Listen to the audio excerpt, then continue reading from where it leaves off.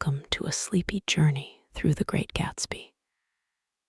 Tonight, we invite you to drift away with us as we reimagine this timeless tale, not as a story of ambition, but as a serene escape into the quiet moments beneath its pages. Close your eyes and let the whispers carry you to a world of soft moonlight, tranquil gardens, and gentle dreams.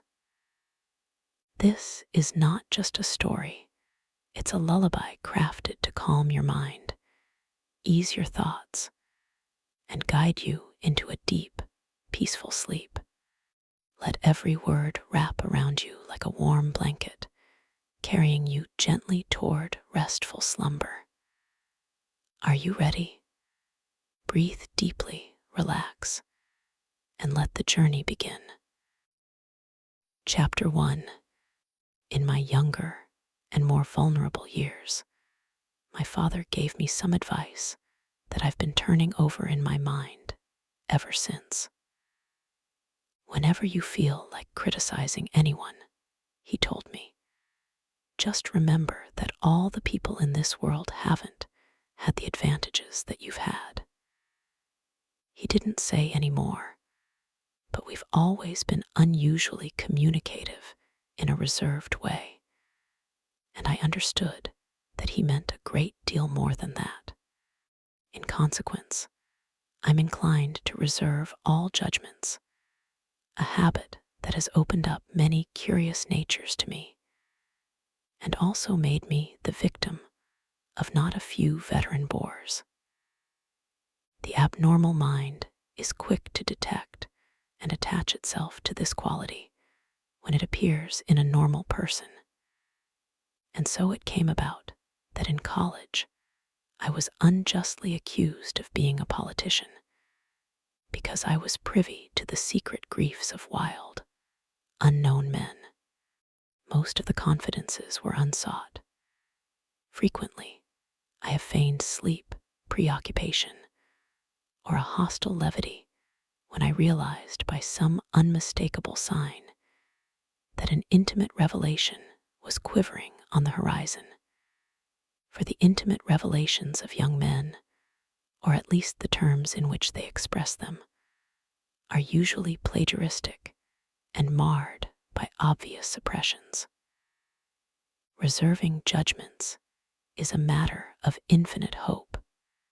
I am still a little afraid of missing something if I forget that, as my father snobbishly suggested, and I snobbishly repeat, a sense of the fundamental decencies is parceled out unequally at birth. And after boasting this way of my tolerance, I come to the admission that it has a limit. Conduct may be founded on the hard rock or the wet marshes, but after a certain point, I don't care what it's founded on.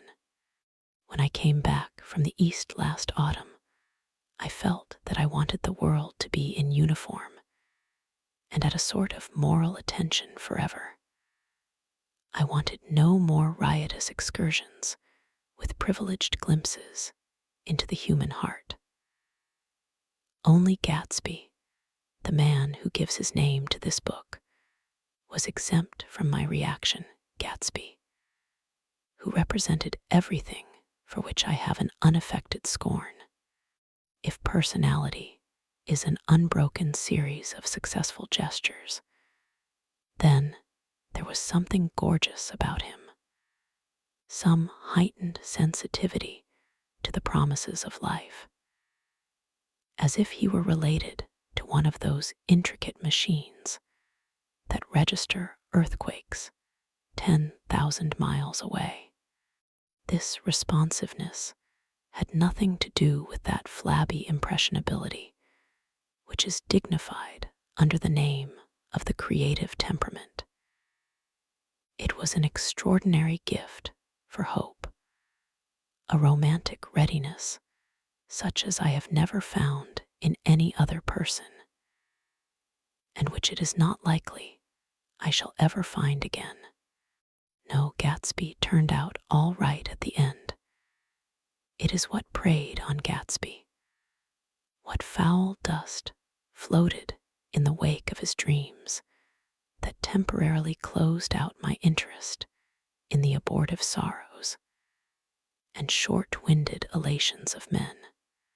My family have been prominent, well-to-do people in this Middle Western city for 3 generations. The Carraways are something of a clan, and we have a tradition that we're descended from the Dukes of Buccleuch.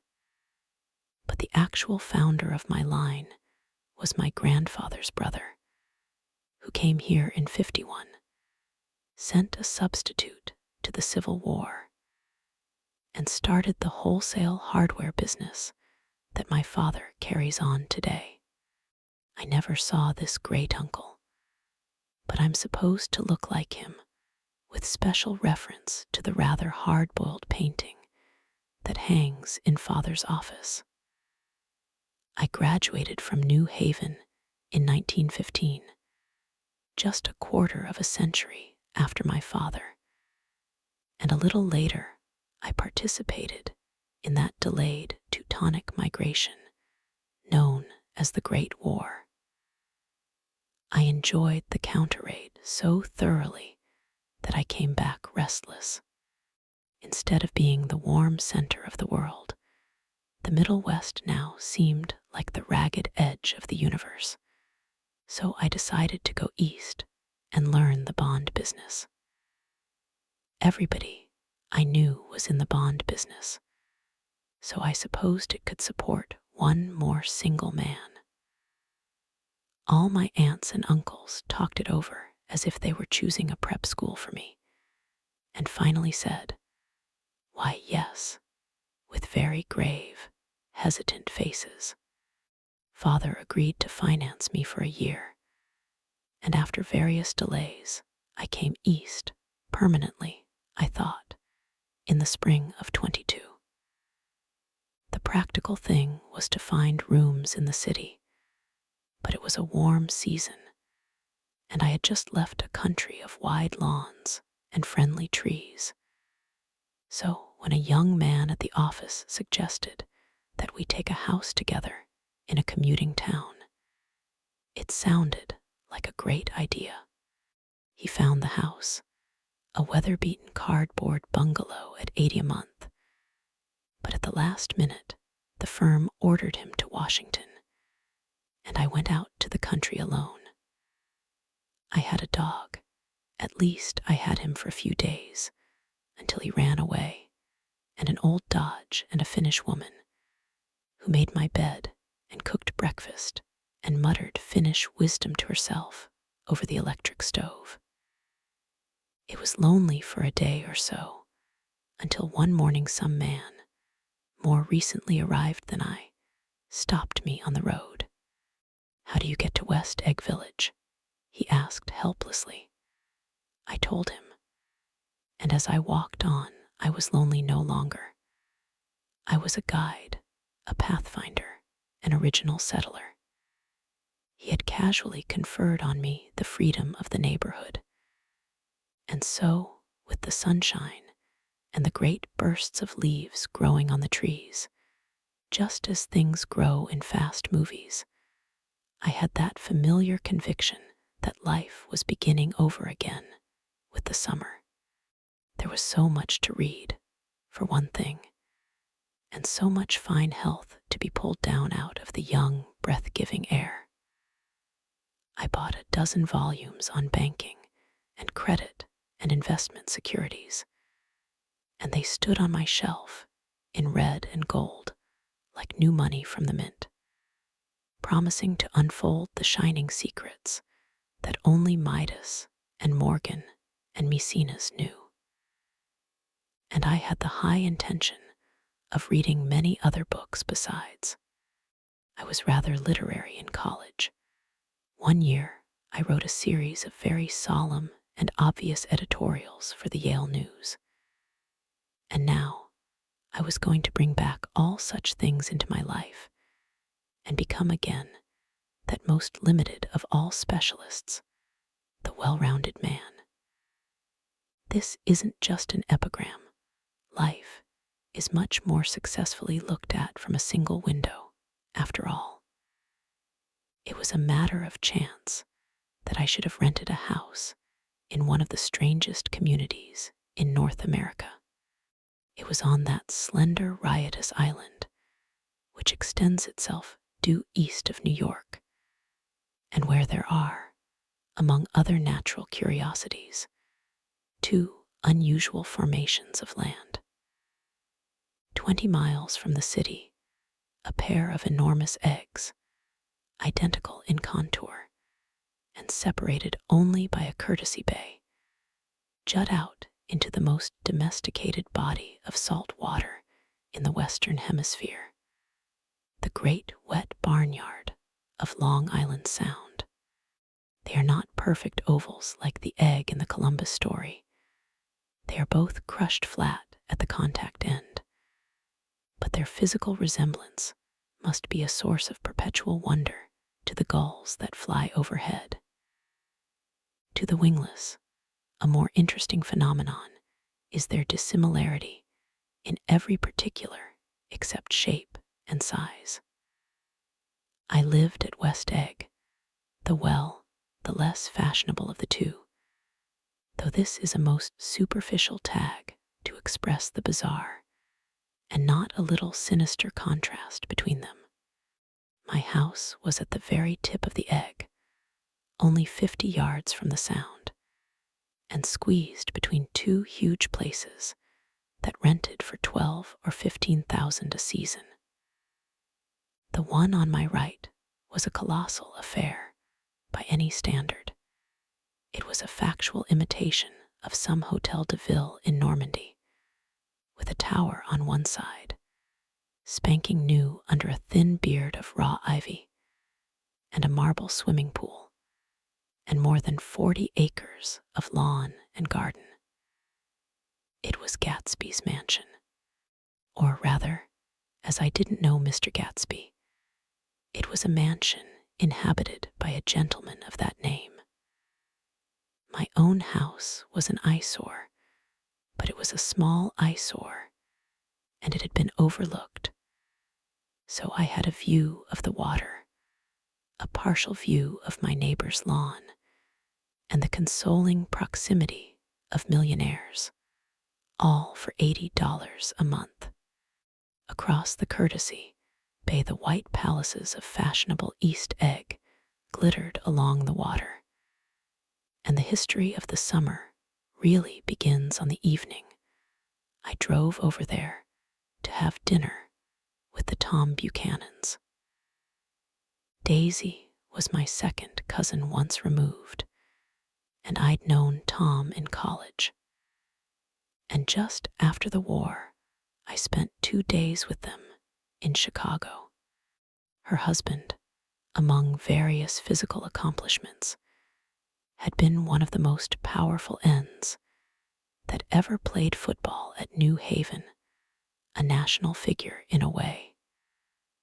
One of those men who reach such an acute, limited excellence at 21 that everything afterward savors of anticlimax. His family were enormously wealthy. Even in college, his freedom with money was a matter for reproach. But now he'd left Chicago and come east in a fashion that rather took your breath away. For instance, he'd brought down a string of polo ponies from Lake Forest. It was hard to realize that a man in my own generation was wealthy enough to do that. Why they came east, I don't know. They had spent a year in France for no particular reason, and then drifted here and there unrestful, wherever people played polo and were rich together. This was a permanent move, said Daisy over the telephone. But I didn't believe it. I had no sight into Daisy's heart. But I felt that Tom would drift on forever seeking, a little wistfully, for the dramatic turbulence of some irrecoverable football game. And And so it happened that on a warm, windy evening, I drove over to East Egg to see two old friends whom I scarcely knew at all. Their house was even more elaborate than I expected, a cheerful red and white Georgian colonial mansion overlooking the bay. The lawn started at the beach and ran towards the front door for a quarter of a mile, jumping over sundials and brick walks and burning gardens. Finally, when it reached the house drifting up the side in bright vines, as though from the momentum of its run, the front was broken by a line of French windows, glowing now with reflected gold and wide open to the warm, windy afternoon. And Tom Buchanan, in riding clothes, was standing with his legs apart on the front porch. He had changed since his New Haven years. Now, he was a sturdy, straw-haired man of 30, with a rather hard mouth and a supercilious manner. Two shining, arrogant eyes had established dominance over his face and gave him the appearance of always leaning aggressively forward. Not even the effeminate swank of his riding clothes could hide the enormous power of that body. He seemed to fill those glistening boots until he strained the top lacing, and you could see a great pack of muscle shifting when his shoulder moved under his thin coat. It was a body capable of enormous leverage, a cruel body. His speaking voice, a gruff, husky tenor, added to the impression of fractiousness he conveyed. There was a touch of paternal contempt in it, even toward people he liked, and there were men at New Haven who had hated his guts. Now, don't think my opinion on these matters is final, he seemed to say, just because I'm stronger and more of a man than you are. We were in the same senior society, and while we were never intimate, I always had the impression that he approved of me and wanted me to like him with some harsh, defiant wistfulness of his own. We talked for a few minutes on the sunny porch. "I've got a nice place here," he said, his eyes flashing about restlessly. Turning me around by one arm, he moved a broad, flat hand along the front vista, including in its sweep a sunken Italian garden, a half-acre of deep, pungent roses, and a snub-nosed motorboat that bumped the tide offshore. It belonged to Domain, the oil man. He turned me around again, politely and abruptly. "We'll go inside." We walked through a high hallway into a bright, rosy-colored space, fragilely bound into the house by French windows at either end. The windows were ajar and gleaming white against the fresh grass outside that seemed to grow a little way into the house. A breeze blew through the room, blew curtains in at one end and out the other like pale flags, twisting them up toward the frosted wedding cake of the ceiling, and then rippled over the wine-colored rug, making a shadow on it, as wind does on the sea. The only completely stationary object in the room was an enormous couch, on which two young women were buoyed up as though upon an anchored balloon. They were both in white, and their dresses were rippling and fluttering, as if they had just been blown back in after a short flight around the house. I must have stood for a few moments listening to the whip and snap of the curtains and the groan of a picture on the wall. Then there was a boom as Tom Buchanan shut the rear windows, and the caught wind died out about the room, and the curtains and the rugs and the two young women ballooned slowly to the floor. The younger of the two was a stranger to me. She was extended full length at her end of the divan, completely motionless, and with her chin raised a little, as if she were balancing something on it, which was quite likely to fall. If she saw me out of the corner of her eyes, she gave no hint of it, indeed. I was almost surprised into murmuring an apology for having disturbed her by coming in. The other girl, Daisy, made an attempt to rise. She leaned slightly forward with a conscientious expression. Then she laughed, an absurd, charming little laugh, and I laughed too and came forward into the room. I'm paralyzed with happiness. She laughed again, as if she said something very witty, and held my hand for a moment, looking up into my face, promising that there was no one in the world she so much wanted to see. That was a way she had. She hinted in a murmur that the surname of the balancing girl was Baker. I've heard it said that Daisy's murmur was only to make people lean toward her, an irrelevant criticism that made it no less charming. At any rate, Miss Baker's lips fluttered. She nodded at me almost imperceptibly, and then quickly tipped her head back again.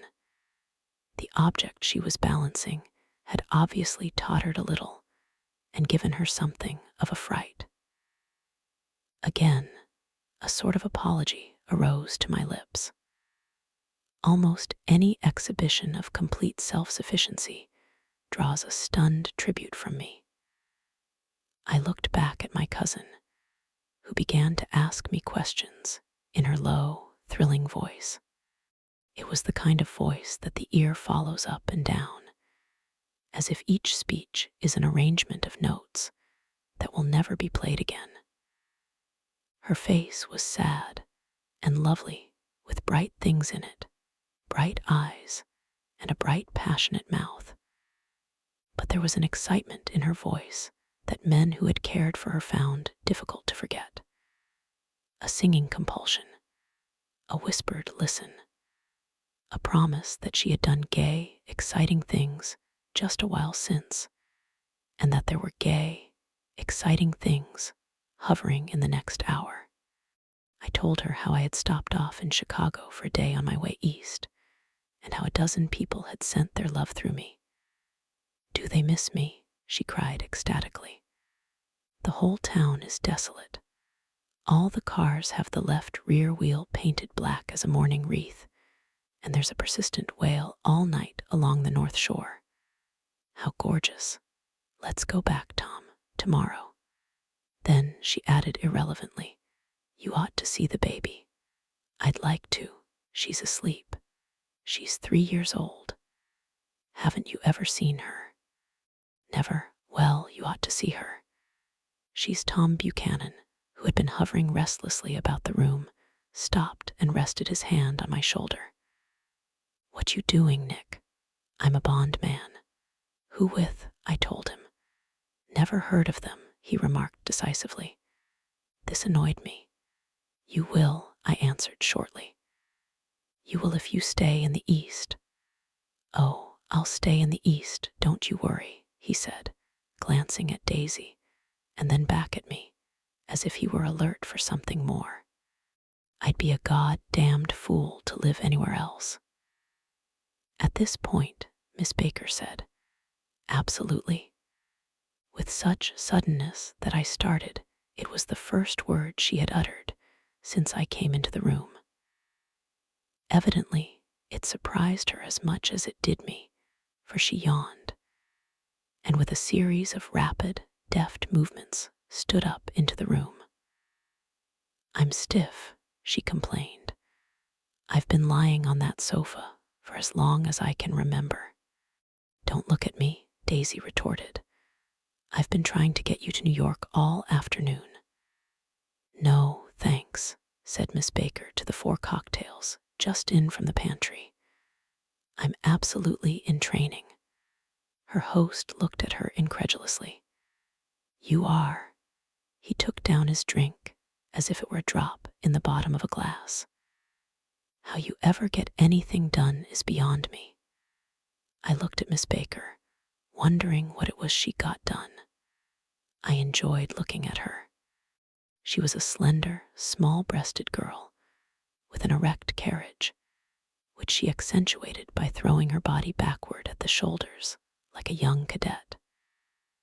Her gray, sun-strained eyes looked back at me with polite, reciprocal curiosity out of a wan, charming, discontented face.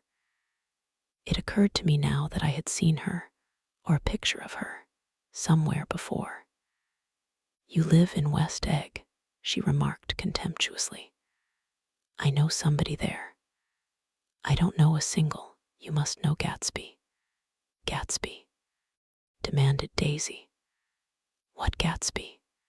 Before I could reply that he was my neighbor, dinner was announced. Wedging his tense arm imperatively under mine, Tom Buchanan compelled me from the room as though he were moving a checker to another square. Slenderly, languidly, their hands set lightly on their hips, the two young women preceded us out on to a rosy-colored porch, open toward the sunset, where 4 candles flickered on the table in the diminished wind. "Why candles?" objected Daisy, frowning. She snapped them out with her fingers. "In 2 weeks, it'll be the longest day in the year." She looked at us all radiantly. "Do you always watch for the longest day of the year and then miss it?" "I always watch for the longest day in the year and then miss it." "We ought to plan something," yawned Miss Baker, sitting down at the table as if she were getting into bed. "All right," said Daisy. "What'll we plan?" She turned to me helplessly. "What do people plan?" Before I could answer, her eyes fastened with an odd expression on her little finger. "Look," she complained. "I heard it." We all looked. The knuckle was black and blue.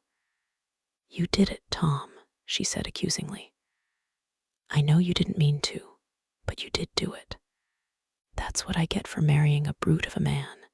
A great, big, hulking physical specimen of a—" "I hate that word, hulking," objected Tom crossly. "Even in kidding." "Hulking," insisted Daisy. Sometimes she and Miss Baker talked at once, unobtrusively, and with a bantering inconsequence that was never quite chatter, that was as cool as their white dresses and their impersonal eyes in the absence of all desire. They were here, and they accepted Tom and me, making only a polite, pleasant effort to entertain or to be entertained. They knew that presently dinner would be over, and a little later the evening too would be over and casually put away. It was sharply different from the West, where an evening was hurried from phase to phase towards its close, in a continually disappointed anticipation, or else in sheer nervous dread of the moment itself. "You make me feel uncivilized, Daisy," I confessed on my second glass of corky, but rather impressive claret. "Can't you talk about crops or something?" I meant nothing in particular by this remark, but it was taken up in an unexpected way. "Civilization's going to pieces," broke out Tom violently. "I've gotten to be a terrible pessimist about things. Have you read The Rise of the Colored Empires by this man Goddard?" "Why, no," I answered, rather surprised by his tone. "Well, it's a fine book, and everybody ought to read it. The idea is if we don't look out, the white race will be utterly submerged. It's all scientific stuff. It's been proved." "Tom's getting very profound," said Daisy, with an expression of unthoughtful sadness. "He reads deep books with long words in them. What was that word "Well, these books are all scientific," insisted Tom, glancing at her impatiently. This fellow has worked out the whole thing. It's up to us, who are the dominant race, to watch out, or these other races will have control of things. We've got to beat them down, whispered Daisy, winking ferociously toward the fervent sun. You ought to live in California, began Miss Baker, but Tom interrupted her by shifting heavily in his chair. This idea is that we're Nordics. I am, and you are, and you are. And after an infinitesimal hesitation, he included Daisy with a slight nod, and she winked at me again. And we've produced all the things that go to make civilization, science and art and all that. Do you see? There was something pathetic in his concentration, as if his complacency, more acute than of old, was not enough to him anymore. When, almost immediately, the telephone rang inside, and the butler left the porch, Daisy seized upon the momentary interruption and leaned towards me. I'll tell you a family secret, she whispered enthusiastically. It's about the butler's nose. Do you want to hear about the butler's nose? That's why I came over tonight. Well, he wasn't always a butler. He used to be the silver polisher for some people in New York that had a silver service for 200 people. He had to polish it from morning till night, until finally it began to affect his nose. Things went from bad to worse, suggested Miss Baker. Yes, things went from bad to worse, until finally he had to give up his position. For a moment, the last sunshine fell with romantic affection upon her glowing face. Her voice compelled me forward breathlessly as I listened. Then the glow faded, each light deserting her with lingering regret, like children leaving a pleasant street at dusk. The butler came back and murmured something close to Tom's ear, whereupon Tom frowned, pushed back his chair, and without a word went inside. As if his absence quickened something within her, Daisy leaned forward again, her voice glowing and singing. I love to see you at my table, Nick. You remind me of a rose, an absolute rose. Doesn't he? She turned to Miss Baker for confirmation. An absolute rose. This was untrue. I am not even faintly like a rose. She was only extemporizing, but a stirring warmth flowed from her, as if her heart was trying to come out to you concealed in one of those breathless, thrilling words. Then, suddenly, she threw her napkin on the table and excused herself and went into the house. Miss Baker and I exchanged a short glance consciously devoid of meaning. I was about to speak when she sat up alertly and said "SH" in a warning voice. A subdued, impassioned murmur was audible in the room beyond, and Miss Baker leaned forward unashamed, trying to hear. The murmur trembled on the verge of coherence, sank down, mounted excitedly, and then ceased altogether. This Mr. Gatsby you spoke of is my neighbor, I began. Don't talk. I want to hear what happens. Something happening? I inquired innocently. You mean to say you don't know, said Miss Baker, honestly surprised. I thought everybody knew. I don't. Why? She said hesitantly. Tom's got some woman in New York. Got some woman, I repeated blankly. Miss Baker nodded. She might have the decency not to telephone him at dinner time. Don't you think? Almost before I had grasped her meaning, there was the flutter of a dress and the crunch of leather boots, and Tom and Daisy were back at the table. Couldn't be helped, cried Daisy with tense gaiety. She sat down, glanced searchingly at Miss Baker, and then at me, and continued.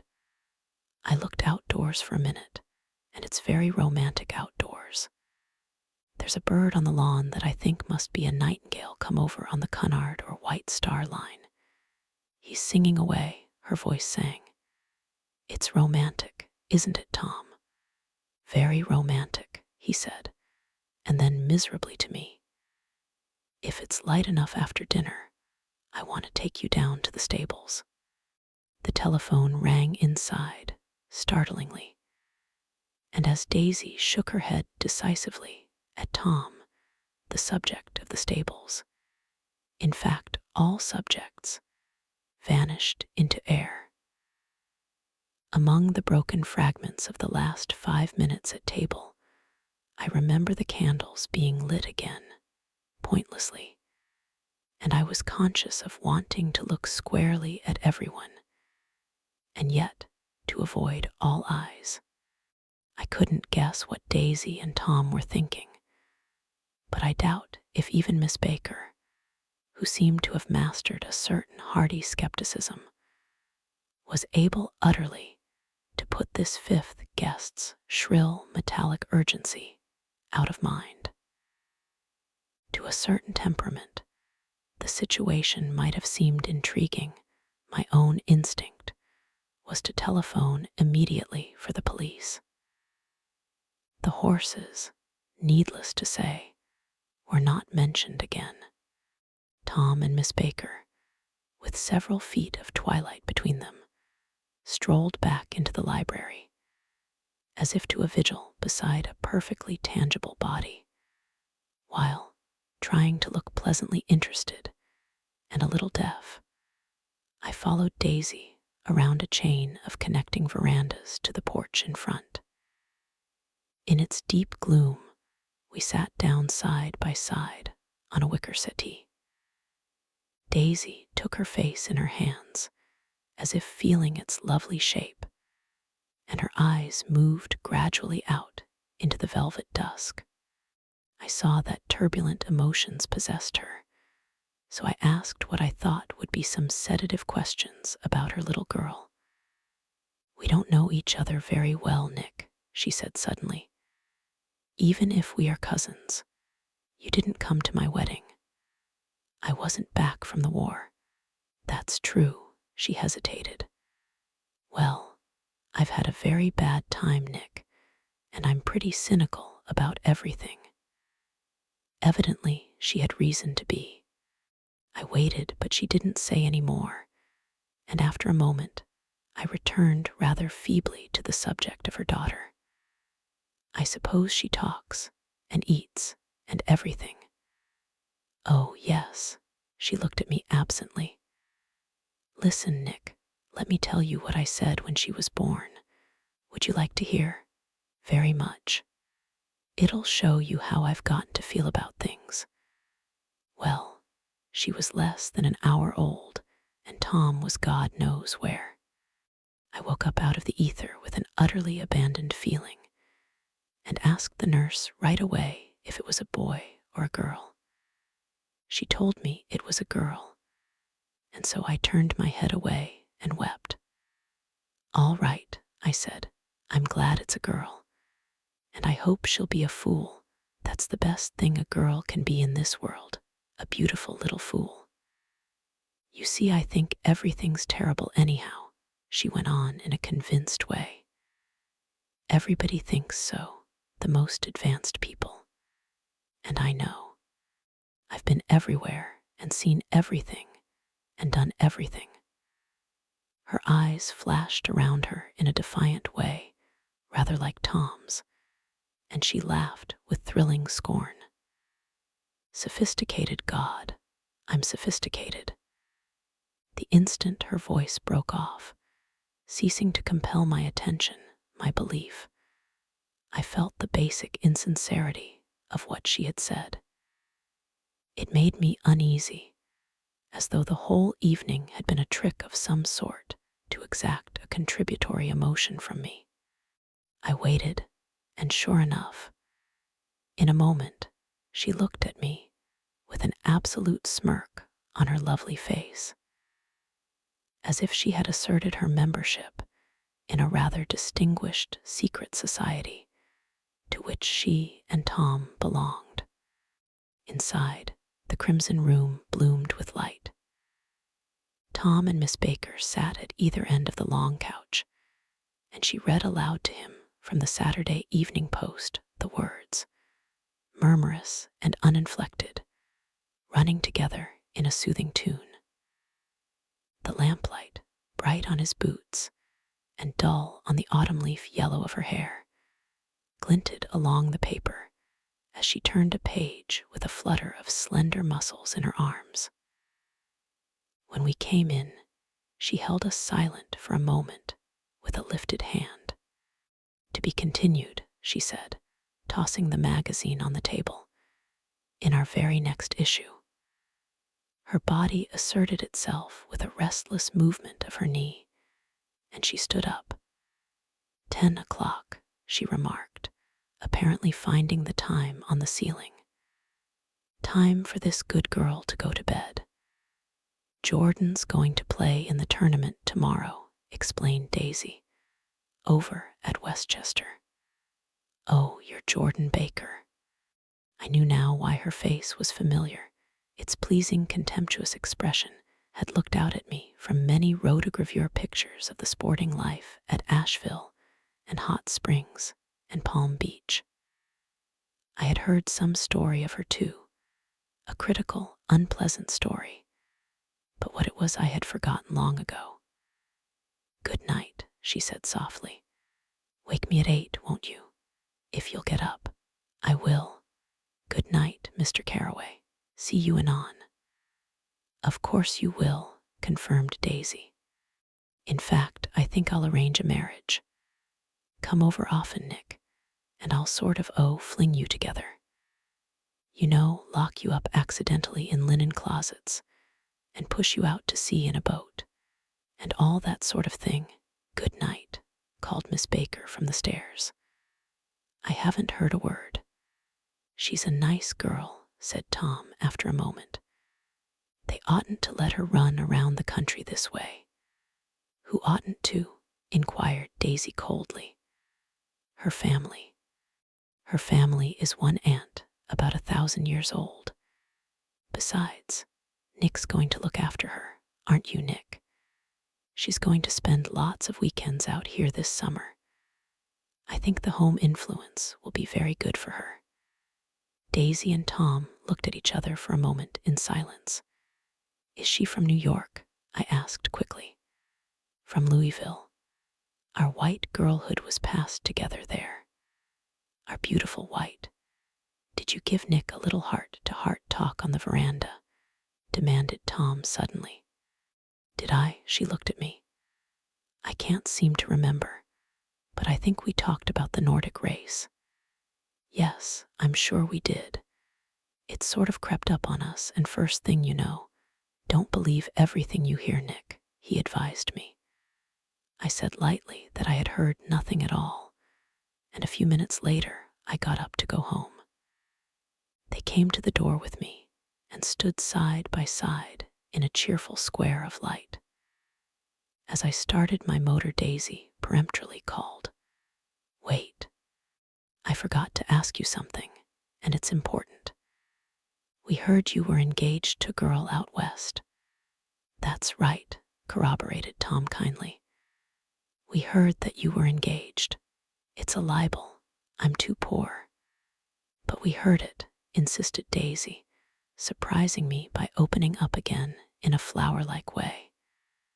We heard it from 3 people, so it must be true. Of course, I knew what they were referring to, but I wasn't even vaguely engaged. The fact that gossip had published the bans was one of the reasons I had come east. You can't stop going with an old friend on account of rumors. And on the other hand, I had no intention of being rumored into marriage. Their interest rather touched me and made them less remotely rich. Nevertheless, I was confused and a little disgusted as I drove away. It seemed to me that the thing for Daisy to do was to rush out of the house, child in arms. But apparently there were no such intentions in her head. As for Tom, the fact that he had some woman in New York was really less surprising than that he had been depressed by a book. Something was making him nibble at the edge of stale ideas, as if his sturdy physical egotism no longer nourished his peremptory heart. Already it was deep summer on roadhouse roofs and in front of wayside garages, where new red petrol pumps sat out in pools of light. And when I reached my estate at West Egg, I ran the car under its shed and sat for a while on an abandoned grass roller in the yard. The wind had blown off, leaving a loud, bright night, with wings beating in the trees and a persistent organ sound as the full bellows of the earth blew the frogs full of life. Silhouette of a moving cat wavered across the moonlight, and turning my head to watch it, I saw that I was not alone. 50 feet away, a figure had emerged from the shadow of my neighbor's mansion and was standing with his hands in his pockets, regarding the silver pepper of the stars. Something in his leisurely movements and the secure position of his feet upon the lawn suggested that it was Mr. Gatsby himself, come out to determine what share was his of our local heavens. I decided to call to him. Miss Baker had mentioned him at dinner, and that would do for an introduction. But I didn't call to him, for he gave a sudden intimation that he was content to be alone. He stretched out his arms toward the dark water in a curious way, and far as I was from him, I could have sworn he was trembling. Involuntarily, I glanced seaward and distinguished nothing except a single green light, minute and far away, that might have been the end of a dock. When I looked once more for Gatsby, he had vanished, and I was alone again in the unquiet darkness. Chapter 2. About halfway between West Egg and New York, the motor road hastily joins the railroad and runs beside it for a quarter of a mile, so as to shrink away from a certain desolate area of land. This is a valley of ashes, a fantastic farm where ashes grow like wheat into ridges and hills and grotesque gardens, where ashes take the forms of houses and chimneys and rising smoke.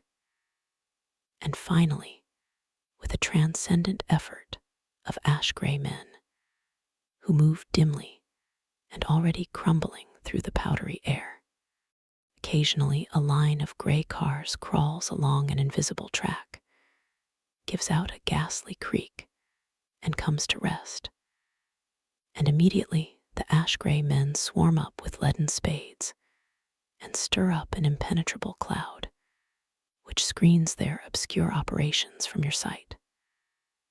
But above the gray land and the spasms of bleak dust which drift endlessly over it, you perceive, after a moment, the eyes of Dr. T.J. Eckelberg. The eyes of Dr. T.J. Eckelberg are blue and gigantic. Their retinas are 1 yard high. They look out of no face, but instead from a pair of enormous yellow spectacles which pass over a non-existent nose. Evidently, some wild wag of an oculist set them there to fatten his practice in the borough of Queens, and then sank down himself into eternal blindness, or forgot them and moved away. But his eyes, dimmed a little by many pointless days, under sun and rain, brood on over the solemn dumping ground.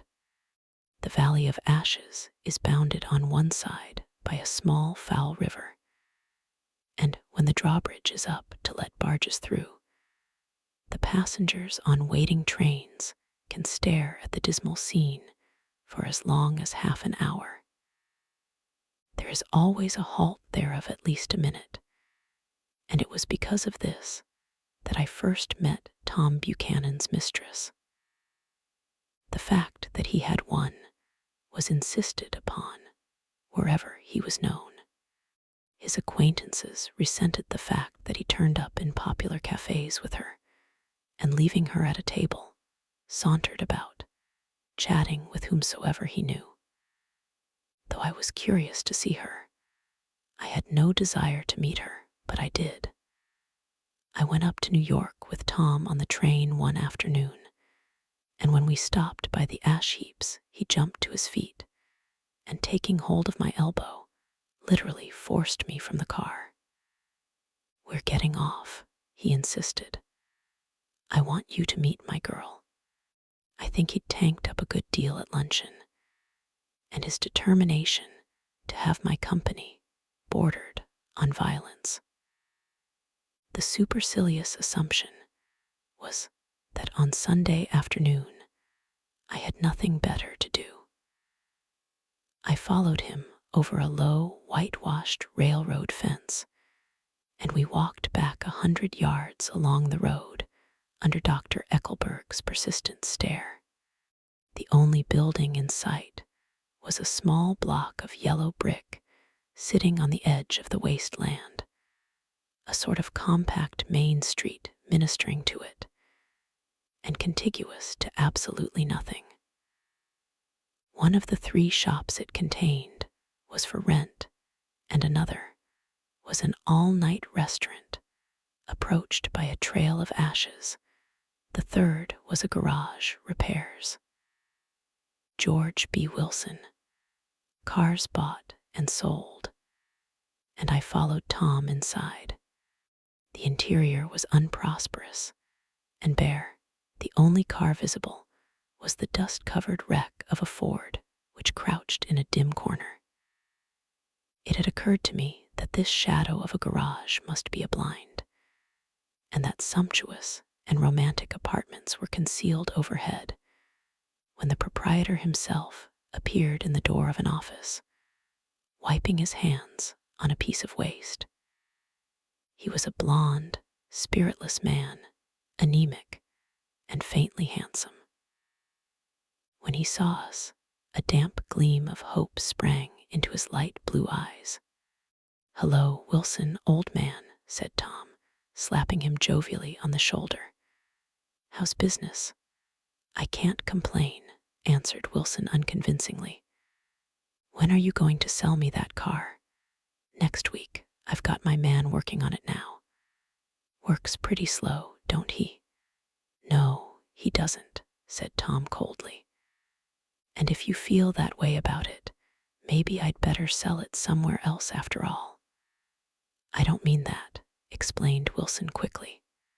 "I just meant—" His voice faded off, and Tom glanced impatiently around the garage. Then I heard footsteps on a stairs, and in a moment the thickish figure of a woman blocked out the light from the office door. She was in the middle 30s and faintly stout, but she carried her flesh sensuously as some women can. Her face, above a spotted dress of dark blue crepe de chine, contained no facet or gleam of beauty, but there was an immediately perceptible vitality about her, as if the nerves of her body were continually smoldering. She smiled slowly, and walking through her husband as if he were a ghost, shook hands with Tom, looking him flush in the eye. Then she wet her lips, and without turning around spoke to her husband in a soft, coarse voice. "Get some chairs. Why don't you? So somebody can sit down." "Oh, sure," agreed Wilson hurriedly, and went toward the little office, mingling immediately with the cement color of the walls.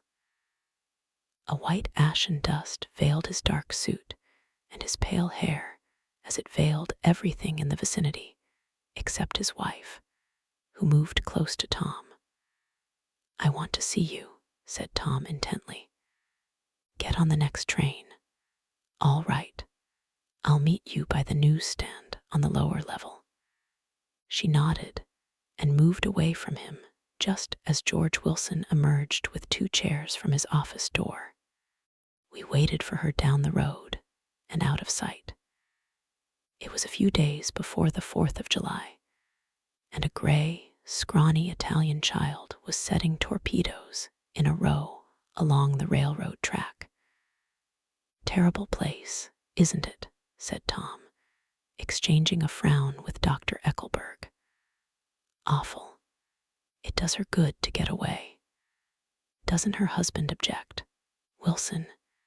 He thinks she goes to see her sister in New York. He's so dumb he doesn't know he's alive." So Tom Buchanan and his girl and I went up together to New York. Or not quite together, for Mrs. Wilson sat discreetly in another car. Tom deferred that much to the sensibilities of those East Eggers who might be on the train. She had changed her dress to a brown figured muslin, which stretched tight over her rather wide hips, as Tom helped her to the platform in New York. At the newsstand, she bought a copy of Town Tattle and a moving picture magazine, and in the station, drugstore, some cold cream and a small flask of perfume. Upstairs, in the solemn echoing drive, she let 4 taxicabs drive away before she selected a new one, lavender-colored with gray upholstery. And in this, we slid out from the mass of the station into the glowing sunshine. But immediately she turned sharply from the window and, leaning forward, tapped on the front glass. "I want to get one of those dogs," she said earnestly. "I want to get one for the apartment. They're nice to have a dog." We backed up to a gray old man who bore an absurd resemblance to John D. Rockefeller. In a basket swung from his neck cowered a dozen very recent puppies of an indeterminate breed. "What kind are they?" asked Mrs. Wilson eagerly as he came to the taxi window. "All kinds. What kind do you want, lady?" "I'd like to get one of those police dogs. I don't suppose you got that kind." The man peered doubtfully into the basket, plunged in his hand, and drew one up, wriggling, by the back of the neck. "That's no police dog," said Tom. "No, it's not exactly a police dog," said the man with disappointment in his voice. "It's more of an Airedale." He passed his hand over the brown wash rag of a back. "Look at that coat. Some coat. That's a dog that'll never bother you with catching cold." "I think it's cute," said Mrs. Wilson enthusiastically. "How much is it?" "That dog." He looked at it admiringly. "That dog will cost you $10. The Airedale, undoubtedly. There was an Airedale concerned in it somewhere, though its feet were startlingly white, changed hands and settled down into Mrs. Wilson's lap, where she fondled the weatherproof coat with rapture. "Is it a boy or a girl?" she asked delicately. That dog's a boy." "It's a bitch," said Tom decisively. "Here's your money. Go and buy 10 more dogs with it." We drove over to Fifth Avenue, warm and soft, almost pastoral, on the summer Sunday afternoon. I wouldn't have been surprised to see a great flock of white sheep turn the corner. "Hold on," I said. "I have to leave you here." "No, you don't," interposed Tom quickly. "Myrtle'll be hurt if you don't come up to the apartment. Won't you, Myrtle? Come on," she urged. "I'll telephone my sister Catherine. She's said to be very beautiful by people who ought to know." "Well, I'd like to," but we went on, cutting back again over the park toward the West Hundreds. At 158th Street, the cab stopped at one slice in a long white cake of apartment houses. Throwing a regal homecoming glance around the neighborhood, Mrs. Wilson gathered up her dog and her other purchases and went haughtily in. "I'm going to have the McKees come up," she announced as we rose in the elevator. And of course, I got to call up my sister too. The apartment was on the top floor, a small living room, a small dining room, a small bedroom, and a bath. The living room was crowded to the doors, with a set of tapestried furniture entirely too large for it, so that to move about was to stumble continually over scenes of ladies swinging in the gardens of Versailles. The only picture was an over-enlarged photograph, apparently a hen sitting on a blurred rock. Looked at from a distance, however, the hen resolved itself into a bonnet, and the countenance of a stout old lady beamed down into the room. Several old copies of Town Tattle lay on the table together with a copy of Simon Called Peter, and some of the small scandal magazines of Broadway. Mrs. Wilson was first concerned with the dog. A reluctant elevator boy went for a box full of straw and some milk, to which he added on his own initiative a tin of large, hard dog biscuits, one of which decomposed apathetically in the saucer of milk all afternoon. Meanwhile, Tom brought out a bottle of whiskey from a locked bureau door. I have been drunk just twice in my life, and the second time was that afternoon. So everything that happened has a dim, hazy cast over it. Although until after 8 o'clock, the apartment was full of cheerful sun. Sitting on Tom's lap, Mrs. Wilson called up several people on the telephone. Then there were no cigarettes, and I went out to buy some at the drugstore on the corner. When I came back, they had both disappeared. So I sat down discreetly in the living room and read a chapter of Simon Called Peter.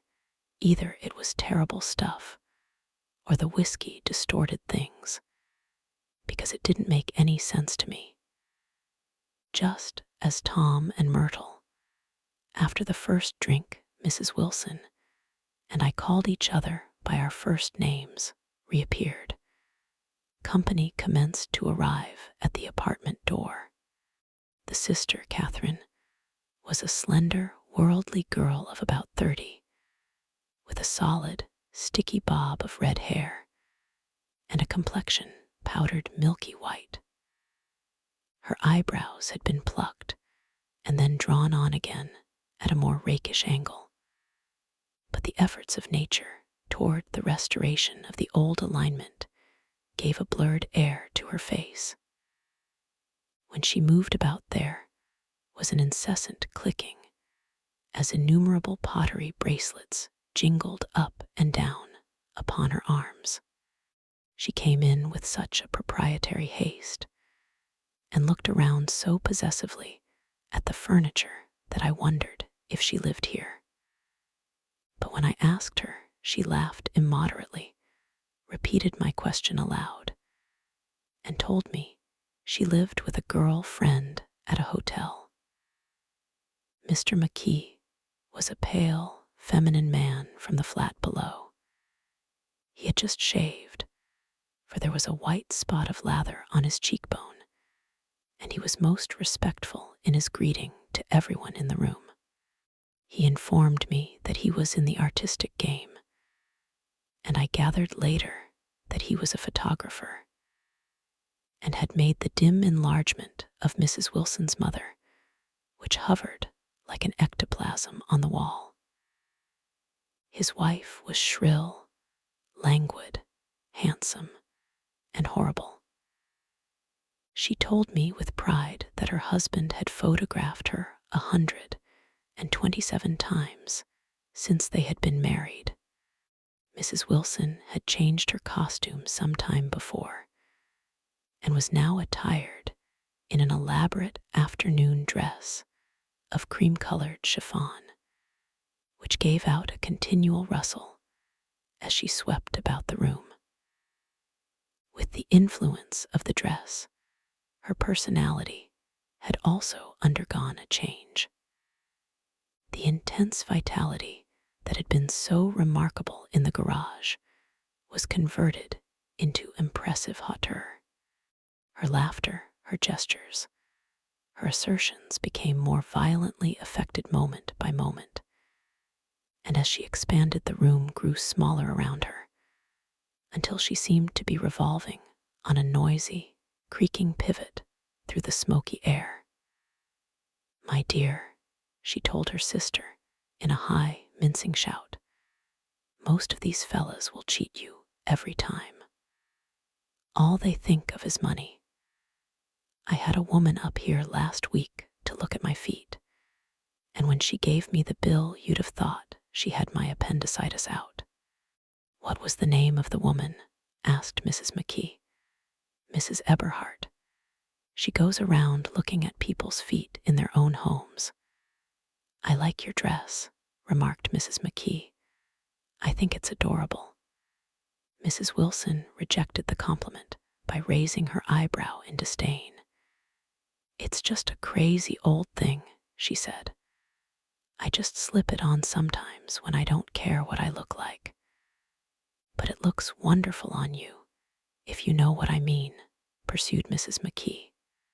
"If Chester could only get you in that pose, I think he could make something of it." We all looked in silence at Mrs. Wilson, who removed a strand of hair from over her eyes and looked back at us with a brilliant smile. Mr. McKee regarded her intently with his head on one side, and then moved his hand back and forth slowly in front of his face. "I should change the light," he said after a moment. "I'd like to bring out the modeling of the features, and I'd try to get hold of all the back hair." "I wouldn't think of changing the light," cried Mrs. McKee. "I think it's," her husband said, "sh." And we all looked at the subject again, whereupon Tom Buchanan yawned audibly and got to his feet. "You McKees have something to drink," he said. "Get some more ice and mineral water, Myrtle, before everybody goes to sleep. I told that boy about the ice." Myrtle raised her eyebrows in despair at the shiftlessness of the lower orders. "These people, you have to keep after them all the time." She looked at me and laughed pointlessly. Then she flounced over to the dog, kissed it with ecstasy, and swept into the kitchen, implying that a dozen chefs awaited her orders there. "I've done some nice things out on Long Island," asserted Mr. McKee. Tom looked at him blankly. "2 of them we have framed downstairs." "2 what?" demanded Tom. "2 studies. One of them I call Montauk Point the Gulls, and the other I call Montauk Point the Sea." The sister Catherine sat down beside me on the couch. "Do you live down on Long Island too?" she inquired. "I live at West Egg."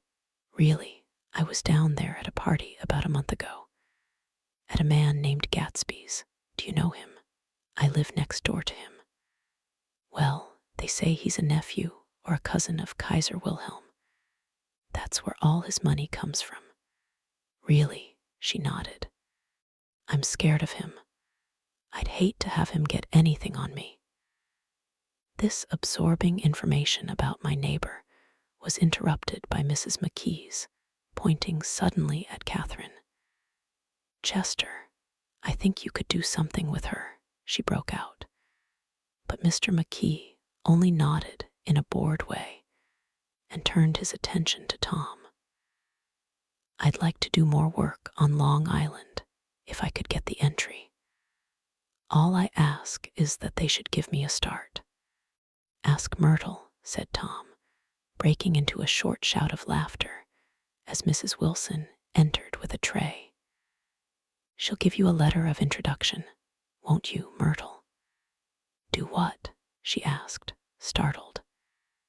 You'll give McKee a letter of introduction to your husband, so he can do some studies of him.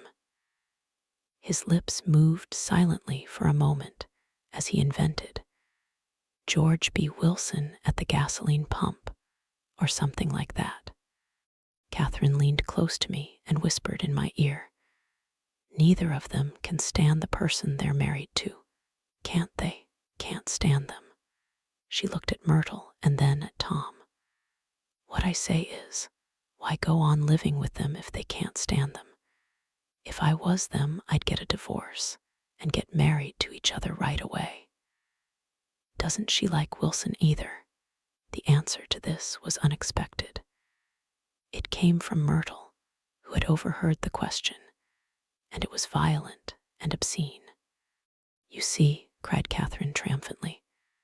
She lowered her voice again. It's really his wife that's keeping them apart. She's a Catholic, and they don't believe in divorce. Daisy was not a Catholic, and I was a little shocked at the elaborateness of the lie. When they do get married, continued Catherine, they're going west to live for a while until it blows over. It'd be more discreet to go to Europe. Oh, do you like Europe? She exclaimed surprisingly. I just got back from Monte Carlo. Really? Just last year. I went over there with another girl. Stay long.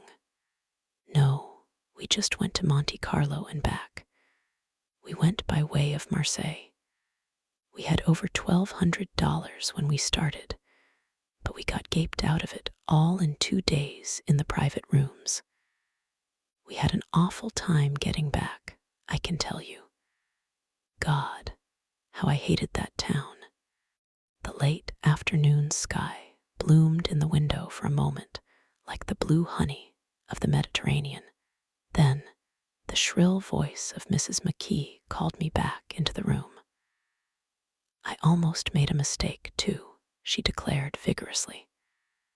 I almost married a little kike who'd been after me for years. I knew he was below me. Everybody kept saying to me, Lucille, that man's way below you. But if I hadn't met Chester, he'd have got me sure. Yes, but listen, said Myrtle Wilson, nodding her head up and down. At least you didn't marry him. I know I didn't. Well, I married him, said Myrtle ambiguously. And that's the difference between your case and mine. Why did you, Myrtle? Demanded Catherine. Nobody forced you to. Myrtle considered. I married him because I thought he was a gentleman, she said finally. I thought he knew something about breeding, but he wasn't fit to lick my shoe. You were crazy about him for a while, said Catherine. Crazy about him, cried Myrtle incredulously. Who said I was crazy about him? I never was any more crazy about him than I was about that man there. She pointed suddenly at me, and everyone looked at me accusingly. I tried to show by my expression that I expected no affection. The only crazy I was when I married him. I knew right away I made a mistake. He borrowed somebody's best suit to get married in, and never even told me about it. And the man came after it one day when he was out. Oh, is that your suit? I said. This is the first I ever heard about it. But I gave it to him, and then I lay down and cried to beat the band all afternoon. She really ought to get away from him, resumed Catherine to me. They've been living over that garage for 11 years, and Tom's the first sweetie she ever had. The bottle of whiskey, a second one, was now in constant demand by all present, excepting Catherine, who felt just as good on nothing at all. Tom rang for the janitor and sent him for some celebrated sandwiches, which were a complete supper in themselves. I wanted to get out and walk eastward toward the park through the soft twilight, but each time I tried to go, I became entangled in some wild, strident argument which pulled me back, as if with ropes, into my chair. Yet high over the city, our line of yellow windows must have contributed their share of human secrecy to the casual watcher in the darkening streets. And I saw him too, looking up and wondering. I was within and without, simultaneously enchanted and repelled by the inexhaustible variety of life. Myrtle pulled her chair close to mine, and suddenly her warm breath poured over me the story of her first meeting with Tom. It was on the two little seats facing each other that are always the last ones left on the train. I was going up to New York to see my sister and spend the night. He had on a dress suit and patent leather shoes, and I couldn't keep my eyes off him. But every time he looked at me, I had to pretend to be looking at the advertisement over his head. When we came into the station, he was next to me, and his white shirt front pressed against my arm, and so I told him I'd have to call a policeman, but he knew I lied. I was so excited that when I got into a taxi with him, I didn't hardly know I wasn't getting into a subway train. All I kept thinking about, over and over, was you can't live forever, you can't live forever. She turned to Mrs. McKee, and the room rang full of her artificial laughter. "My dear," she cried, "I'm going to give you this dress as soon as I'm through with it. I've got to get another one tomorrow. I'm going to make a list of all the things I've got to get. A massage and a wave, and a collar for the dog, and one of those cute little ashtrays where you touch a spring, and a wreath with a black silk bow for Mother's grave that'll last all summer." I got to write down a list so I won't forget all the things I got to do. It was 9 o'clock. Almost immediately afterward, I looked at my watch and found it was 10. Mr. McKee was asleep on a chair with his fists clenched in his lap, like a photograph of a man of action. Taking out my handkerchief, I wiped from his cheek the spot of dried lather that had worried me all the afternoon. The little dog was sitting on the table looking with blind eyes through the smoke, and from time to time groaning faintly.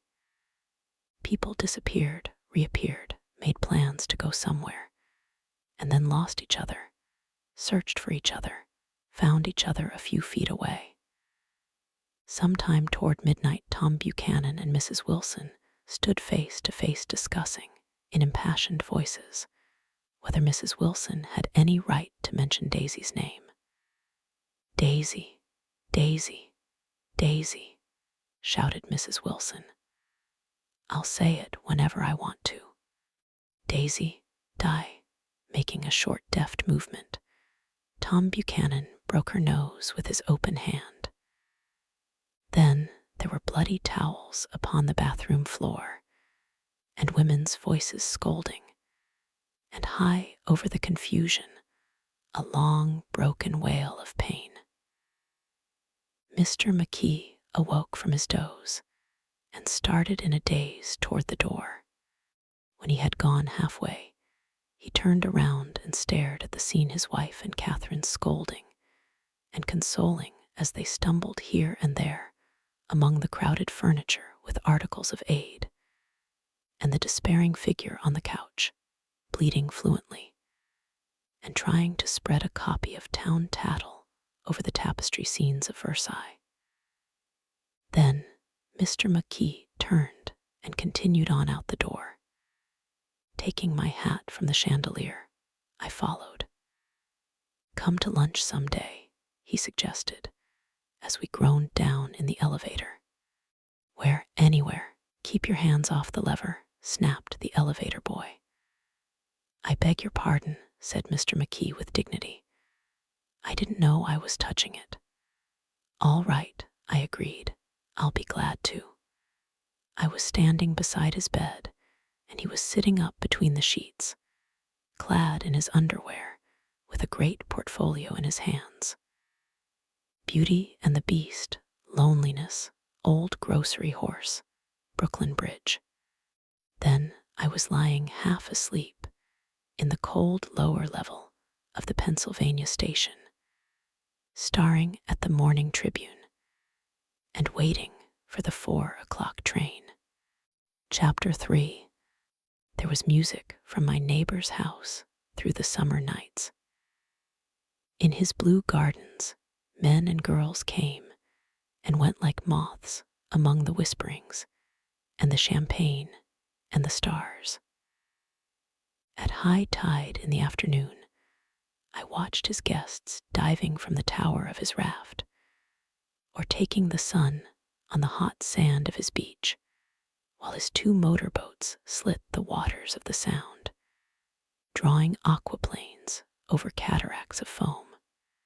On weekends, his Rolls-Royce became an omnibus, bearing parties to and from the city between 9 in the morning and long past midnight, while his station wagons scampered like a brisk yellow bug to meet all trains. And on Mondays 8 servants, including an extra gardener, toiled all day with mops and scrubbing brushes and hammers and garden shears, repairing the ravages of the night before. Every Friday 5 crates of oranges and lemons arrived from a fruitier in New York. Every Monday these same oranges and lemons left his back door in a pyramid of pulpless halves.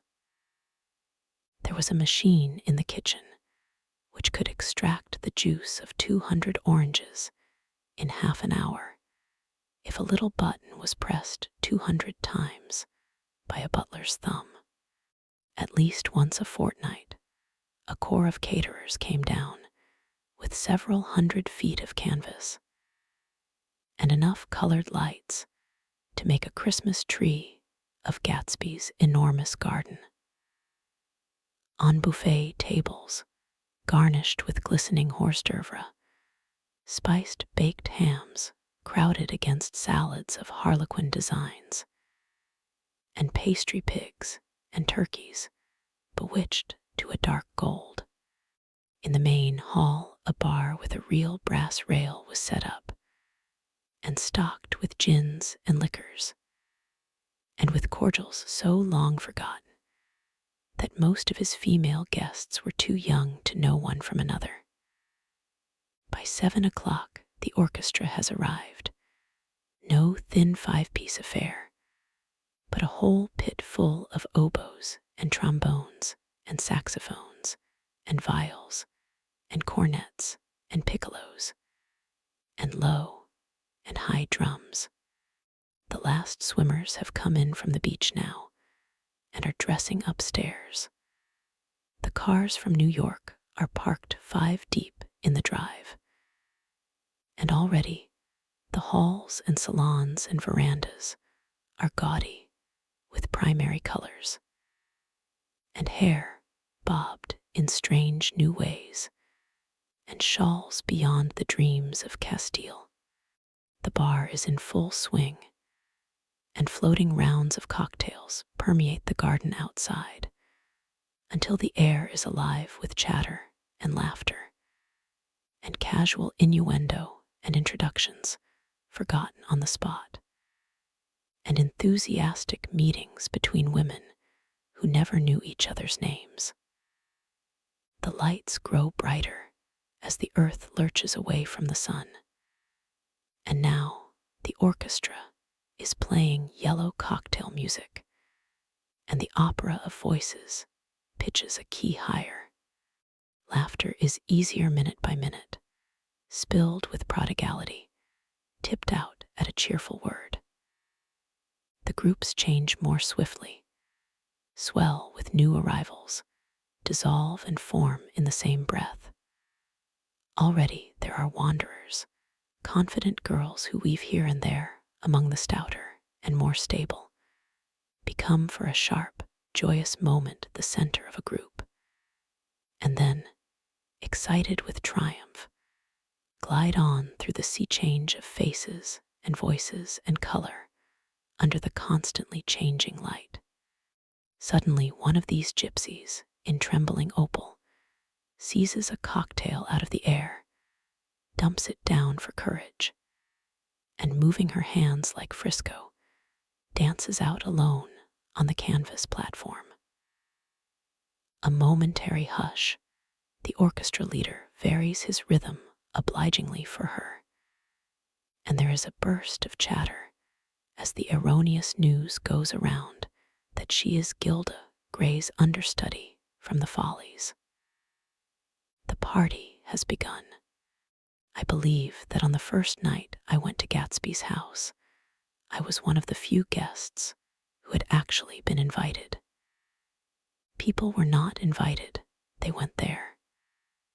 They got into automobiles which bore them out to Long Island, and somehow they ended up at Gatsby's door.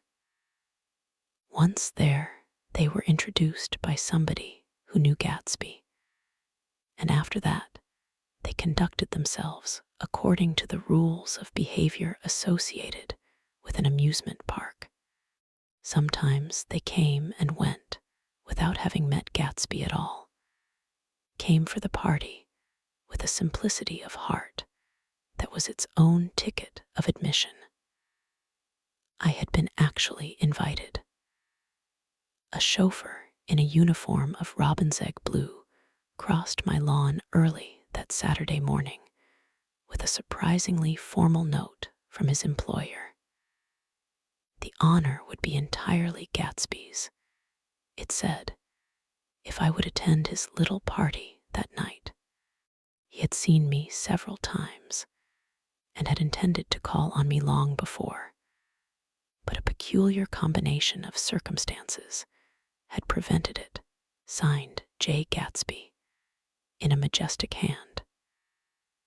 Dressed up in white flannels, I went over to his lawn a little after 7 and wandered around rather ill at ease among swirls and eddies of people I didn't know, though here and there was a face I had noticed on the commuting train. I was immediately struck by the number of young Englishmen dotted about, all well dressed, all looking a little hungry, and all talking in low, earnest voices to solid and prosperous Americans. I was sure that they were selling something, bonds or insurance or automobiles. They were at least agonizingly aware of the easy money in the vicinity and convinced that it was theirs for a few words in the right key.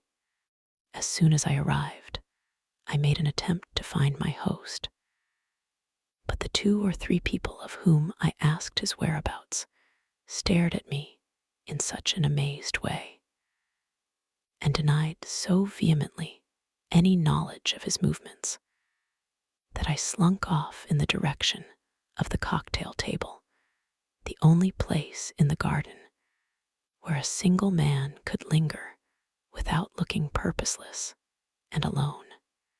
I was on my way to get roaring drunk from sheer embarrassment when Jordan Baker came out of the house and stood at the head of the marble steps, leaning a little backward and looking with contemptuous interest down into the garden.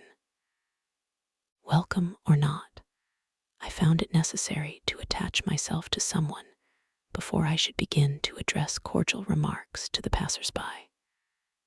"Hello," I roared, advancing toward her. My voice seemed unnaturally loud across the garden. "I thought you might be here," she responded absently as I came up. "I remembered you lived next door too." She held my hand impersonally, as a promise that she'd take care of me in a minute, and gave ear to two girls in twin yellow dresses who stopped at the foot of the steps. "Hello," they cried together. "Sorry you didn't win." That was for the golf tournament. She had lost in the finals the week before. "You don't know who we are," said one of the girls in yellow, "but we met you here about a month ago." "You've dyed your hair since then," remarked Jordan, and I started. But the girls had moved casually on, and her remark was addressed to the premature moon, produced like the supper, no doubt, out of a caterer's basket. With Jordan's slender golden arm resting in mine, we descended the steps and sauntered about the garden. A tray of cocktails floated at us through the twilight, and we sat down at a table with the two girls in yellow and three men, each one introduced to us as Mr. Mumble. "Do you come to these parties often?" inquired Jordan of the girl beside her. "The last one was the one I met you at," answered the girl, in an alert, confident voice. She turned to her companion. "Wasn't it for you, Lucille?" "It was for Lucille, too." "I like to come," Lucille said. "I never care what I do, so I always have a good time. When I was here last, I tore my gown on a chair, and he asked me my name and address. Inside of a week, I got a package from Quarriers with a new evening gown in it." "Did you keep it?" asked Jordan. "Sure I did.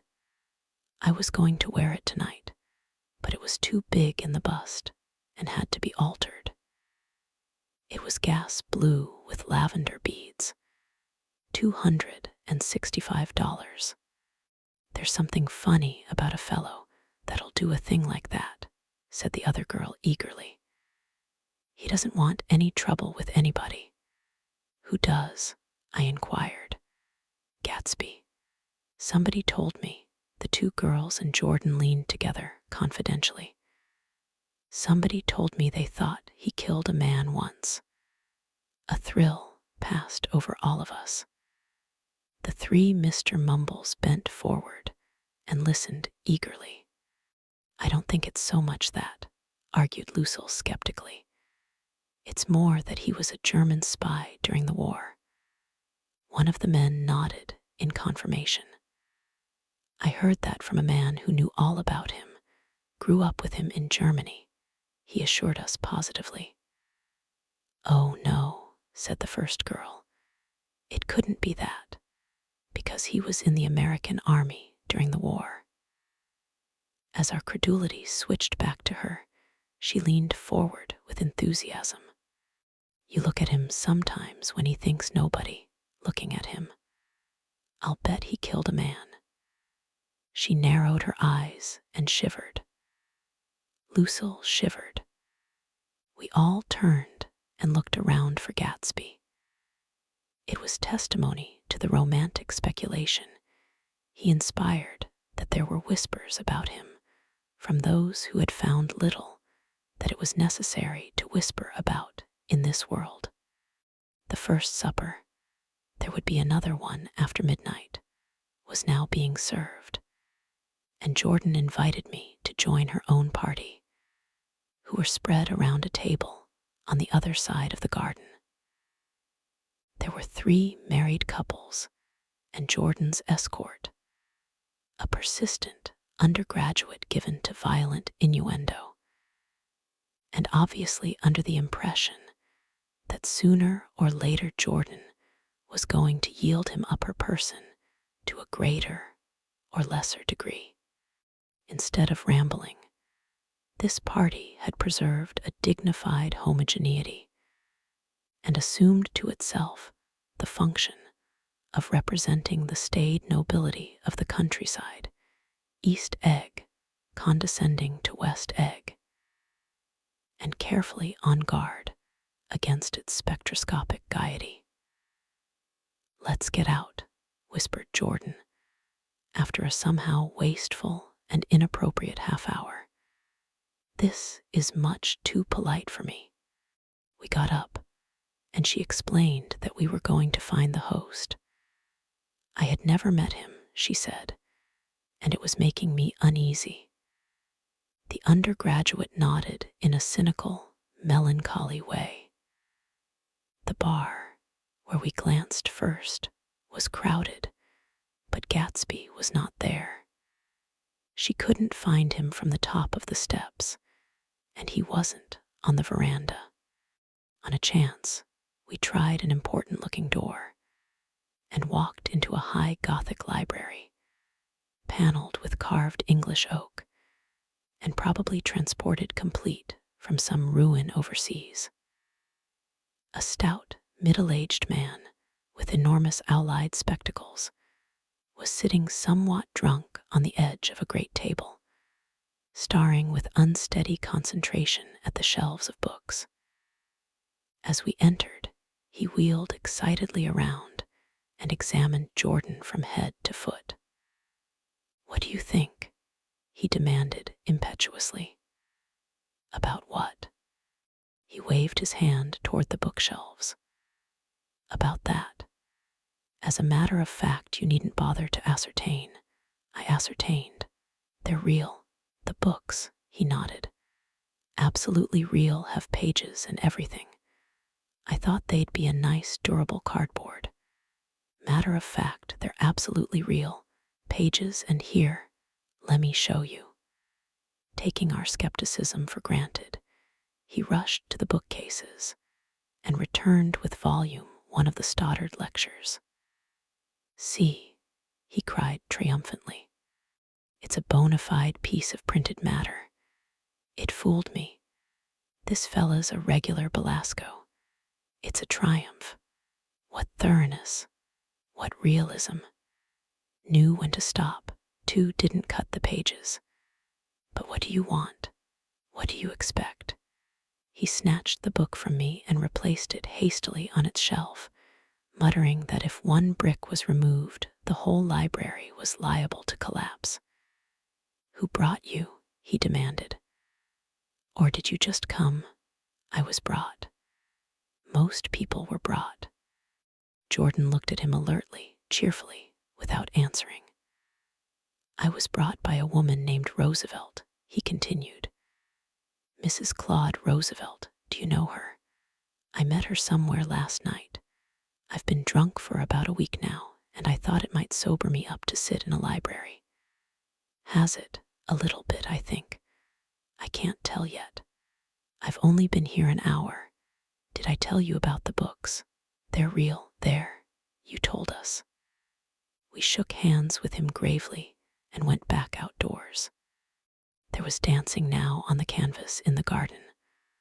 Old men pushing young girls backward in eternal graceless circles. Superior couples holding each other tortuously, fashionably, and keeping in the corners. And a great number of single girls dancing individually or relieving the orchestra for a moment of the burden of the banjo or the traps. By midnight, the hilarity had increased. A celebrated tenor had sung in Italian, and a notorious contralto had sung in jazz. And between the numbers, people were doing stunts all over the garden, while happy, vacuous bursts of laughter rose toward the summer sky. A pair of stage twins, who turned out to be the girls in yellow, did a baby act in costume, and champagne was served in glasses bigger than finger bowls. The moon had risen higher, and floating in the sound was a triangle of silver scales, trembling a little to the stiff, tinny drip of the banjos on the lawn. I was still with Jordan Baker. We were sitting at a table with a man of about my age and a rowdy little girl who gave way upon the slightest provocation to uncontrollable laughter. I was enjoying myself now.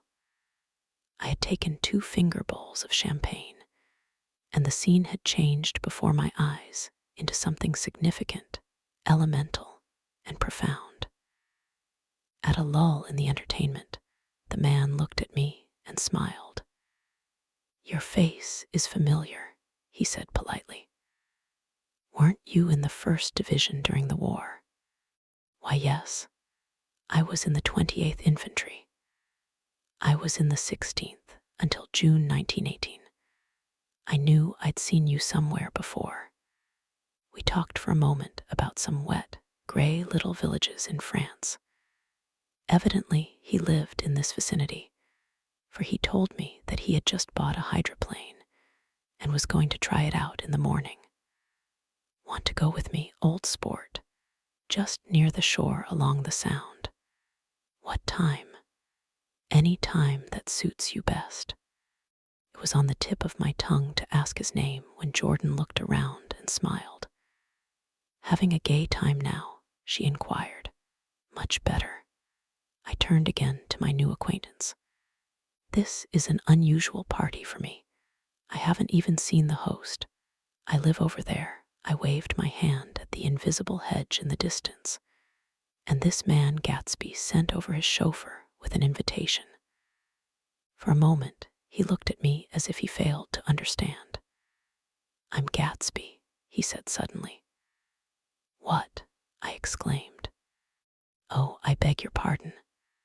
I thought you knew, old sport. I'm afraid I'm not a very good host." He smiled understandingly, much more than understandingly. It was one of those rare smiles with a quality of eternal reassurance in it that you may come across 4 or 5 times in life. It faced, or seemed to face, the whole eternal world for an instant, and then concentrated on you with an irresistible prejudice in your favor. It understood you just so far as you wanted to be understood, believed in you as you would like to believe in yourself, and assured you that it had precisely the impression of you that, at your best, you hoped to convey. Precisely at that point, it vanished, and I was looking at an elegant young roughneck, a year or two over 30, whose elaborate formality of speech just missed being absurd. Some time before he introduced himself, I'd got a strong impression that he was picking his words with care.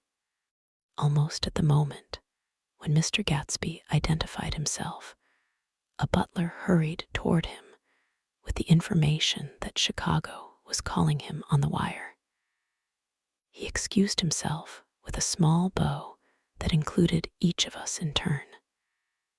"If you want anything, just ask for it, old sport," he urged me. "Excuse me. I will rejoin you later."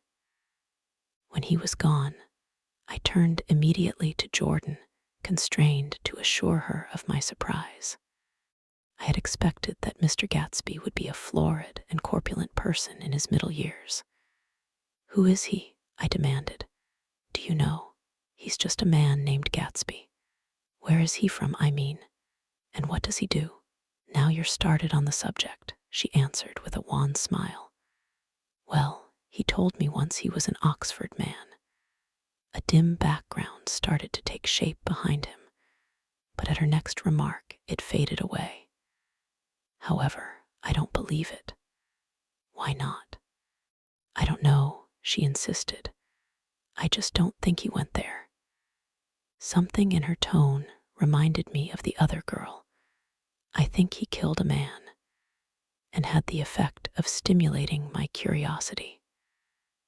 I would have accepted without question the information that Gatsby sprang from the swamps of Louisiana or from the Lower East Side of New York. That was comprehensible. But young men didn't, at least in my provincial inexperience. I believed they didn't drift coolly out of nowhere and buy a palace on Long Island Sound. "Anyhow, he gives large parties," said Jordan, changing the subject with an urban distaste for the concrete. and I like large parties. They're so intimate. At small parties, there isn't any privacy. There was the boom of a bass drum, and the voice of the orchestra leader rang out suddenly above the echolalia of the garden.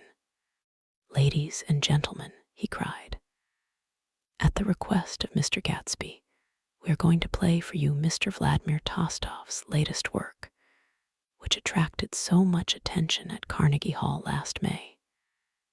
If you read the papers, you know there was a big sensation."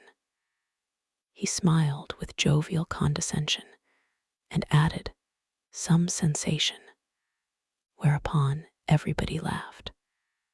"The piece is known," he concluded lustily, "as Vladimir Tostov's Jazz History of the World." The nature of Mr. Tostov's composition eluded me, because just as it began my eyes fell on Gatsby, standing alone on the marble steps and looking from one group to another with approving eyes. His tanned skin was drawn attractively tight on his face, and his short hair looked as though it were trimmed every day. I could see nothing sinister about him. I wondered if the fact that he was not drinking helped to set him off from his guests, for it seemed to me that he grew more correct as the fraternal hilarity increased. When the Jazz History of the World was over, girls were putting their heads on men's shoulders in a puppyish, convivial way. Girls were swooning backward playfully into men's arms, even into groups, knowing that someone would arrest their falls. But no one swooned backward on Gatsby, and no French bob touched Gatsby's shoulder, and no singing quartets were formed with Gatsby's head for one link. "I beg your pardon." Gatsby's butler was suddenly standing beside us. "Miss Baker," he inquired, "I beg your pardon, but Mr. Gatsby would like to speak to you alone." "With me?" she exclaimed in surprise. "Yes, madame." She got up slowly, raising her eyebrows at me in astonishment, and followed the butler toward the house. I noticed that she wore her evening dress, all her dresses, like sports clothes. There was a jauntiness about her movements, as if she had first learned to walk upon golf courses on clean, crisp mornings.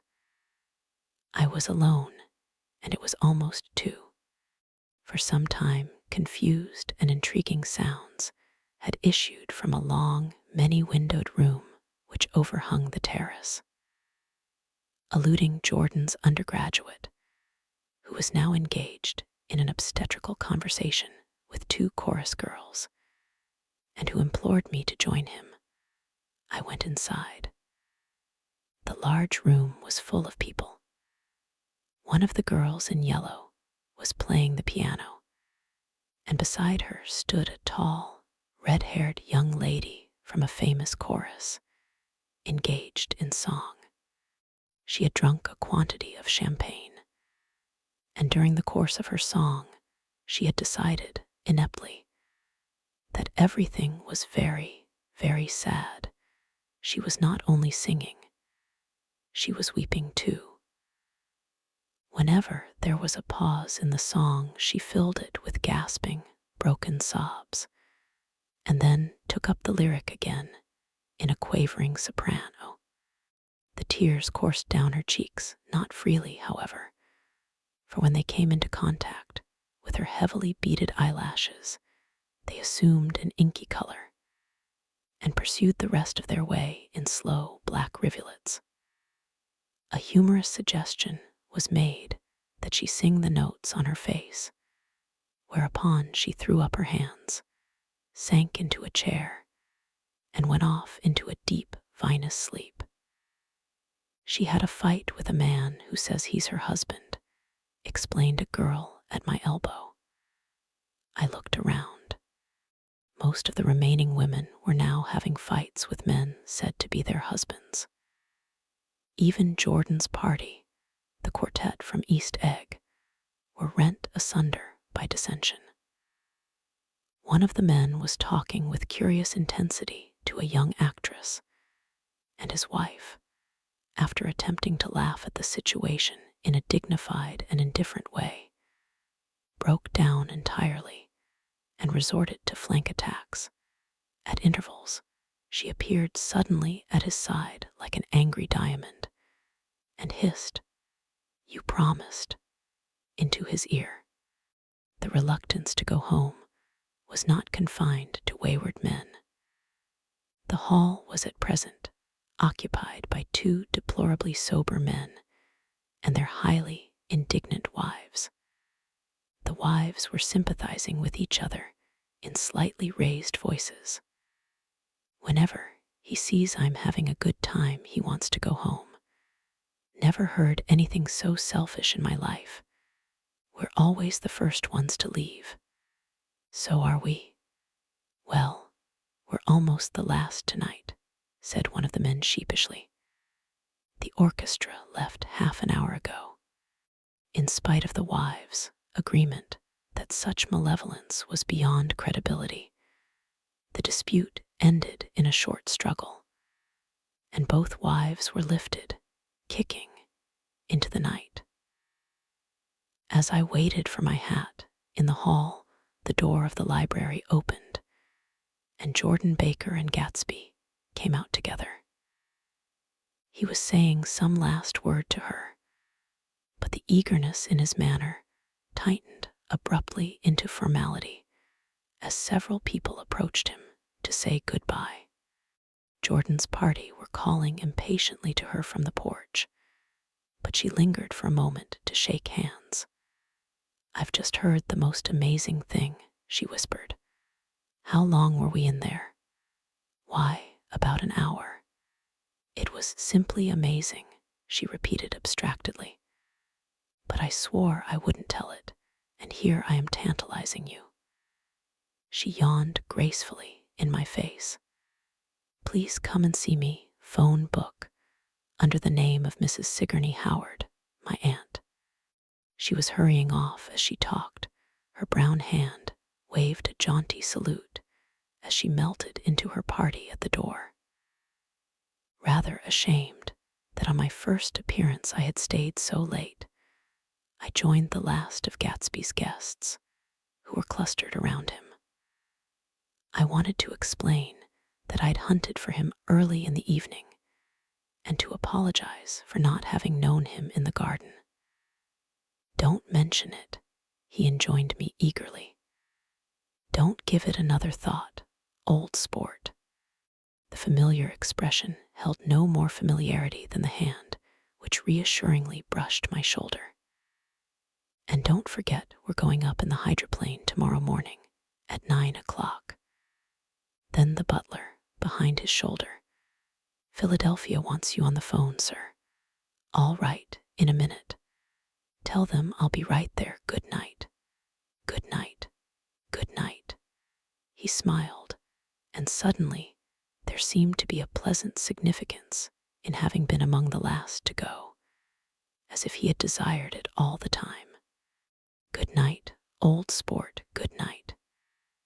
But as I walked down the steps, I saw that the evening was not quite over. 50 feet from the door, a dozen headlights illuminated a bizarre and tumultuous scene. In the ditch beside the road, right side up, but violently shorn of one wheel, rested a new coupe which had left Gatsby's drive not 2 minutes before. The sharp jut of a wall accounted for the detachment of the wheel, which was now getting considerable attention from half a dozen curious chauffeurs. However, as they had left their cars blocking the road, a harsh, discordant din from those in the rear had been audible for some time, and added to the already violent confusion of the scene. A man in a long duster had dismounted from the wreck and now stood in the middle of the road, looking from the car to the tire, and from the tire to the observers, in a pleasant, puzzled way. "See," he explained. "It went in the ditch." The fact was infinitely astonishing to him, and I recognized first the unusual quality of wonder, and then the man. It was the late patron of Gatsby's library. "How'd it happen?" He shrugged his shoulders. "I know nothing whatever about mechanics," he said decisively. "But how did it happen? Did you run into the wall?" "Don't ask me," said Owl Eyes, washing his hands of the whole matter. "I know very little about driving, next to nothing. It happened, and that's all I know." "Well, if you're a poor driver, you oughtn't to try driving at night." "But I wasn't even trying," he explained indignantly. "I wasn't even trying." An odd hush fell upon the bystanders. "Do you want to commit suicide? You're lucky it was just a wheel, a bad driver, and not even trying." "You don't understand," explained the criminal. "I wasn't driving. There's another man in the car." The shock that followed this declaration found voice in a sustained IHH as the door of the coupe swung slowly open. The crowd, it was now a crowd, stepped back involuntarily, and when the door had opened wide, there was a ghostly pause. Then, very gradually, part by part, a pale, dangling individual stepped out of the wreck, pawing tentatively at the ground with a large, uncertain dancing shoe. Blinded by the glare of the headlights and confused by the incessant groaning of the horns, the apparition stood swaying for a moment before he perceived the man in the duster. "What's matter?" he inquired calmly. "Did we run out of gas? Look." Half a dozen fingers pointed at the amputated wheel. He stared at it for a moment, and then looked upward as though he suspected that it had dropped from the sky. "It came off," someone explained. He nodded. "At first I didn't notice we'd stopped." A pause.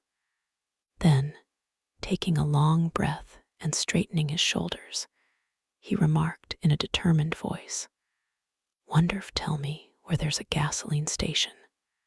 At least a dozen men, some of them a little better off than he was, explained to him that wheel and car were no longer joined by any physical bond.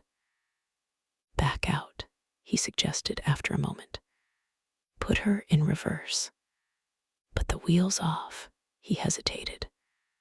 "No harm in trying," he said. The caterwauling horns had reached a crescendo, and I turned away and cut across the lawn toward home. I glanced back once. A wafer of a moon was shining over Gatsby's house, making the night fine as before, and surviving the laughter and the sound of his still glowing garden.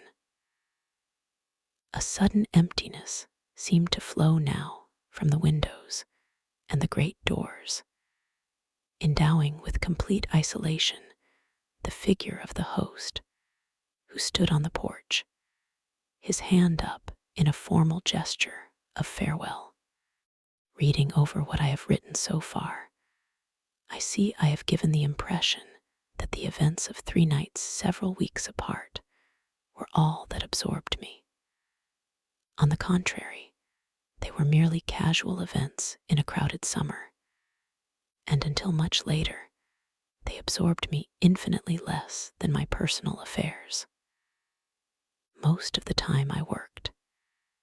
In the early morning, the sun threw my shadow westward as I hurried down the white chasms of lower New York to the Probity Trust.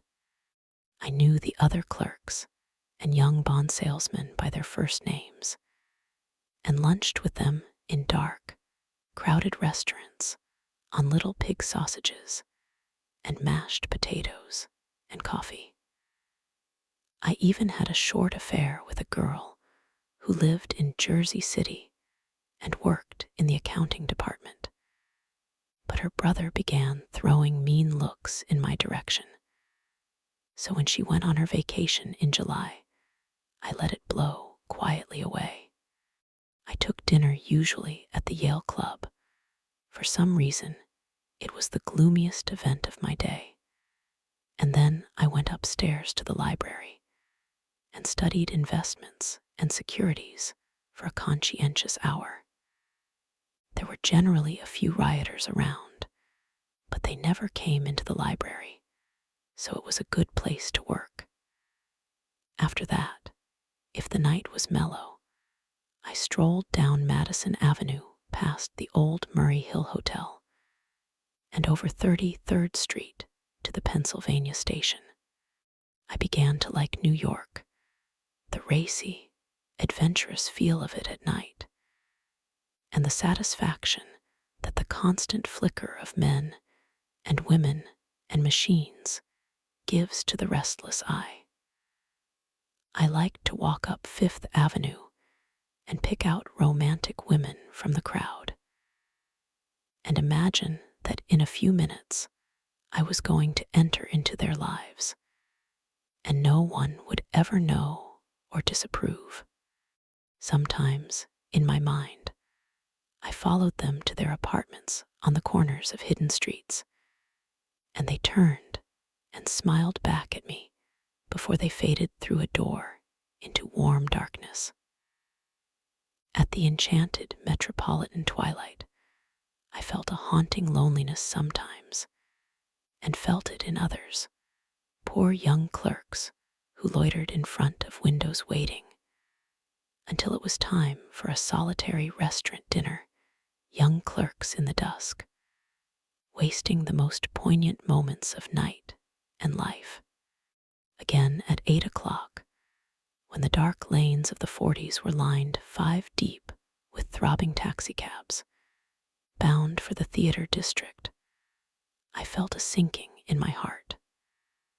Forms leaned together in the taxis as they waited, and voices sang, and there was laughter from unheard jokes, and lighted cigarettes made unintelligible circles inside. Imagining that I, too, was hurrying towards gaiety and sharing their intimate excitement, I wished them well. For a while I lost sight of Jordan Baker, and then in midsummer I found her again. At first I was flattered to go places with her because she was a golf champion and everyone knew her name. Then it was something more. I wasn't actually in love, but I felt a sort of tender curiosity. The bored, haughty face that she turned to the world concealed something. Most affectations conceal something eventually, even though they don't in the beginning, and one day I found what it was. When we were on a house party together up in Warwick, she left a borrowed car out in the rain with the top down, and then lied about it. And suddenly, I remembered the story about her that had eluded me that night at Daisy's. At her first big golf tournament, there was a row that nearly reached the newspapers, a suggestion that she had moved her ball from a bad lie in the semi-final round. The thing approached the proportions of a scandal, then died away. A caddy retracted his statement, and the only other witness admitted that he might have been mistaken. The incident and the name had remained together in my mind. Jordan Baker instinctively avoided clever, shrewd men, and now I saw that this was because she felt safer on a plane where any divergence from a code would be thought impossible. She was incurably dishonest. She wasn't able to endure being at a disadvantage. And given this unwillingness, I suppose she had begun dealing in subterfuges when she was very young in order to keep that cool, insolent smile turned to the world, and yet satisfy the demands of her hard, jaunty body. It made no difference to me.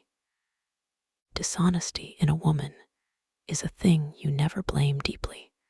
I was casually sorry, and then I forgot. It was on that same house party that we had a curious conversation about driving a car. It started because she passed so close to some workman that our fender flicked a button on one man's coat. "You're a rotten driver," I protested. "Either you ought to be more careful, or you oughtn't to drive at all." "I am careful." "No, you're not." "Well, other people are," she said lightly. "What's that got to do with it?" "They'll keep out of my way," she insisted. "It takes two to make an accident. Suppose you met somebody just as careless as yourself." "I hope I never will," she answered. "I hate careless people. That's why I like you." Her gray, sun-strained eyes stared straight ahead, but she had deliberately shifted our relations, and for a moment I thought I loved her. But I am slow thinking and full of interior rules that act as brakes on my desires, and I knew that first I had to get myself definitely out of that tangle back home. I'd been writing letters once a week and signing them, "Love, Nick," and all I could think of was how, when that certain girl played tennis, a faint mustache of perspiration appeared on her upper lip. Nevertheless, there was a vague understanding that had to be tactfully broken off before I was free. Everyone suspects himself of at least one of the cardinal virtues, and this is mine. I am one of the few honest people that I have ever known. Chapter 4.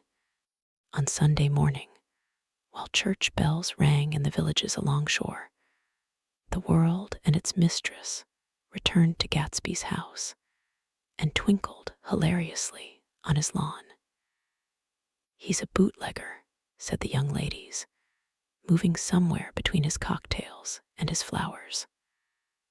"One time he killed a man who had found out that he was nephew to von Hindenburg, and second cousin to the devil. Reach me a rose, honey, and pour me a last drop into that there crystal glass." Once I wrote down on the empty spaces of a timetable the names of those who came to Gatsby's house that summer. It is an old timetable now, disintegrating at its folds, and headed this schedule in effect July 5th, 1922. But I can still read the gray names, and they will give you a better impression than my generalities of those who accepted Gatsby's hospitality and paid him the subtle tribute of knowing nothing whatever about him.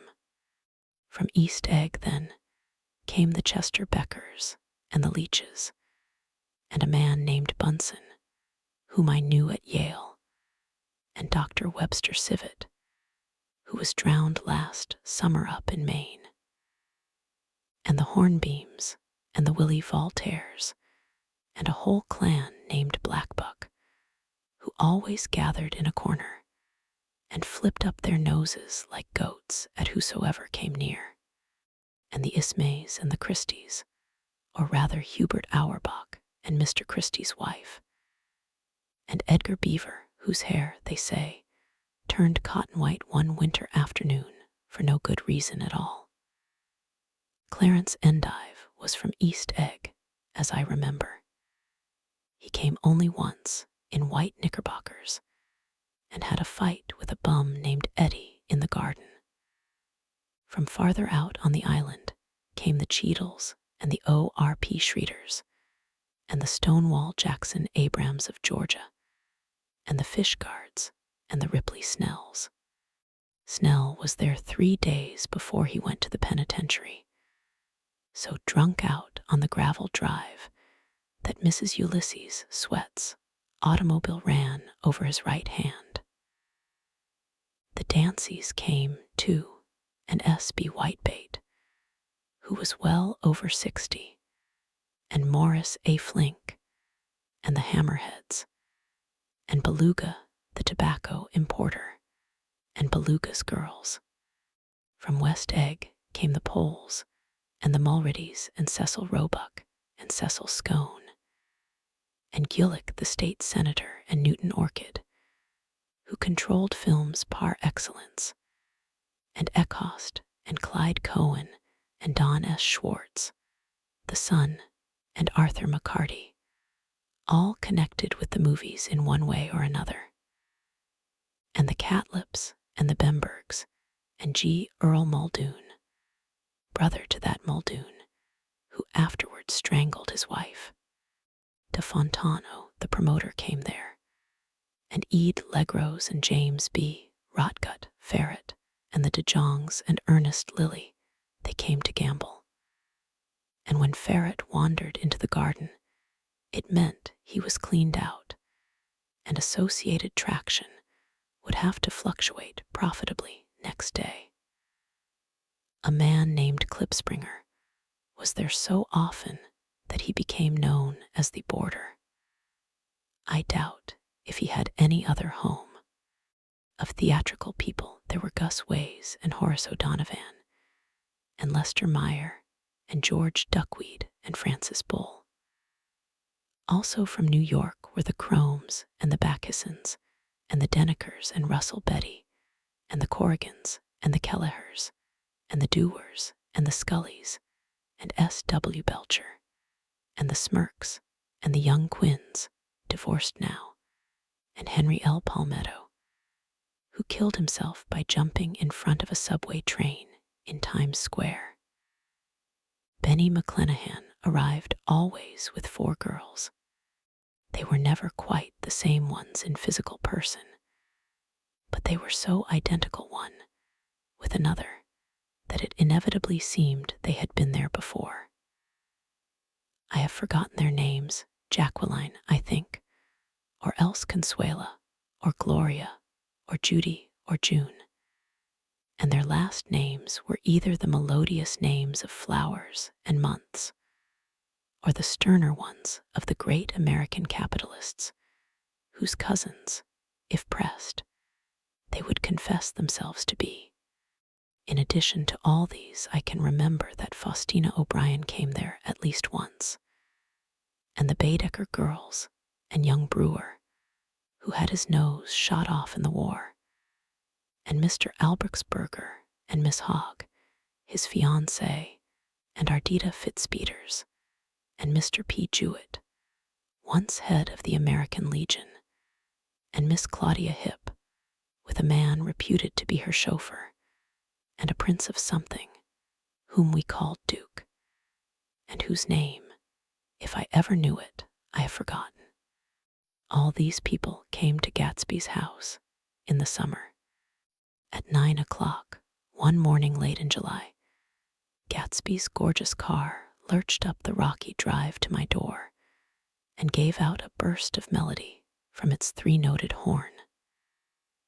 It was the first time he had called on me, though I had gone to 2 of his parties, mounted in his hydroplane, and at his urgent invitation, made frequent use of his beach. "Good morning, old sport. You're having lunch with me today, and I thought we'd ride up together." He was balancing himself on the dashboard of his car with that resourcefulness of movement that is so peculiarly American, that comes, I suppose, with the absence of lifting work in youth, and even more with the formless grace of our nervous, sporadic games. This quality was continually breaking through his punctilious manner in the shape of restlessness. He was never quite still. There was always a tapping foot somewhere, or the impatient opening and closing of a hand. He saw me looking with admiration at his car. "It's pretty, isn't it, old sport?" He jumped off to give me a better view. "Haven't you ever seen it before?" I'd seen it. Everybody had seen it. It was a rich cream color, bright with nickel, swollen here and there in its monstrous length with triumphant hat boxes and supper boxes and toolboxes, and terraced with a labyrinth of windshields that mirrored a dozen suns. Sitting down behind many layers of glass in a sort of green leather conservatory, we started to town. I had talked with him perhaps half a dozen times in the past month and found, to my disappointment, that he had little to say. So my first impression, that he was a person of some undefined consequence, had gradually faded, and he had become simply the proprietor of an elaborate roadhouse next door. And then came that disconcerting ride. We hadn't reached West Egg Village before Gatsby began leaving his elegant sentences unfinished and slapping himself indecisively on the knee of his caramel-colored suit. "Look here, old sport," he broke out surprisingly. "What's your opinion of me, anyhow?" A little overwhelmed, I began the generalized evasions which that question deserves. "Well, I'm going to tell you something about my life," he interrupted. "I don't want you to get a wrong idea of me from all these stories you hear." So he was aware of the bizarre accusations that flavored conversation in his halls. "I'll tell you God's truth." His right hand suddenly ordered divine retribution to stand by. "I am the son of some wealthy people in the Middle West, all dead now. I was brought up in America, but educated at Oxford, because all my ancestors have been educated there for many years. It is a family tradition." He looked at me sideways, and I knew why Jordan Baker had believed he was lying. He hurried the phrase "educated at Oxford," or swallowed it, or choked on it, as though it had bothered him before. And with this doubt, his whole statement fell to pieces, and I wondered if there wasn't something a little sinister about him, after all. "What part of the Middle West?" I inquired casually. "San Francisco. I see. My family all died, and I came into a good deal of money." His voice was solemn, as if the memory of that sudden extinction of a clan still haunted him. For a moment, I suspected that he was pulling my leg, but a glance at him convinced me otherwise. "After that, I lived like a young Raja in all the capitals of Europe, Paris, Venice, Rome, collecting jewels, chiefly rubies, hunting big game, painting a little, things for myself only, and trying to forget something very sad that had happened to me long ago." With an effort, I managed to restrain my incredulous laughter. The very phrases were worn so threadbare that they evoked no image except that of a turbaned character leaking sawdust at every pore as he pursued a tiger through the Bois de Boulogne. Then came the war, old sport. It was a great relief, and I tried very hard to die, but I seemed to bear an enchanted life. I accepted a commission as first lieutenant when it began. In the Argonne forest, I took the remains of my machine gun battalion so far forward that there was a half-mile gap on either side of us where the infantry couldn't advance. We stayed there 2 days and 2 nights, 130 men with 16 Lewis guns. And when the infantry came up at last, they found the insignia of 3 German divisions among the piles of dead. I was promoted to be a major, and every Allied government gave me a decoration, even Montenegro, little Montenegro down on the Adriatic Sea. Little Montenegro. He lifted up the words and nodded at them with his smile. The smile comprehended Montenegro's troubled history, and sympathized with the brave struggles of the Montenegrin people. It appreciated fully the chain of national circumstances which had elicited this tribute from Montenegro's warm little heart. My incredulity was submerged in fascination now. It was like skimming hastily through a dozen magazines. He reached in his pocket, and a piece of metal, slung on a ribbon, fell into my palm. That's the one from Montenegro. To my astonishment, the thing had an authentic look. Orderi di Danilo ran the circular legend, Montenegro, Nicholas Rex. Turn it, Major J. Gatsby, I read, for valor extraordinary. Here, another thing I always carry. A souvenir of Oxford days. It was taken in Trinity Quad. The man on my left is now the Earl of Doncaster. It was a photograph of half a dozen young men in blazers loafing in an archway through which were visible a host of spires. There was Gatsby, looking a little, not much, younger, with a cricket bat in his hand. Then it was all true. I saw the skins of tigers flaming in his palace on the Grand Canal. I saw him opening a chest of rubies to ease, with their crimson-lighted depths, the gnawings of his broken heart. I'm going to make a big request of you today, he said, pocketing his souvenirs with satisfaction. So I thought you ought to know something about me. I didn't want you to think I was just some nobody.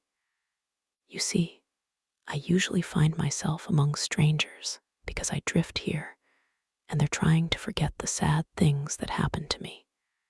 He hesitated. You'll hear about it this afternoon. At lunch. No, this afternoon. I happened to find out that you're taking Miss Baker to tea. Do you mean you're in love with Miss Baker? No, old sport, I'm not. But Miss Baker has kindly consented to speak to you about this matter. I hadn't the faintest idea what this matter was, but I was more annoyed than interested. I hadn't asked Jordan to tea in order to discuss Mr. J. Gatsby. I was sure the request would be something utterly fantastic, and for a moment I was sorry I'd ever set foot upon his overpopulated lawn. He wouldn't say another word.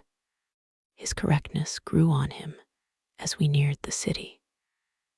We passed Port Roosevelt, where there was a glimpse of red-belted ocean-going ships, and sped along a cobbled slum lined with the dark, underserved saloons of the faded gilt 1900s. Then, the Valley of Ashes opened out on both sides of us, and I had a glimpse of Mrs. Wilson straining at the garage pump with panting vitality as we went by. With fenders spread like wings, we scattered light through half Astoria, only half. For as we twisted among the pillars of the elevated, I heard the familiar jug-jug spat of a motorcycle, and a frantic policeman rode alongside. All right, old sport, called Gatsby. We slowed down. Taking a white card from his wallet, he waved it before the man's eyes. Right you are, agreed the policeman, tipping his cap. Know you next time, Mr. Gatsby. Excuse me. What was that? I inquired. The picture of Oxford. I was able to do the commissioner a favor once, and he sends me a Christmas card every year. Over the great bridge, with the sunlight through the girders making a constant flicker upon the moving cars, with the city rising up across the river in white heaps and sugar lumps, all built with a wish out of non-olfactory money. The city seen from the Queensborough Bridge is always the city seen for the first time, in its first wild promise of all the mystery and the beauty in the world. A dead man passed us in a hearse heaped with blooms, followed by 2 carriages with drawn blinds, and by more cheerful carriages for friends. The friends looked out at us with the tragic eyes and short upper lips of southeastern Europe, and I was glad that the sight of Gatsby's splendid car was included in their somber holiday. As we crossed Blackwell's Island, a limousine passed us, driven by a white chauffeur, in which sat 3 modish Negroes, 2 bucks, and a girl. I laughed aloud as the yolks of their eyeballs rolled toward us in haughty rivalry. Anything can happen now that we've slid over this bridge, I thought. Anything at all, even Gatsby, could happen, without any particular wonder. Roaring noon. In a well-fanned 42nd Street cellar, I met Gatsby for lunch. Blinking away the brightness of the street outside, my eyes picked him out obscurely in the anteroom, talking to another man. Mr. Carroway, this is my friend Mr. Wolfsham.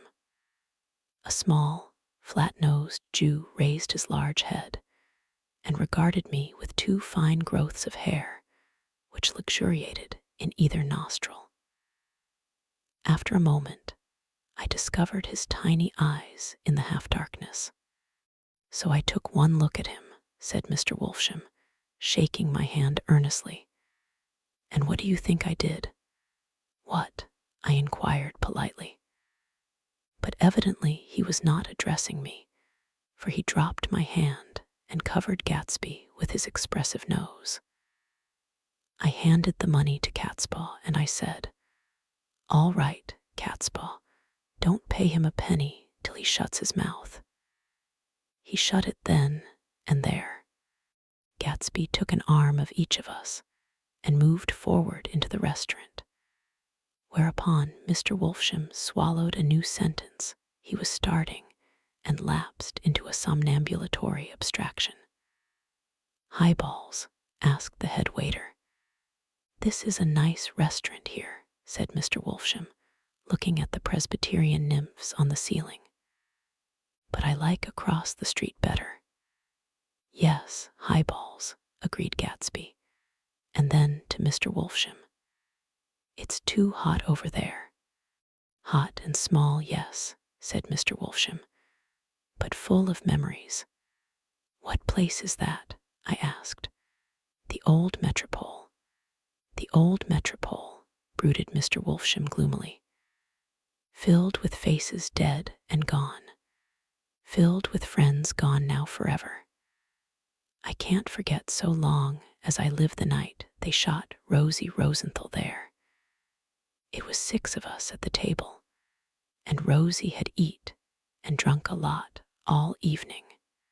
When it was almost morning, the waiter came up to him with a funny look and says somebody wants to speak to him outside. "All right," says Rosie, and begins to get up, and I pulled him down in his chair. "Let the bastards come in here if they want you, Rosie, but don't you, so help me, move outside this room." It was 4 o'clock in the morning then, and if we'd have raised the blinds, we'd have seen daylight. "Did he go?" I asked innocently. "Sure he went." Mr. Wolfsham's nose flashed at me indignantly. He turned around in the door and says, "Don't let that waiter take away my coffee." Then he went out on the sidewalk, and they shot him 3 times in his full belly and drove away. 4 of them were electrocuted, I said, remembering. 5 with Becker. His nostrils turned to me in an interested way.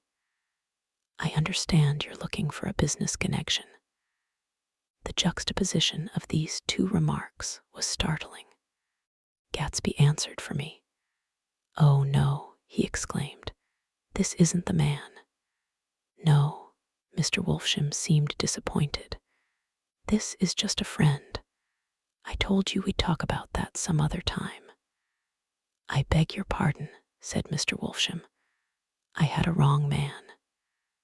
A succulent hash arrived, and Mr. Wolfsham, forgetting the more sentimental atmosphere of the old metropole, began to eat with ferocious delicacy. His eyes, meanwhile, roved very slowly all around the room. He completed the arc by turning to inspect the people directly behind. I think that, except for my presence, he would have taken one short glance beneath our own table. "Look here, old sport," said Gatsby, leaning toward me. "I'm afraid I made you a little angry this morning in the car." There was the smile again, but this time I held out against it. "I don't like mysteries," I answered, "and I don't understand why you won't come out frankly and tell me what you want. Why has it all got to come through Miss Baker?" "Oh, it's nothing underhand," he assured me. "Miss Baker's a great sportswoman, you know, and she'd never do anything that wasn't all right." Suddenly he looked at his watch, jumped up, and hurried from the room, leaving me with Mr. Wolfsham at the table. "He has to telephone," said Mr. Wolfsham, following him with his eyes. "Fine fellow, isn't he? Handsome to look at and a perfect gentleman. Yes, he's an Oxford man. Oh, he went to Oxford College in England. You know Oxford College? I've heard of it. It's one of the most famous colleges in the world." "Have you known Gatsby for a long time?" I inquired. "Several years," he answered in a gratified way. "I made the pleasure of his acquaintance just after the war, but I knew I had discovered a man of fine breeding after I talked with him an hour. I said to myself, there's the kind of man you'd like to take home and introduce to your mother and sister." He paused. "I see you're looking at my cuff buttons." I hadn't been looking at them, but I did now. They were composed of oddly familiar pieces of ivory, finest specimens of human molars, he informed me. "Well," I inspected them. "That's a very interesting idea." "Yeah." He flipped his sleeves up under his coat. "Yeah, Gatsby's very careful about women. Would never so much as look at a friend's wife." When the subject of this instinctive trust returned to the table and sat down, Mr. Wolfsham drank his coffee with a jerk and got to his feet. "I have enjoyed my lunch," he said, "and I'm going to run off from you two young men before I outstay my welcome." "Don't hurry, Mayor," said Gatsby, without enthusiasm. Mr. Wolfsham raised his hand in a sort of benediction. "You're very polite, but I belong to another generation," he announced solemnly. "Sit here and discuss your sports, and your young ladies, and your—" He supplied an imaginary noun with another wave of his hand. "As for me, I am 50 years old, and I won't impose myself on you any longer." As he shook hands and turned away, his tragic nose was trembling. I wondered if I had said anything to offend him. "He becomes very sentimental sometimes," explained Gatsby. "This is one of his sentimental days. He's quite a character around New York, a denizen of Broadway." "Who is he, anyhow, an actor?" "No, a dentist. Mayor Wolfsham." "No, he's a gambler." Gatsby hesitated, then added coolly, "He's the man who fixed the World Series back in 1919. "Fixed the World Series," I repeated. The idea staggered me. I remembered, of course, that the World Series had been fixed in 1919, but if I had thought of it at all, I would have thought of it as a thing that merely happened, the end of some inevitable chain. It never occurred to me that one man could start to play with the faith of 50 million people with the single-mindedness of a burglar blowing a safe. "How did he happen to do that?" I asked after a minute. "He just saw the opportunity. Why isn't he in jail? They can't get him, old sport. He's a smart man. I insisted on paying the check. As the waiter brought my change, I caught sight of Tom Buchanan across the crowded room. "Come along with me for a minute," I said. "I've got to say hello to someone." When he saw us, Tom jumped up and took half a dozen steps in our direction. "Where have you been?" he demanded eagerly. "Daisy's furious because you haven't called up." "This is Mr. Gatsby, Mr. Buchanan." They shook hands briefly, and a strained, unfamiliar look of embarrassment came over Gatsby's face. "How have you been, anyhow?" demanded Tom of me. "How'd you happen to come up this far to eat?" "I've been having lunch with Mr. Gatsby."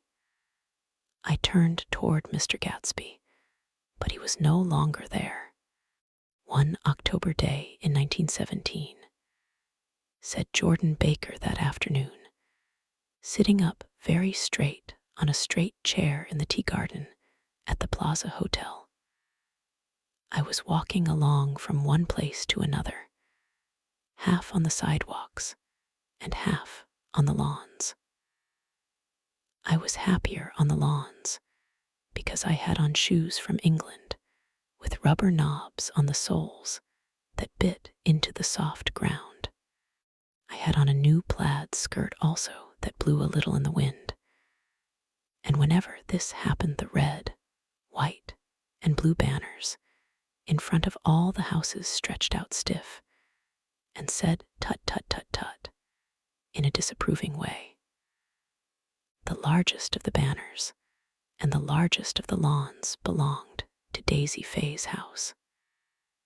She was just 18, 2 years older than me, and by far the most popular of all the young girls in Louisville. She dressed in white and had a little white roadster, and all day long the telephone rang in her house, and excited young officers from Camp Taylor demanded the privilege of monopolizing her that night. Anyways, for an hour. When I came opposite her house that morning, her white roadster was beside the curb, and she was sitting in it with a lieutenant I had never seen before. They were so engrossed in each other that she didn't see me until I was 5 feet away. "Hello, Jordan," she called unexpectedly. "Please come here." I was flattered that she wanted to speak to me. Because of all the older girls, I admired her most. She asked me if I was going to the Red Cross to make bandages. I was. Well, then, would I tell them that she couldn't come that day? The officer looked at Daisy while she was speaking, in a way that every young girl wants to be looked at sometime, and because it seemed romantic to me, I have remembered the incident ever since. His name was J. Gatsby, and I didn't lay eyes on him again for over 4 years. Even after I'd met him on Long Island, I didn't realize it was the same man. That was 1917. By the next year, I had a few beaux myself, and I began to play in tournaments, so I didn't see Daisy very often. She went with a slightly older crowd when she went with anyone at all. Wild rumors were circulating about her, how her mother had found her packing her bag one winter night to go to New York and say goodbye to a soldier who was going overseas. She was effectually prevented, but she wasn't on speaking terms with her family for several weeks. After that, she didn't play around with the soldiers anymore, but only with a few flat-footed, short-sighted young men in town who couldn't get into the army at all. By the next autumn, she was gay again, gay as ever. She had a debut after the armistice, and in February, she was presumably engaged to a man from New Orleans. In June, she married Tom Buchanan of Chicago, with more pomp and circumstance than Louisville ever knew before. He came down with 100 people in 4 private cars and hired a whole floor of the Mulbach Hotel. And the day before the wedding, he gave her a string of pearls valued at $350,000. I was a bridesmaid. I came into her room half an hour before the bridal dinner and found her lying on her bed as lovely as the June night in her flowered dress and as drunk as a monkey. She had a bottle of Sauterne in one hand and a letter in the other. "Gratulate me," she muttered. "Never had a drink before, but oh, how I do enjoy it." "What's the matter, Daisy?" I was scared. I can tell you, I'd never seen a girl like that before. "Here, dearies." She groped around in a wastebasket she had with her on the bed and pulled out the string of pearls. "Take them downstairs and give them back to whoever they belong to. Tell them all Daisy's change her mind. Say, Daisy's change her mind." She began to cry. She cried and cried. I rushed out and found her mother's maid, and we locked the door and got her into a cold bath. She wouldn't let go of the letter. She took it into the tub with her and squeezed it up in a wet ball, and only let me leave it in the soap dish when she saw that it was coming to pieces like snow. But she didn't say another word. We gave her spirits of ammonia and put ice on her forehead and hooked her back into her dress. And half an hour later, when we walked out of the room, the pearls were around her neck and the incident was over. Next day at 5 o'clock, she married Tom Buchanan without so much as a shiver and started off on a 3-month trip to the South Seas. I saw them in Santa Barbara when they came back, and I thought I'd never seen a girl so mad about her husband. If he left the room for a minute, she'd look around uneasily and say, "Where's Tom gone?" and wear the most abstracted expression until she saw him coming in the door. She used to sit on the sand with his head in her lap by the hour, rubbing her fingers over his eyes and looking at him with unfathomable delight. It was touching to see them together. It made you laugh in a hushed, fascinated way. That was in August. A week after I left Santa Barbara, Tom ran into a wagon on the Ventura Road one night and ripped a front wheel off his car. The girl who was with him got into the papers too, because her arm was broken.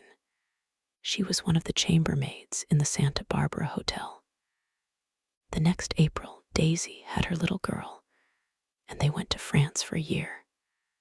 I saw them one spring in Cannes, and later in Deauville, and then they came back to Chicago to settle down.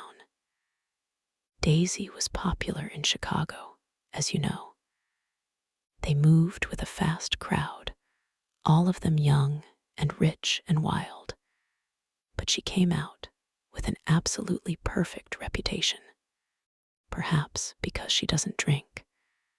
It's a great advantage not to drink among hard-drinking people. You can hold your tongue, and moreover, you can time any little irregularity of your own so that everybody else is so blind that they don't see or care. Perhaps Daisy never went in for a more at all, and yet there's something in that voice of hers. Well, about 6 weeks ago, she heard the name Gatsby for the first time in years. It was when I asked you, do you remember, if you knew Gatsby in West Egg. After you had gone home, she came into my room and woke me up and said, "What Gatsby?" And when I described him, I was half asleep. She said in the strangest voice that it must be the man she used to know. It wasn't until then that I connected this Gatsby with the officer in her white car. When Jordan Baker had finished telling all this, we had left the plaza for half an hour and were driving in a Victoria through Central Park. The sun had gone down behind the tall apartments of the movie stars in the West 50s, and the clear voices of children, already gathered like crickets on the grass, rose through the hot twilight. I'm the Sheikh of Araby. Your love belongs to me. At night, when you're asleep, into your tent I'll creep. It was a strange coincidence, I said. But it wasn't a coincidence at all. Why not? Gatsby bought that house so that Daisy would be just across the bay. Then it had not been merely the stars to which he had aspired on that June night.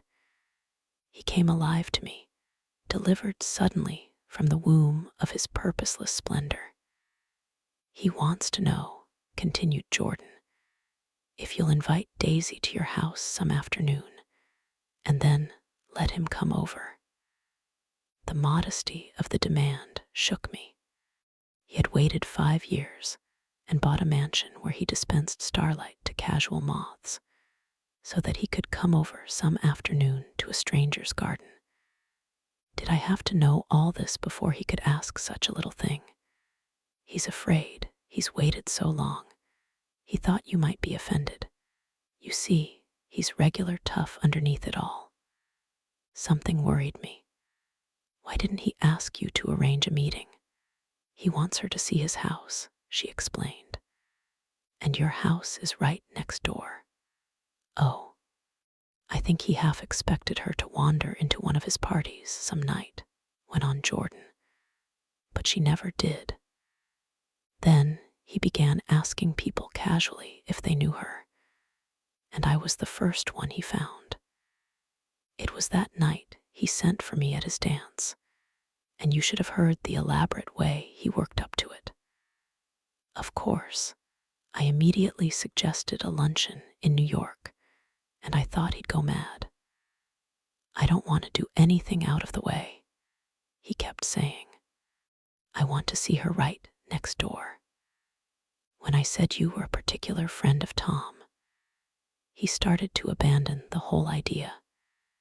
He doesn't know very much about Tom, though he says he's read a Chicago paper for years, just on the chance of catching a glimpse of Daisy's name.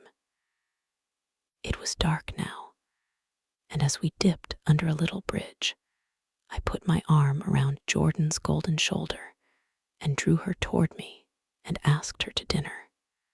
Suddenly, I wasn't thinking of Daisy and Gatsby anymore, but of this clean, hard, limited person who dealt in universal skepticism and who leaned back jauntily just within the circle of my arm. A phrase began to beat in my ears with a sort of heady excitement. There are only the pursued, the pursuing, the busy, and the tired. And Daisy ought to have something in her life, murmured Jordan to me. Does she want to see Gatsby? She's not to know about it. Gatsby doesn't want her to know. You're just supposed to invite her to tea.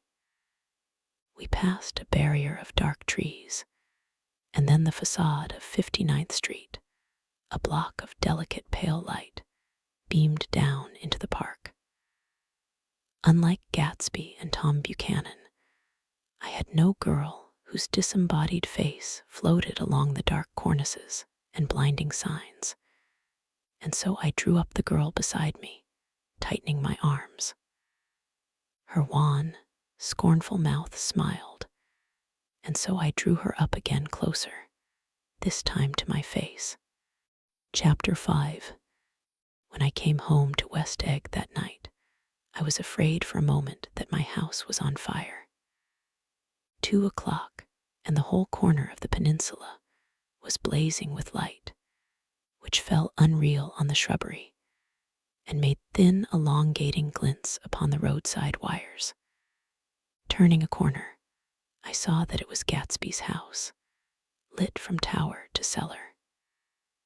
At first, I thought it was another party, a wild rout that had resolved itself into hide-and-go-seek or sardines in the box, with all the house thrown open to the game.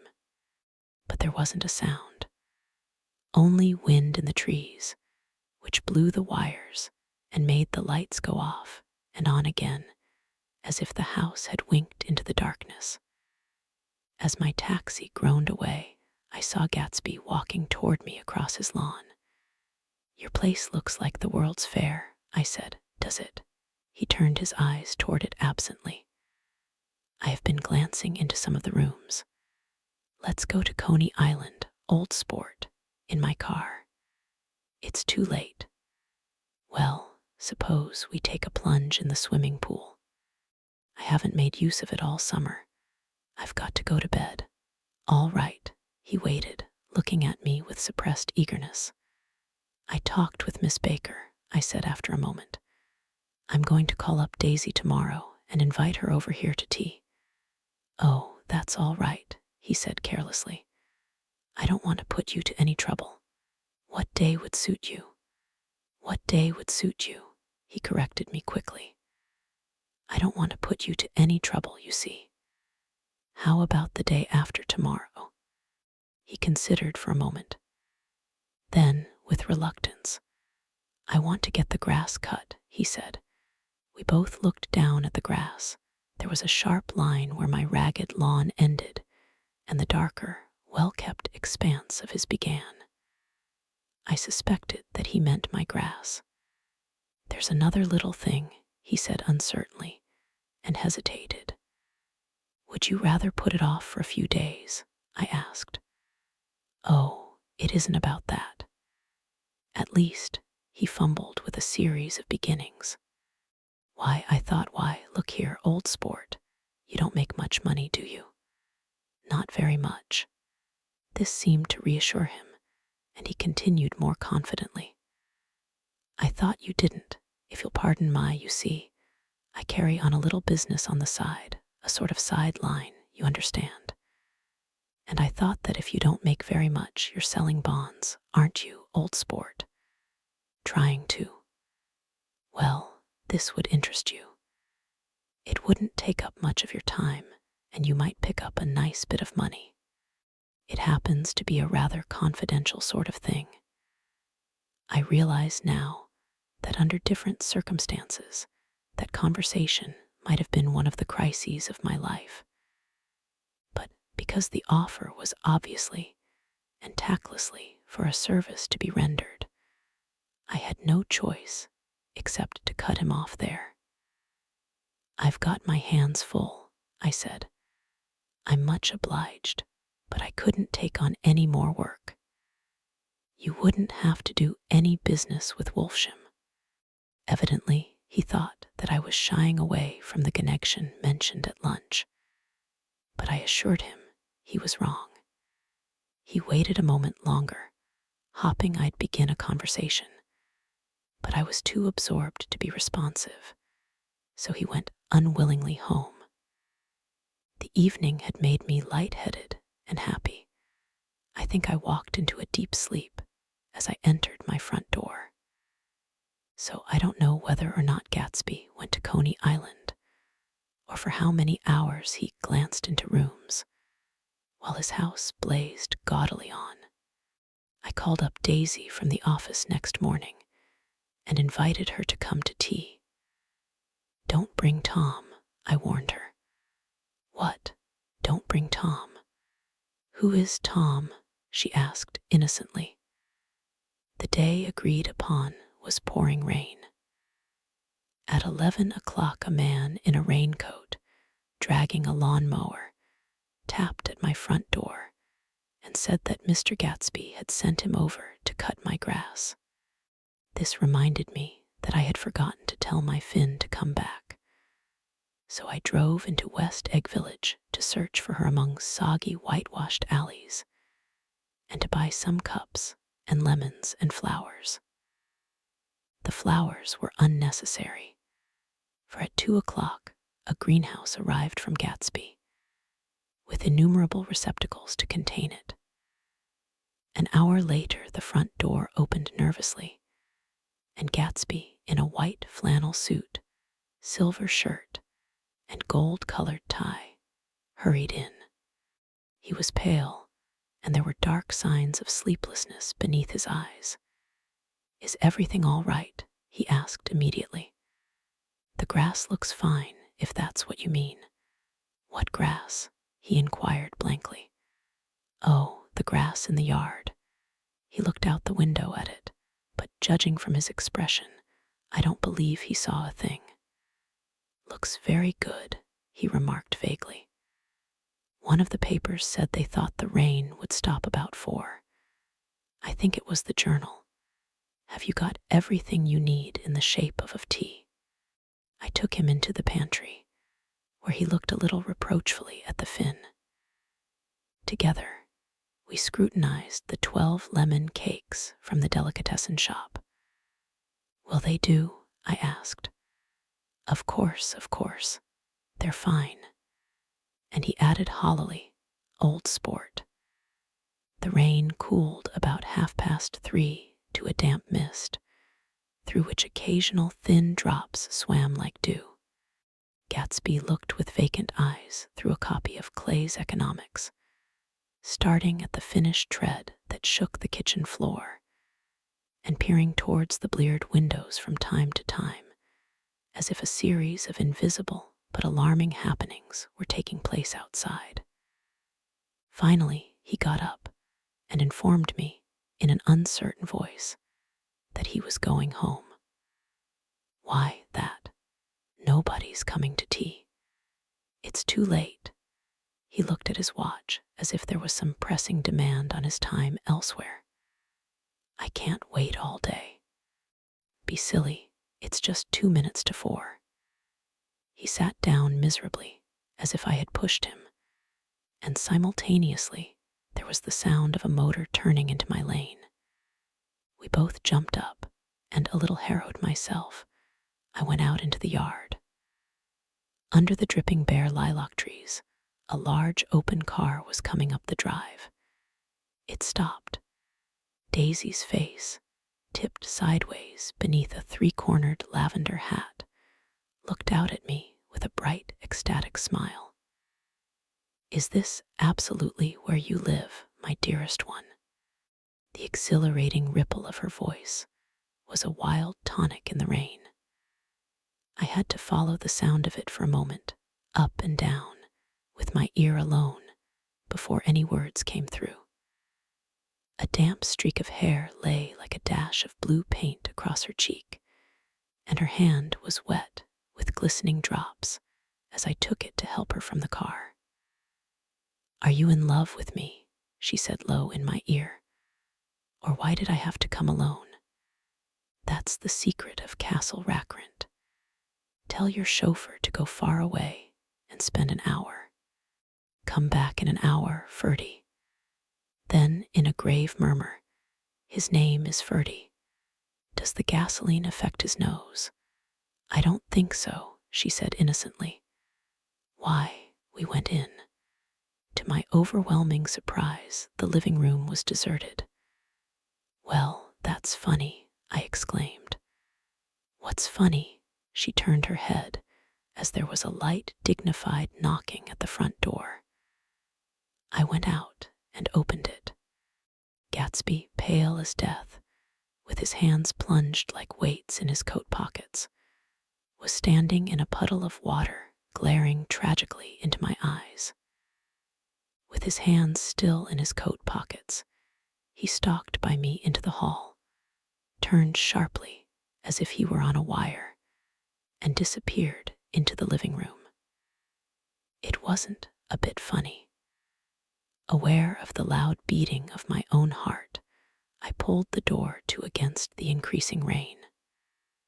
For half a minute, there wasn't a sound.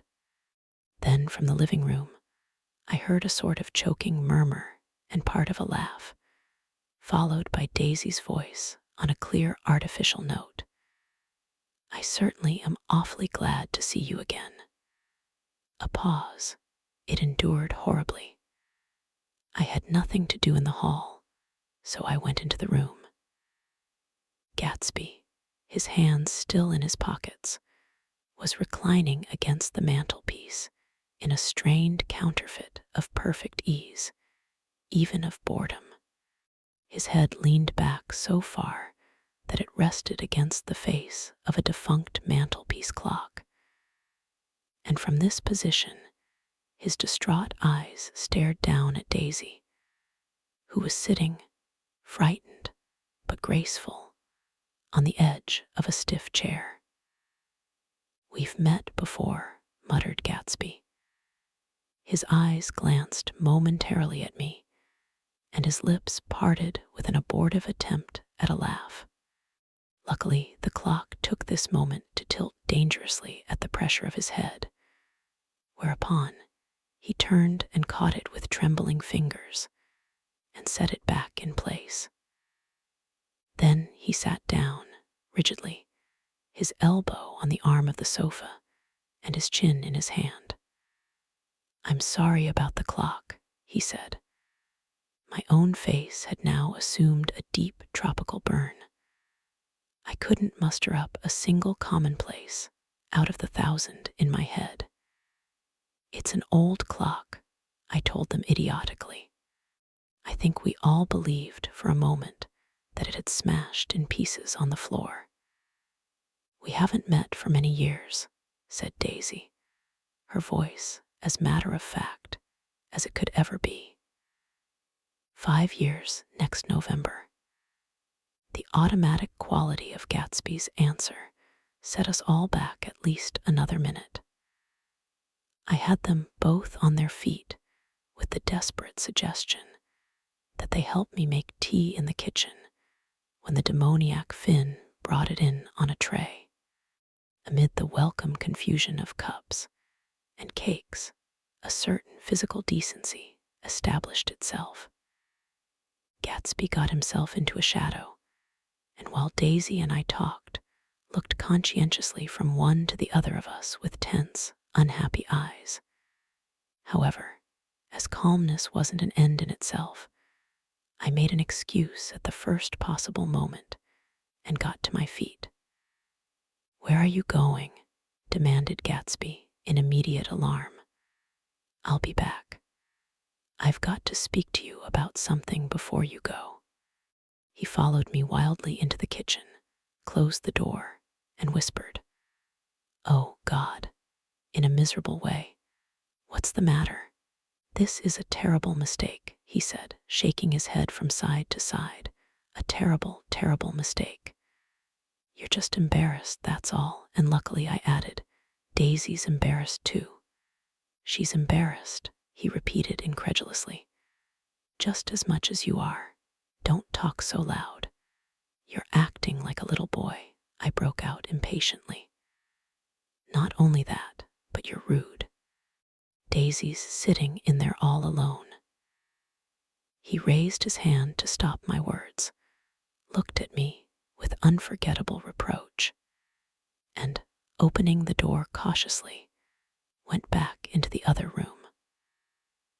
I walked out the back way, just as Gatsby had when he had made his nervous circuit of the house half an hour before, and ran for a huge black knotted tree whose massed leaves made a fabric against the rain. Once more it was pouring, and my irregular lawn, well shaved by Gatsby's gardener, abounded in small muddy swamps and prehistoric marshes. There was nothing to look at from under the tree except Gatsby's enormous house, so I stared at it, like Kant at his church steeple, for half an hour. A brewer had built it early in the period craze, a decade before, and there was a story that he'd agreed to pay 5 years' taxes on all the neighboring cottages if the owners would have their roofs thatched with straw. Perhaps their refusal took the heart out of his plan to found a family. He went into an immediate decline. His children sold his house with the black wreath still on the door. Americans, while willing, even eager to be serfs, have always been obstinate about being peasantry. After half an hour, the sun shone again, and the grocer's automobile rounded Gatsby's drive with the raw material for his servants' dinner.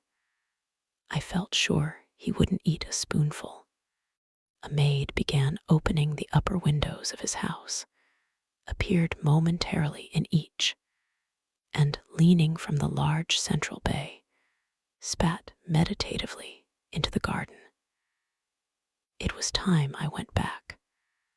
While the rain continued, it had seemed like the murmur of their voices, rising and swelling a little now, and then with gusts of emotion. But in the new silence, I felt that silence had fallen within the house too. I went in after making every possible noise in the kitchen, short of pushing over the stove, but I don't believe they heard a sound. They were sitting at either end of the couch, looking at each other as if some question had been asked or was in the air, and every vestige of embarrassment was gone. Daisy's face was smeared with tears, and when I came in, she jumped up and began wiping at it with her handkerchief before a mirror.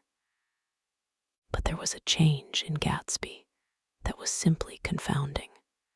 He literally glowed, without a word or a gesture of exultation.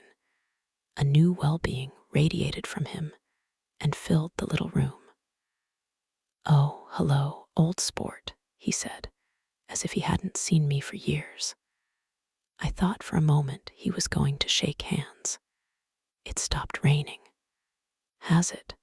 When he realized what I was talking about, that there were twinkle bells of sunshine in the room, he smiled like a weather man, like an ecstatic patron of recurrent light, and repeated the news to Daisy. "What do you think of that? It stopped raining." "I'm glad, Jay." Her throat, full of aching, grieving beauty, told only of her unexpected joy. "I want you and Daisy to come over to my house," he said. "I'd like to show her around." "You're sure you want me to come?" "Absolutely, old sport." Daisy went upstairs to wash her face, too late, I thought, with humiliation of my towels, while Gatsby and I waited on the lawn. "My house looks well, doesn't it?" he demanded. "See how the whole front of it catches the light." I agreed that it was splendid. Yes, his eyes went over it, every arched door and square tower. "It took me just 3 years to earn the money that bought it." "I thought you inherited your money." "I did, old sport," he said automatically. "But I lost most of it in the big panic, the panic of the war." I think he hardly knew what he was saying, for when I asked him what business he was in, he answered, "That's my affair," before he realized that it wasn't an appropriate reply. "Oh, I've been in several things," he corrected himself. "I was in the drug business, and then I was in the oil business, but I'm not in either one now." He looked at me with more attention. "Do you mean you've been thinking over what I proposed the other night?" Before I could answer, Daisy came out of the house, and 2 rows of brass buttons on her dress gleamed in the sunlight. "That huge place there," she cried, pointing. "Do you like it? I love it, but I don't see how you live there all alone." "I keep it always full of interesting people, night and day. People who do interesting things. Celebrated people." Instead of taking the shortcut along the Sound, we went down to the road and entered by the big postern. With enchanting murmurs, Daisy admired this aspect, or that of the feudal silhouette against the sky, admired the gardens, the sparkling odor of jonquils, and the frothy odor of hawthorn and plum blossoms, and the pale gold odor of Kiss Me at the Gate. It was strange to reach the marble steps and find no stir of bright dresses in and out the door, and hear no sound but bird voices in the trees.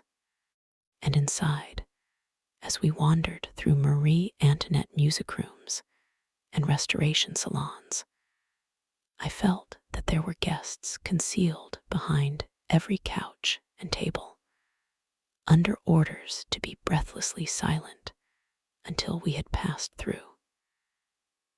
As Gatsby closed the door of the Merton College library, I could have sworn I heard the owl-eyed man break into ghostly laughter.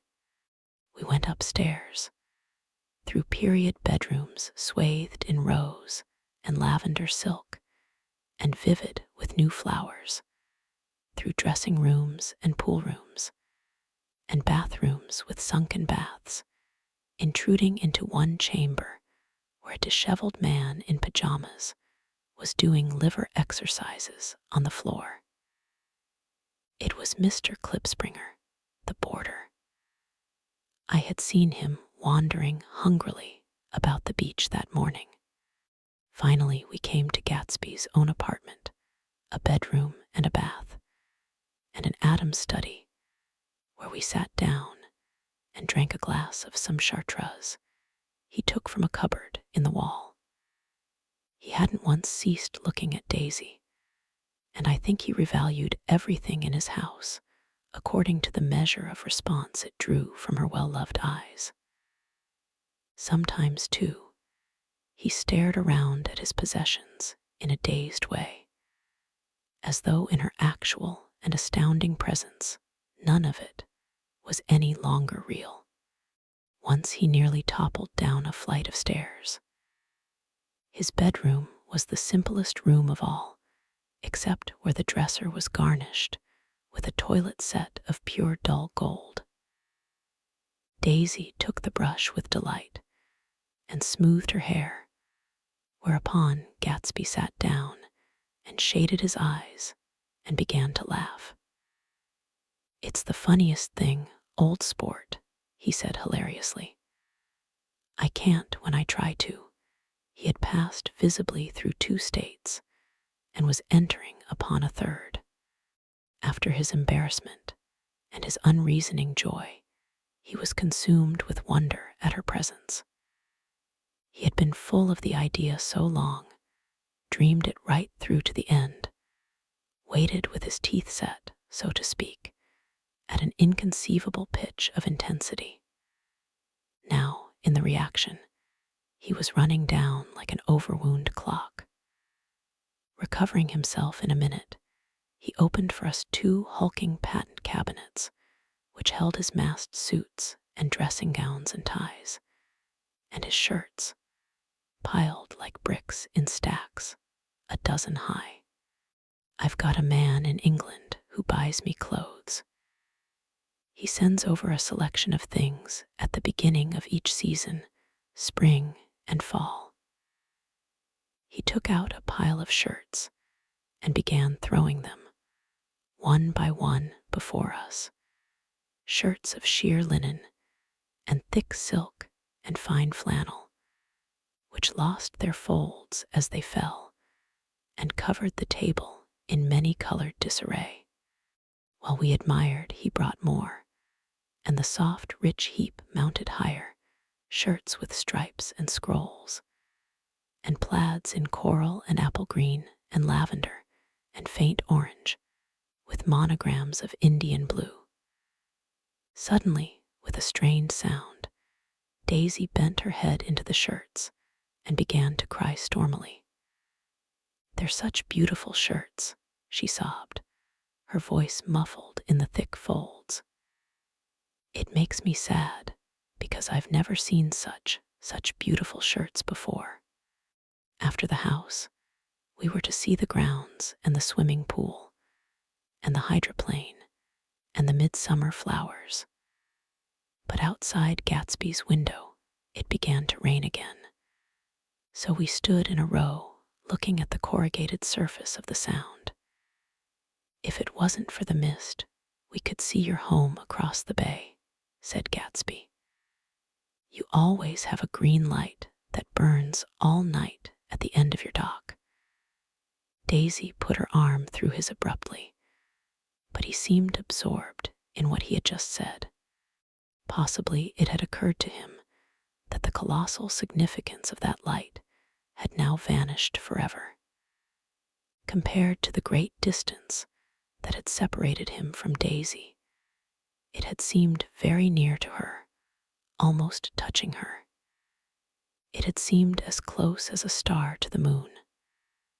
Now it was again a green light on a dock.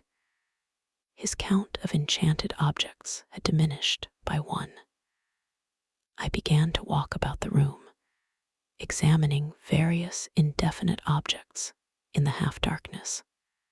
A large photograph of an elderly man in yachting costume attracted me, hung on the wall over his desk. Who's this? That's Mr. Dan Cody, old sport.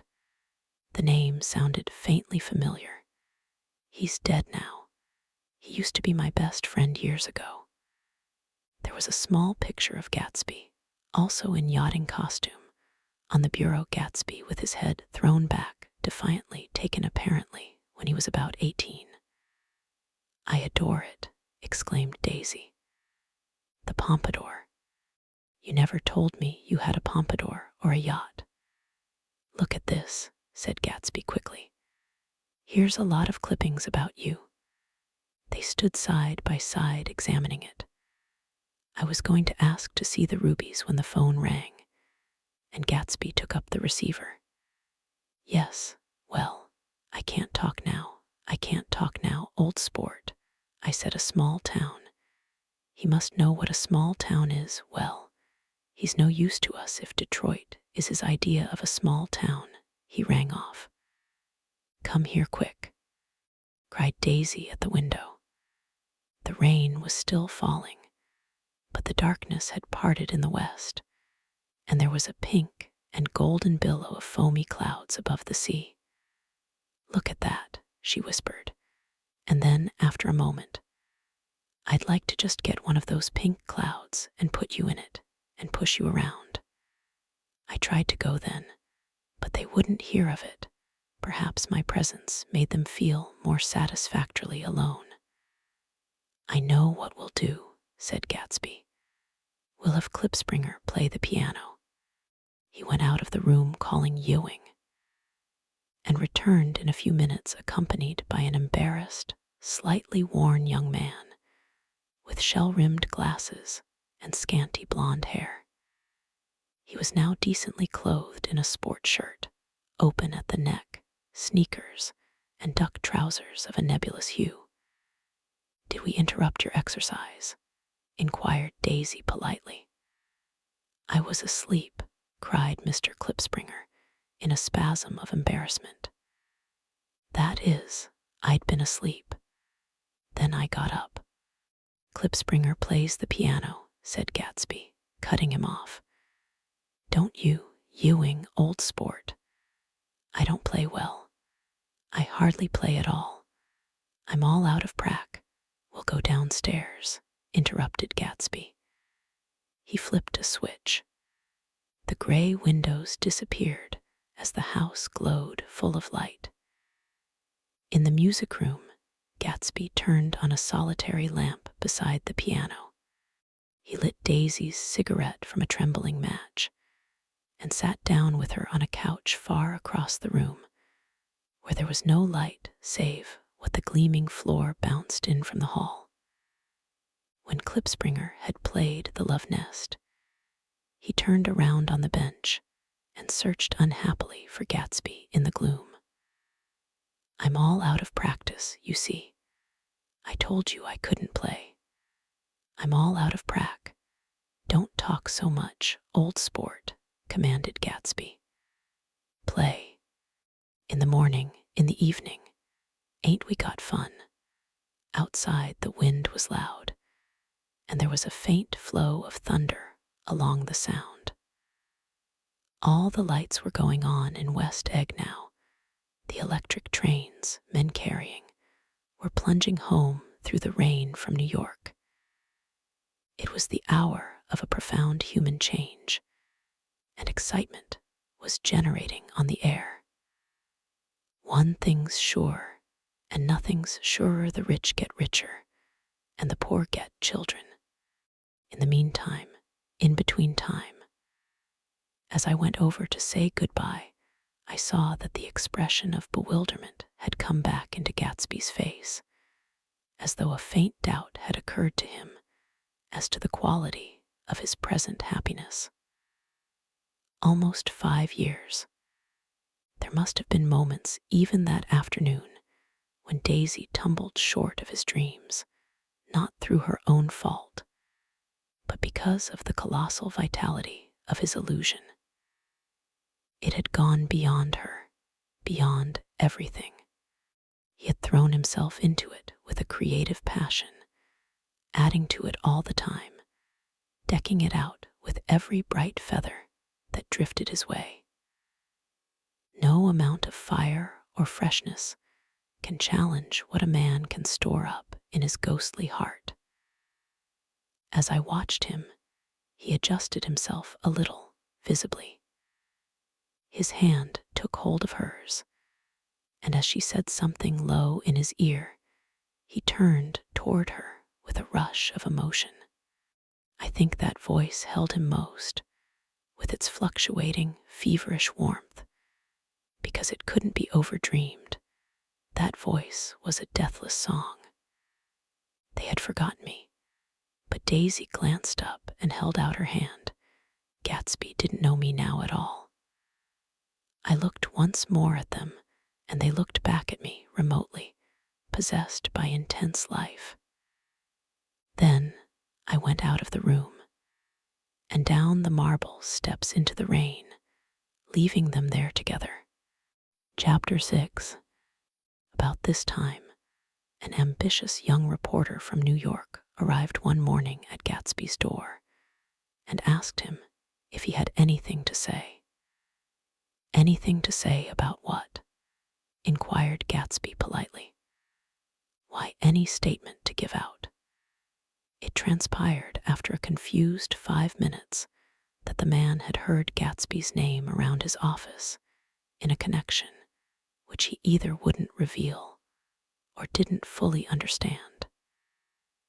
This was his day off, and with laudable initiative he had hurried out to see. It was a random shot, and yet the reporter's instinct was right.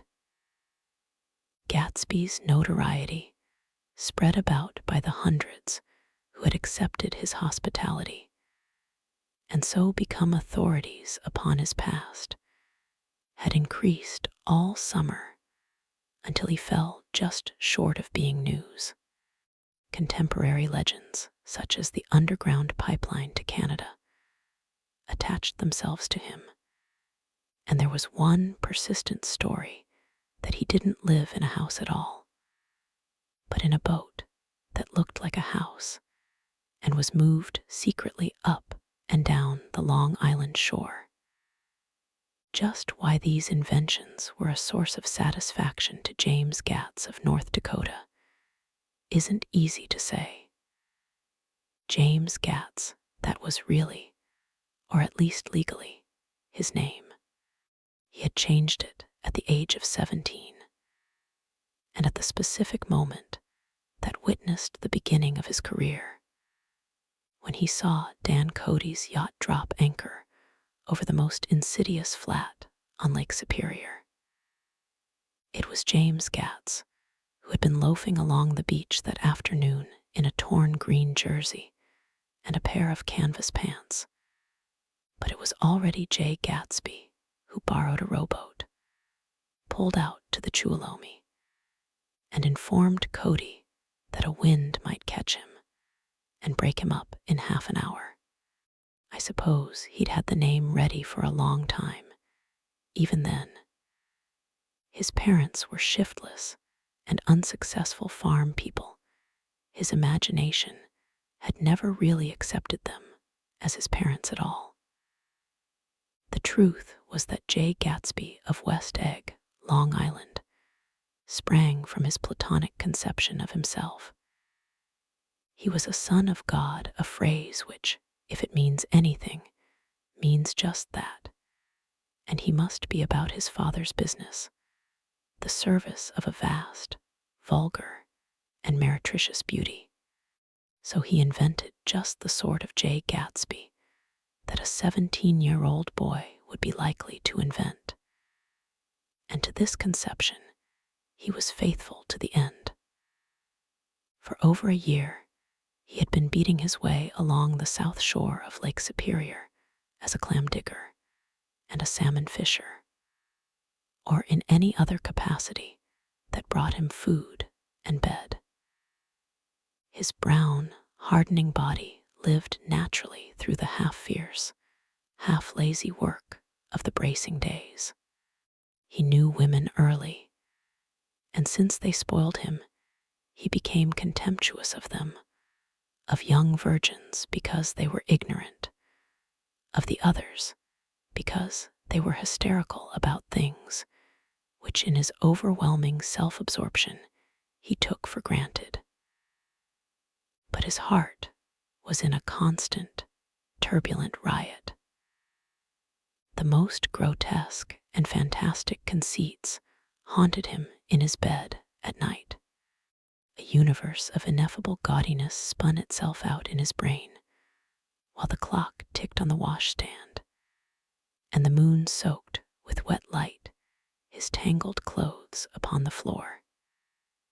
Each night, he added to the pattern of his fancies, until drowsiness closed down upon some vivid scene with an oblivious embrace.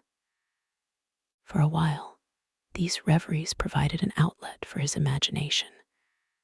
They were a satisfactory hint of the unreality of reality, a promise that the rock of the world was founded securely on a fairy's wing.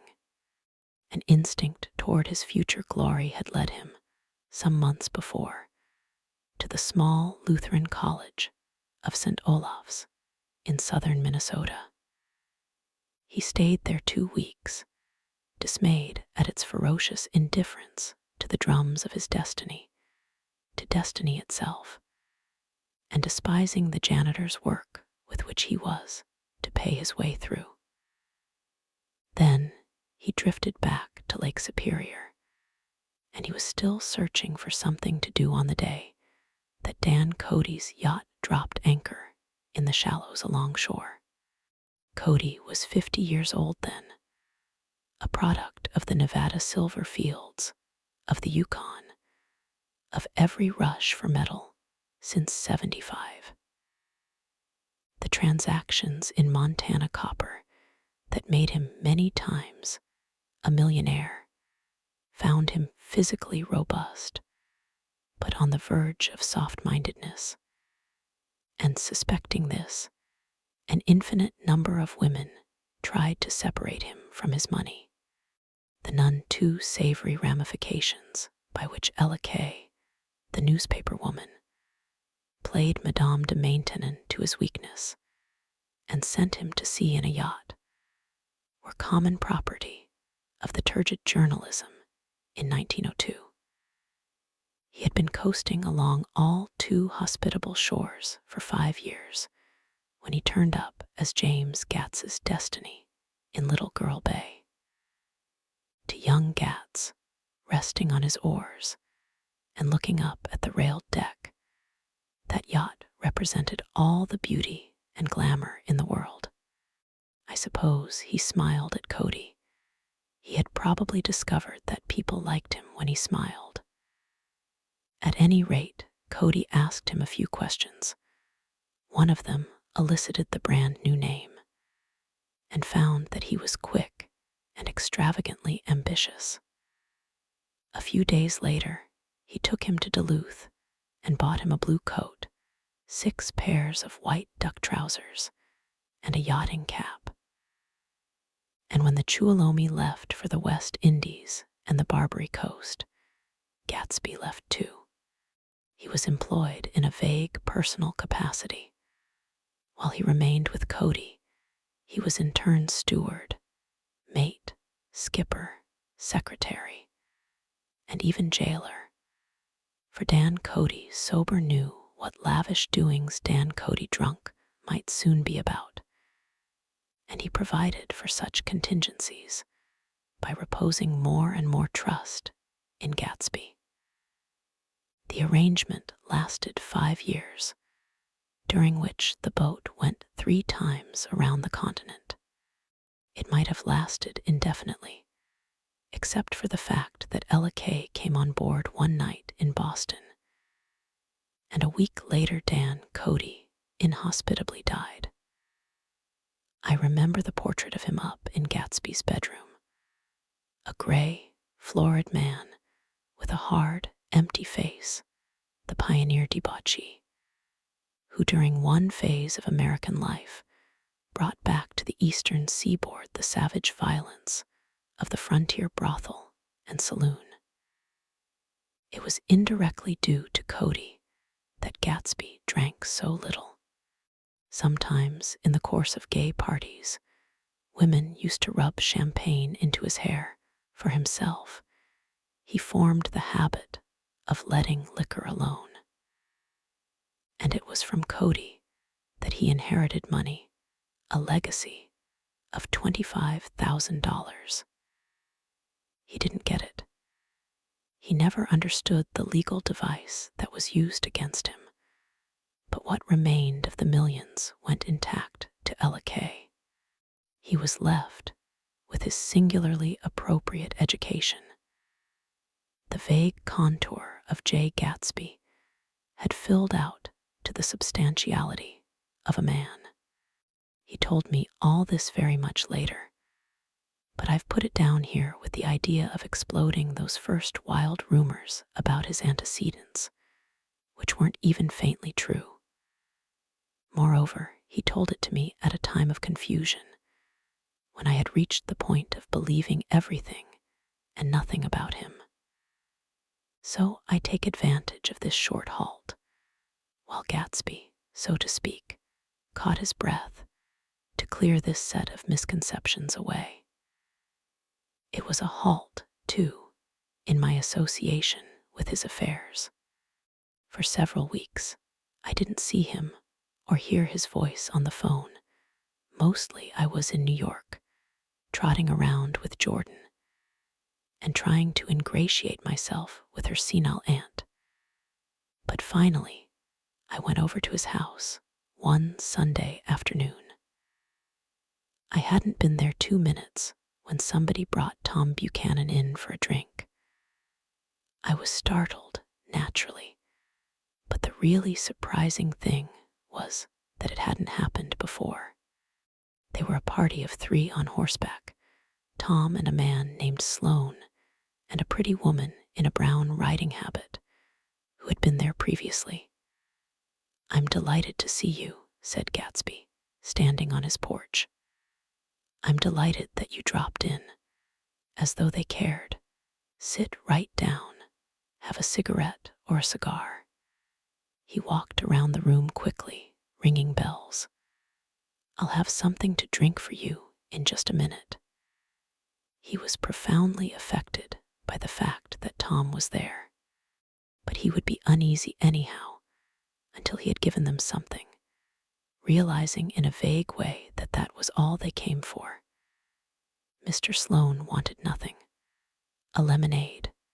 "No, thanks. A little champagne." "Nothing at all, thanks, I'm sorry. Did you have a nice ride? Very good roads around here." "I suppose the automobiles, yeah." Moved by an irresistible impulse, Gatsby turned to Tom, who had accepted the introduction as a stranger.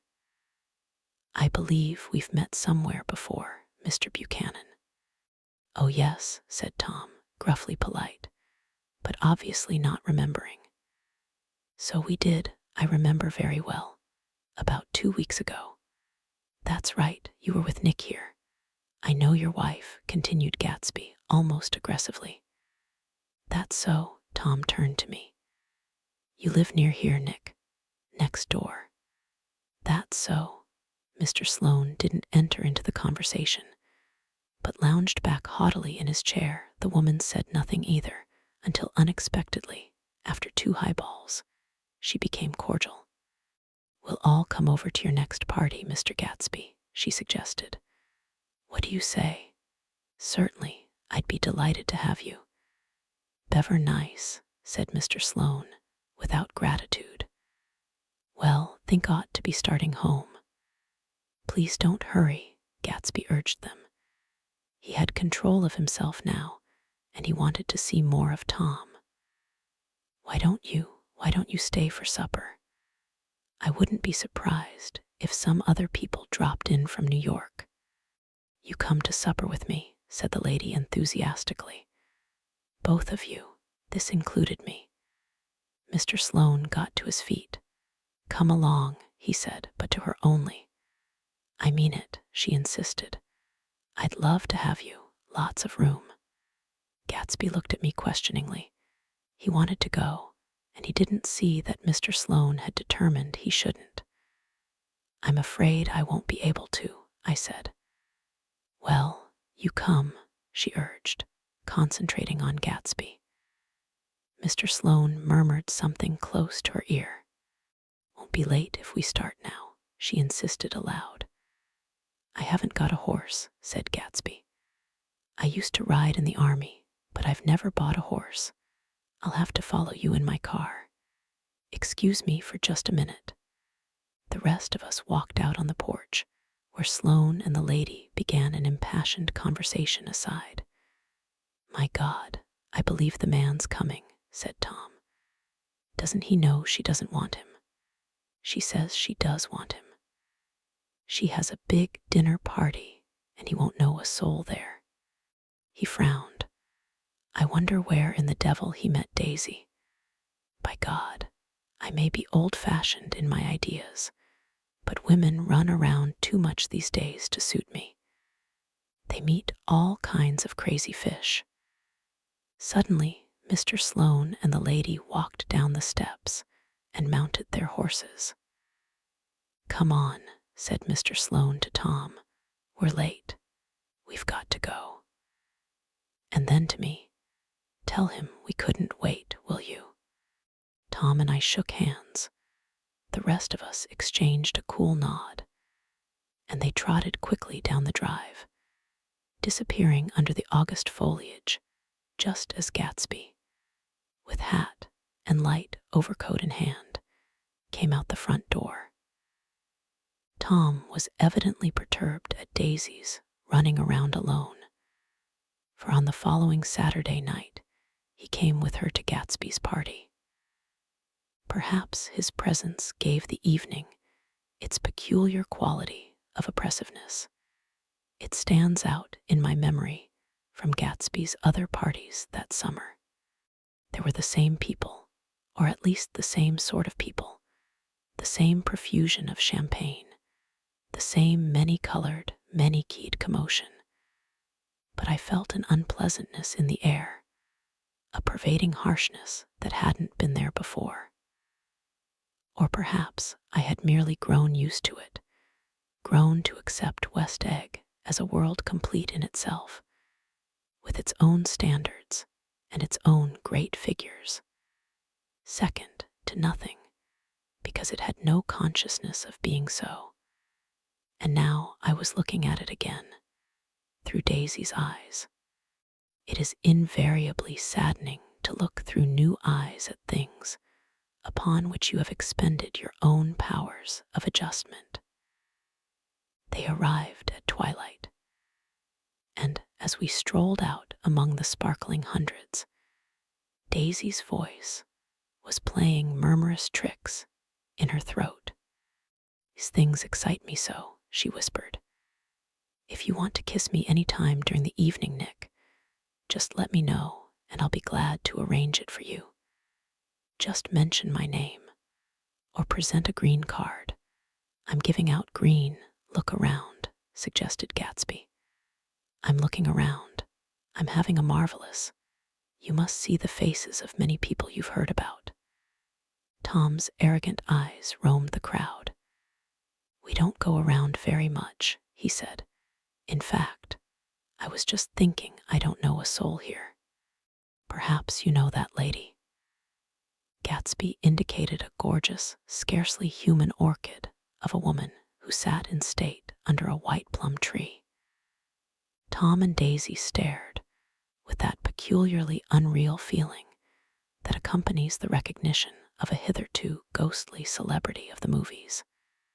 "She's lovely," said Daisy. "The man bending over her is her director." He took them ceremoniously from group to group, Mrs. Buchanan and Mr. Buchanan. After an instant's hesitation, he added, "The polo player." "Oh no," objected Tom quickly, "not me." But evidently the sound of it pleased Gatsby, for Tom remained the polo player for the rest of the evening. "I've never met so many celebrities," Daisy exclaimed. "I liked that man, what was his name, with the sort of blue nose." Gatsby identified him, adding that he was a small producer. "Well, I liked him anyhow." "I'd a little rather not be the polo player," said Tom pleasantly. "I'd rather look at all these famous people in oblivion." Daisy and Gatsby danced. I remember being surprised by his graceful, conservative foxtrot. I had never seen him dance before. Then they sauntered over to my house and sat on the steps for half an hour, while at her request, I remained watchfully in the garden. "In case there's a fire or a flood," she explained, "or any act of God." Tom appeared from his oblivion as we were sitting down to supper together. "Do you mind if I eat with some people over here?" he said. "A fellow's getting off some funny stuff." "Go ahead," answered Daisy genially. "And if you want to take down any addresses, here's my little gold pencil." She looked around after a moment and told me the girl was common but pretty. And I knew that except for the half hour she'd been alone with Gatsby, she wasn't having a good time. We were at a particularly tipsy table. That was my fault. Gatsby had been called to the phone, and I'd enjoyed these same people only 2 weeks before. But what had amused me then turned septic on the air now. "How do you feel, Miss Baedeker?" The girl addressed was trying, unsuccessfully, to slump against my shoulder. At this inquiry, she sat up and opened her eyes. What? A massive and lethargic woman, who had been urging Daisy to play golf with her at the local club tomorrow, spoke in Miss Baedeker's defense. "Oh, she's all right now. When she's had 5 or 6 cocktails, she always starts screaming like that. I tell her she ought to leave it alone." "I do leave it alone," affirmed the accused hollowly. "We heard you yelling, so I said to Doc Civet here, 'There's somebody that needs your help, Doc.'" "She's much obliged, I'm sure," said another friend, without gratitude. "But you got her dress all wet when you stuck her head in the pool." "Anything I hate is to get my head stuck in a pool," mumbled Miss Baedeker. "They almost drowned me once over in New Jersey." "Then you ought to leave it alone," countered Dr. Civet. "Speak for yourself," cried Miss Baedeker violently. "Your hand shakes. I wouldn't let you operate on me." It was like that. Almost the last thing I remember was standing with Daisy and watching the moving picture director and his star. They were still under the white plum tree, and their faces were touching, except for a pale, thin ray of moonlight between. It occurred to me that he had been very slowly bending toward her all evening to attain this proximity. And even while I watched, I saw him stoop one ultimate degree and kiss at her cheek. "I like her," said Daisy. "I think she's lovely." But the rest offended her, and inarguably, because it wasn't a gesture, but an emotion. She was appalled by West Egg, this unprecedented place that Broadway had begotten upon a Long Island fishing village, appalled by its raw vigor that chafed under the old euphemisms, and by the too obtrusive fate that herded its inhabitants along a shortcut from nothing to nothing. She saw something awful in the very simplicity she failed to understand. I sat on the front steps with them while they waited for their car. It was dark here in front. Only the bright door sent 10 square feet of light volleying out into the soft black morning. Sometimes a shadow moved against a dressing room blind above, gave way to another shadow, an indefinite procession of shadows, who rouged and powdered in an invisible glass. "Who is this Gatsby, anyhow?" demanded Tom suddenly. "Some big bootlegger." "Where'd you hear that?" I inquired. "I didn't hear it. I imagined it. A lot of these newly rich people are just big bootleggers, you know." "Not Gatsby," I said shortly. He was silent for a moment. The pebbles of the drive crunched under his feet. Well, he certainly must have strained himself to get this menagerie together. A breeze stirred the gray haze of Daisy's fur collar.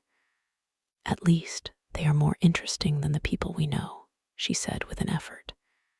"You didn't look so interested." "Well, I was." Tom laughed and turned to me. "Did you notice Daisy's face when that girl asked her to put her under a cold shower?" Daisy began to sing with the music in a husky, rhythmic whisper, bringing out a meaning in each word that it had never had before and would never have again.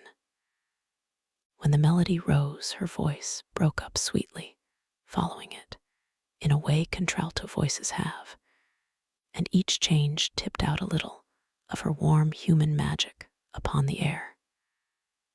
"Lots of people come who haven't been invited," she said suddenly. That girl hadn't been invited. They simply force their way in, and he's too polite to object. "I'd like to know who he is and what he does," insisted Tom. "And I think I'll make a point of finding out." "I can tell you right now," she answered. "He owned some drugstores, a lot of drugstores. He built them up himself." The dilatory limousine came rolling up the drive. "Good night, Nick," said Daisy. Her glance left me and sought the lighted top of the steps, where 3 o'clock in the morning, a neat, sad little waltz of that year, was drifting out the open door. After all, in the very casualness of Gatsby's party, there were romantic possibilities totally absent from her world. What was it up there in the song that seemed to be calling her back inside? What would happen now in the dim, incalculable hours? Perhaps some unbelievable guest would arrive, a person infinitely rare and to be marveled at, some authentically radiant young girl who, with one fresh glance at Gatsby, one moment of magical encounter, would blot out those 5 years of unwavering devotion. I stayed late that night. Gatsby asked me to wait until he was free, and I lingered in the garden until the inevitable swimming party had run up, chilled and exalted, from the black beach, until the lights were extinguished in the guest rooms overhead. When he came down the steps at last, the tanned skin was drawn unusually tight on his face, and his eyes were bright and tired. "She didn't like it," he said immediately. "Of course she did." "She didn't like it," he insisted. "She didn't have a good time." He was silent, and I guessed at his unutterable depression. "I feel far away from her," he said. "It's hard to make her understand." "You mean about the dance?" "The dance." He dismissed all the dances he had given with a snap of his fingers. Old sport, the dance is unimportant. He wanted nothing less of Daisy than that she should go to Tom and say, "I never loved you." After she had obliterated 4 years with that sentence, they could decide upon the more practical measures to be taken. One of them was that, after she was free, they were to go back to Louisville and be married from her house, just as if it were 5 years ago. "And she doesn't understand," he said. "She used to be able to understand. We'd sit for hours." He broke off and began to walk up and down a desolate path of fruit rinds and discarded favors and crushed flowers. "I wouldn't ask too much of her," I ventured. "You can't repeat the past. Can't repeat the past," he cried incredulously. "Why, of course you can." He looked around him wildly, as if the past were lurking here in the shadow of his house, just out of reach of his hand. "I'm going to fix everything just the way it was before," he said, nodding determinedly. "She'll see." He talked a lot about the past, and I gathered that he wanted to recover something, some idea of himself perhaps, that had gone into loving Daisy. His life had been confused and disordered since then, but if he could once return to a certain starting place and go over it all slowly, he could find out what that thing was. One autumn night, 5 years before, they had been walking down the street when the leaves were falling, and they came to a place where there were no trees and the sidewalk was white with moonlight. They stopped here and turned toward each other. Now it was a cool night with that mysterious excitement in it which comes at the 2 changes of the year. The quiet lights in the houses were humming out into the darkness, and there was a stir and bustle among the stars. Out of the corner of his eye, Gatsby saw that the blocks of the sidewalks really formed a ladder and mounted to a secret place above the trees. He could climb to it if he climbed alone, and once there, he could suck on the pap of life, gulp down the incomparable milk of wonder. His heart beat faster as Daisy's white face came up to his own. He knew that when he kissed this girl and forever wed his unutterable visions to her perishable breath, his mind would never romp again like the mind of God. So he waited, listening for a moment longer to the tuning fork that had been struck upon a star. Then he kissed her. At his lips, touch, she blossomed for him like a flower, and the incarnation was complete. Through all he said, even through his appalling sentimentality, I was reminded of something, an elusive rhythm, a fragment of lost words that I had heard somewhere a long time ago. For a moment, a phrase tried to take shape in my mouth, and my lips parted like a dumb man's, as though there was more struggling upon them than a wisp of startled air. But they made no sound, and what I had almost remembered was uncommunicable forever. "You always look so cool," she repeated. She had told him that she loved him, and Tom Buchanan saw. He was astounded. His mouth opened a little, and he looked at Gatsby, and then back at Daisy, as if he had just recognized her as someone he knew a long time ago. "You resemble the advertisement of the man," she went on innocently. "You know the advertisement of the man."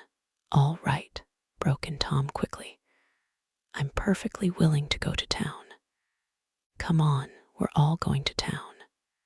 He got up, his eyes still flashing between Gatsby and his wife. No one moved. "Come on." His temper cracked a little. What's the matter, anyhow? If we're going to town, let's start. His hand, trembling with his effort at self-control, bore to his lips the last of his glass of ale. Daisy's voice got us to our feet and out on to the blazing gravel drive. Are we just going to go? She objected. Like this? Aren't we going to let anyone smoke a cigarette first? Everybody smoked all through lunch. Oh, let's have fun, she begged him. It's too hot to fuss. He didn't answer. Have it your own way, she said. Come on, Jordan. They went upstairs to get ready while we three men stood there shuffling the hot pebbles with our feet. A silver curve of the moon hovered already in the western sky. Gatsby started to speak, changed his mind, but not before Tom wheeled and faced him expectantly. Have you got your stables here? Asked Gatsby with an effort. About a quarter of a mile down the road. Oh, a pause. I don't see the idea of going to town, broke out Tom savagely. Women get these notions in their heads. Shall we take anything to drink? Called Daisy from an upper window. I'll get some whiskey, answered Tom. He went inside. Gatsby turned to me rigidly. I can't say anything in his house, old sport. She's got an indiscreet voice, I remarked. It's full of, I hesitated. Her voice is full of money, he said suddenly. That was it. I'd never understood before. It was full of money. That was the inexhaustible charm that rose and fell in it, the jingle of it, the cymbals' song of it. High in a white palace, the king's daughter. The golden girl Tom came out of the house, wrapping a quart bottle in a towel, followed by Daisy and Jordan, wearing small, tight hats of metallic cloth and carrying light capes over their arms. Shall we all go in my car? Suggested Gatsby. He felt the hot, green leather of the seat. I ought to have left it in the shade. Is it standard shift? Demanded Tom. Yes. Well, you take my coupe and let me drive your car to town. The suggestion was distasteful to Gatsby. I don't think there's much gas, he objected. Plenty of gas, said Tom boisterously. He looked at the gauge.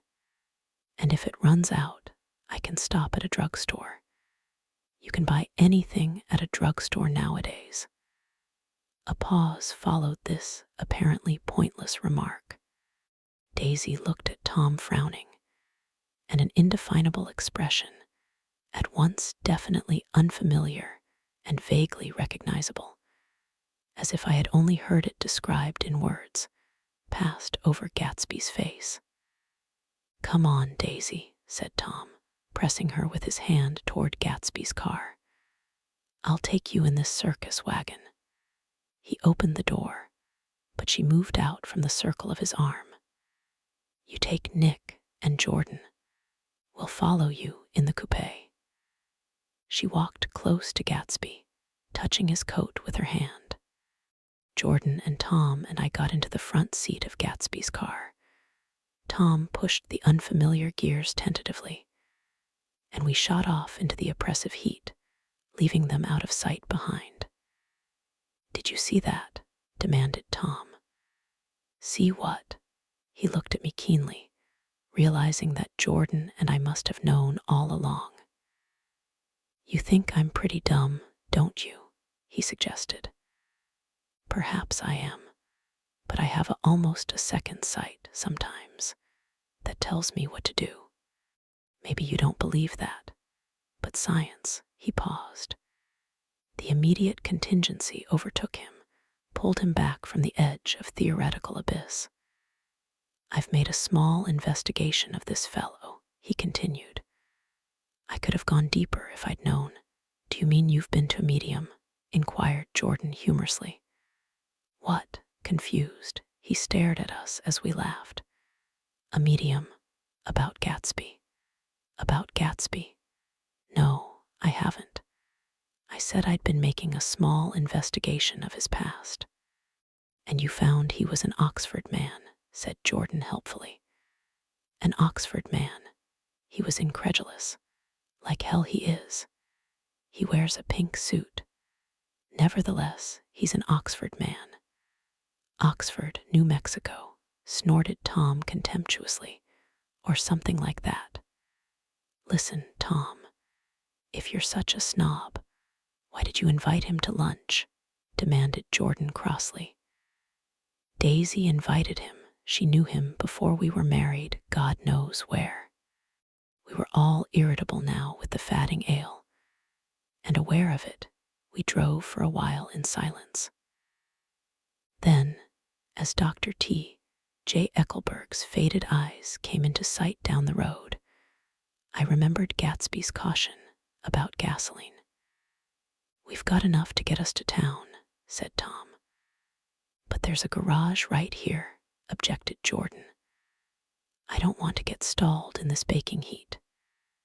Tom threw on both brakes impatiently, and we slid to an abrupt, dusty stop under Wilson's sign.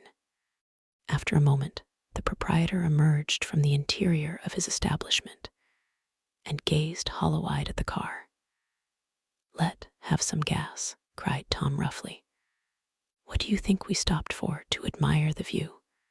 I'm sick, said Wilson without moving. Been sick all day. What's the matter? I'm all run down. Well, shall I help myself? Tom demanded. You sounded well enough on the phone. With an effort, Wilson left the shade and support of the doorway, and breathing hard, unscrewed the cap of the tank.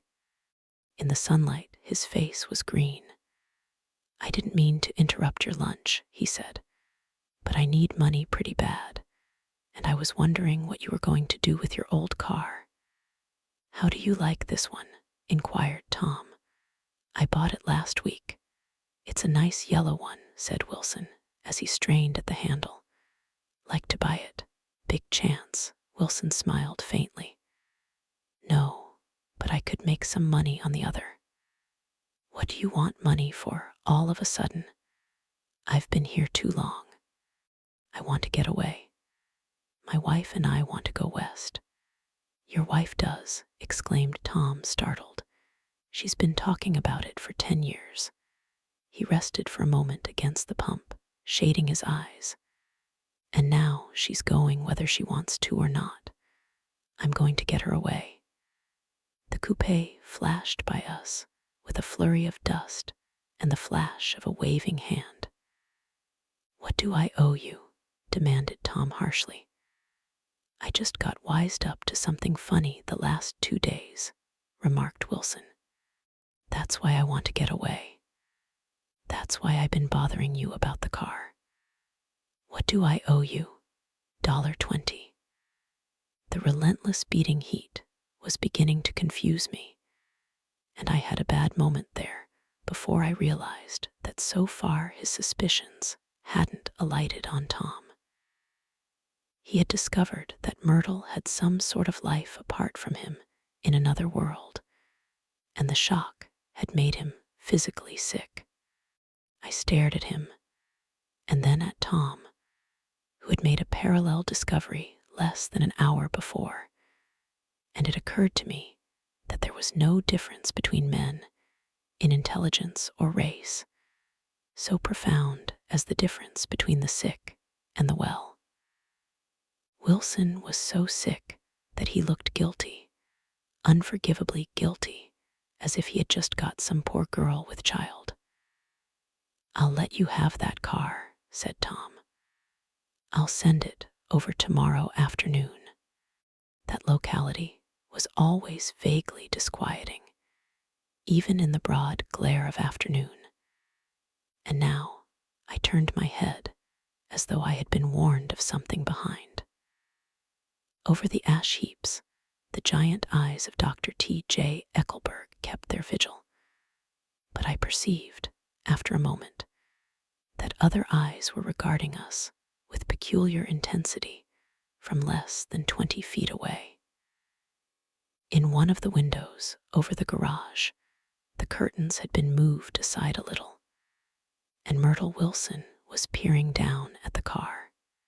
So engrossed was she that she had no consciousness of being observed, and one emotion after another crept into her face like objects into a slowly developing picture. Her expression was curiously familiar. It was an expression I had often seen on women's faces, but on Myrtle Wilson's face, it seemed purposeless and inexplicable, until I realized that her eyes, wide with jealous terror, were fixed not on Tom, but on Jordan Baker, whom she took to be his wife. There is no confusion like the confusion of a simple mind. And as we drove away, Tom was feeling the hot whips of panic. His wife and his mistress, until an hour ago secure and inviolate, were slipping precipitately from his control. Instinct made him step on the accelerator with the double purpose of overtaking Daisy and leaving Wilson behind, and we sped along toward Astoria at 50 miles an hour, until, among the spidery girders of the elevated, we came in sight of the easy-going blue coupe. "Those big movies around 50th Street are cool," suggested Jordan. "I love New York on summer afternoons when everyone's away. There's something very sensuous about it overripe, as if all sorts of funny fruits were going to fall into your hands." The word sensuous had the effect of further disquieting Tom, but before he could invent a protest, the coupe came to a stop, and Daisy signaled us to draw up alongside. "Where are we going?" she cried. "How about the movies?" "It's so hot," she complained. "You go. We'll ride around and meet you after." With an effort, her wit rose faintly. "We'll meet you on some corner. I'll be the man smoking 2 cigarettes. "We can't argue about it here," Tom said impatiently, as a truck gave out a cursing whistle behind us. "You follow me to the south side of Central Park, in front of the plaza." Several times he turned his head and looked back for their car, and if the traffic delayed them, he slowed up until they came into sight. I think he was afraid they would dart down a side street and out of his life forever. But they didn't, and we all took the less explicable step of engaging the parlor of a suite in the Plaza Hotel. The prolonged and tumultuous argument that ended by herding us into that room eludes me, though I have a sharp physical memory that, in the course of it, my underwear kept climbing like a damp snake around my legs, and intermittent beads of sweat raced cool across my back. The notion originated with Daisy's suggestion that we hire 5 bathrooms and take cold baths, and then assumed more tangible form as a place to have a mint julep. Each of us said over and over that it was a crazy idea. We all talked at once to a baffled clerk and thought, or pretended to think, that we were being very funny. The room was large and stifling, and though it was already 4 o'clock, opening the windows admitted only a gust of hot shrubbery from the park. Daisy went to the mirror and stood with her back to us, fixing her hair. "It's a swell suite," whispered Jordan respectfully, and everyone laughed. "Open another window," commanded Daisy, without turning around. "There aren't any more." "Well, we'd better telephone for an axe. The thing to do is to forget about the heat," said Tom impatiently. "You make it 10 times worse by crabbing about it." He unrolled the bottle of whiskey from the towel and put it on the table. "Why not let her alone, old sport?" remarked Gatsby. "You're the one that wanted to come to town. There was a moment of silence. The telephone book slipped from its nail and splashed to the floor, whereupon Jordan whispered, "Excuse me," but this time no one laughed. "I'll pick it up," I offered. "I've got it." Gatsby examined the parted string, muttered in an interested way, and tossed the book on a chair. "That's a great expression of yours, isn't it?" said Tom sharply. "What is?" "All this old sport business. Where'd you pick that up?" "Now see here, Tom," said Daisy, turning around from the mirror. "If you're going to make personal remarks, I won't stay here a minute. Call up and order some ice for the mint julep." As Tom took up the receiver, the compressed heat exploded into sound, and we were listening to the portentous chords of Mendelssohn's Wedding March from the ballroom below. "Imagine marrying anybody in this heat," cried Jordan dismally. "Still, I was married in the middle of June," Daisy remembered. "Villain June. Somebody fainted." "Who was it fainted, Tom?" "Biloxi," he answered shortly. "A man named Biloxi. Blocks Biloxi, and he made boxes, that's a fact, and he was from Biloxi, Tennessee. They carried him into my house," appended Jordan, "because we lived just 2 doors from the church, and he stayed 3 weeks until Daddy told him he had to get out. The day after he left, Daddy died." After a moment, she added, as if she might have sounded irreverent, "There wasn't any connection." "I used to know a Bill Biloxi from Memphis," I remarked. "That was his cousin. I knew his whole family history before he left. He gave me an aluminum putter that I use today." The music had died down as the ceremony began, and now a long cheer floated in at the window, followed by intermittent cries of "yay, ee," and finally by a burst of jazz as the dancing began. "We're getting old," said Daisy. "If we were young, we rise and dance." "Remember Biloxi," Jordan warned her. "Where'd you know him, Tom?" "Biloxi." He concentrated with an effort. "I didn't know him. He was a friend of Daisy." "He was not," she denied. "I'd never seen him before. He came down in the private car." "Well, he said he knew you. He said he was raised in Louisville. A Sab bird brought him around at the last minute and asked if we had room for him." Jordan smiled. "He was probably bumming his way home. He told me he was president of your class at Yale." Tom and I looked at each other blankly. "Biloxi. First place. We didn't have any president." Gatsby's foot beat a short, restless tattoo, and Tom eyed him suddenly. "By the way, Mr. Gatsby, I understand you're an Oxford man." "Not exactly." "Oh, yes, I understand you went to Oxford." "Yes, I went there." A pause. Then Tom's voice, incredulous and insulting. "You must have gone there about the time Biloxi went to New Haven." Another pause. A waiter knocked and came in with crushed mint and ice, but the silence was unbroken by his "thank you" and the soft closing of the door. This tremendous detail was to be cleared up at last. "I told you I went there," said Gatsby. "I heard you, but I'd like to know when." "It was in 1919. I only stayed 5 months. That's why I can't really call myself an Oxford man." Tom glanced around to see if we mirrored his unbelief, but we were all looking at Gatsby. It was an opportunity they gave to some of the officers after the armistice.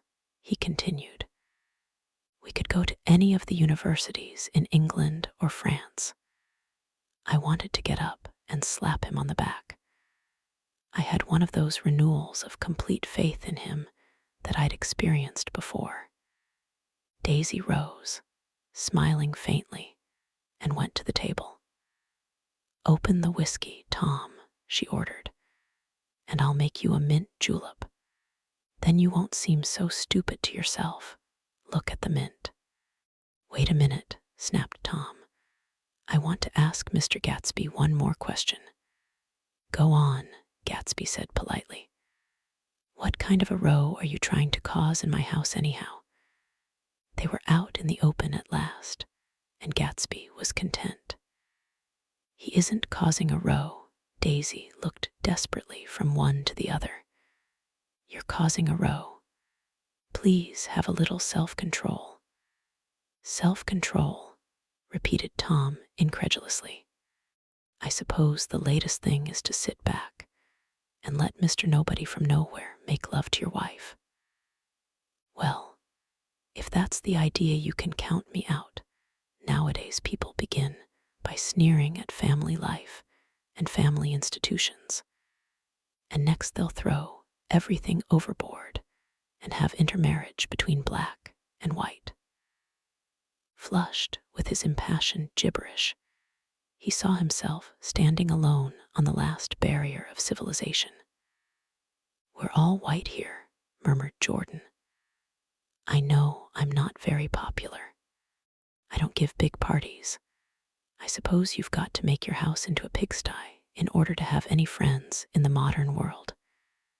Angry as I was, as we all were, I was tempted to laugh whenever he opened his mouth. The transition from libertine to prig was so complete. I've got something to tell you, old sport, began Gatsby. But Daisy guessed at his intention. Please don't, she interrupted helplessly. Please, let's all go home. Why don't we all go home? That's a good idea. I got up. Come on, Tom. Nobody wants a drink. I want to know what Mr. Gatsby has to tell me. Your wife doesn't love you, said Gatsby. She's never loved you. She loves me. You must be crazy, exclaimed Tom automatically. Gatsby sprang to his feet, vivid with excitement. She never loved you, do you hear? He cried. She only married you because I was poor and she was tired of waiting for me. It was a terrible mistake, but in her heart, she never loved anyone except me. At this point, Jordan and I tried to go, but Tom and Gatsby insisted with competitive firmness that we remain, as though neither of them had anything to conceal, and it would be a privilege to partake vicariously of their emotions. Sit down, Daisy. Tom's voice groped unsuccessfully for the paternal note. What's been going on? I want to hear all about it. I told you what's been going on, said Gatsby. Going on for 5 years, and you didn't know. Tom turned to Daisy sharply. You've been seeing this fellow for 5 years. Not seeing, said Gatsby. No, we couldn't meet.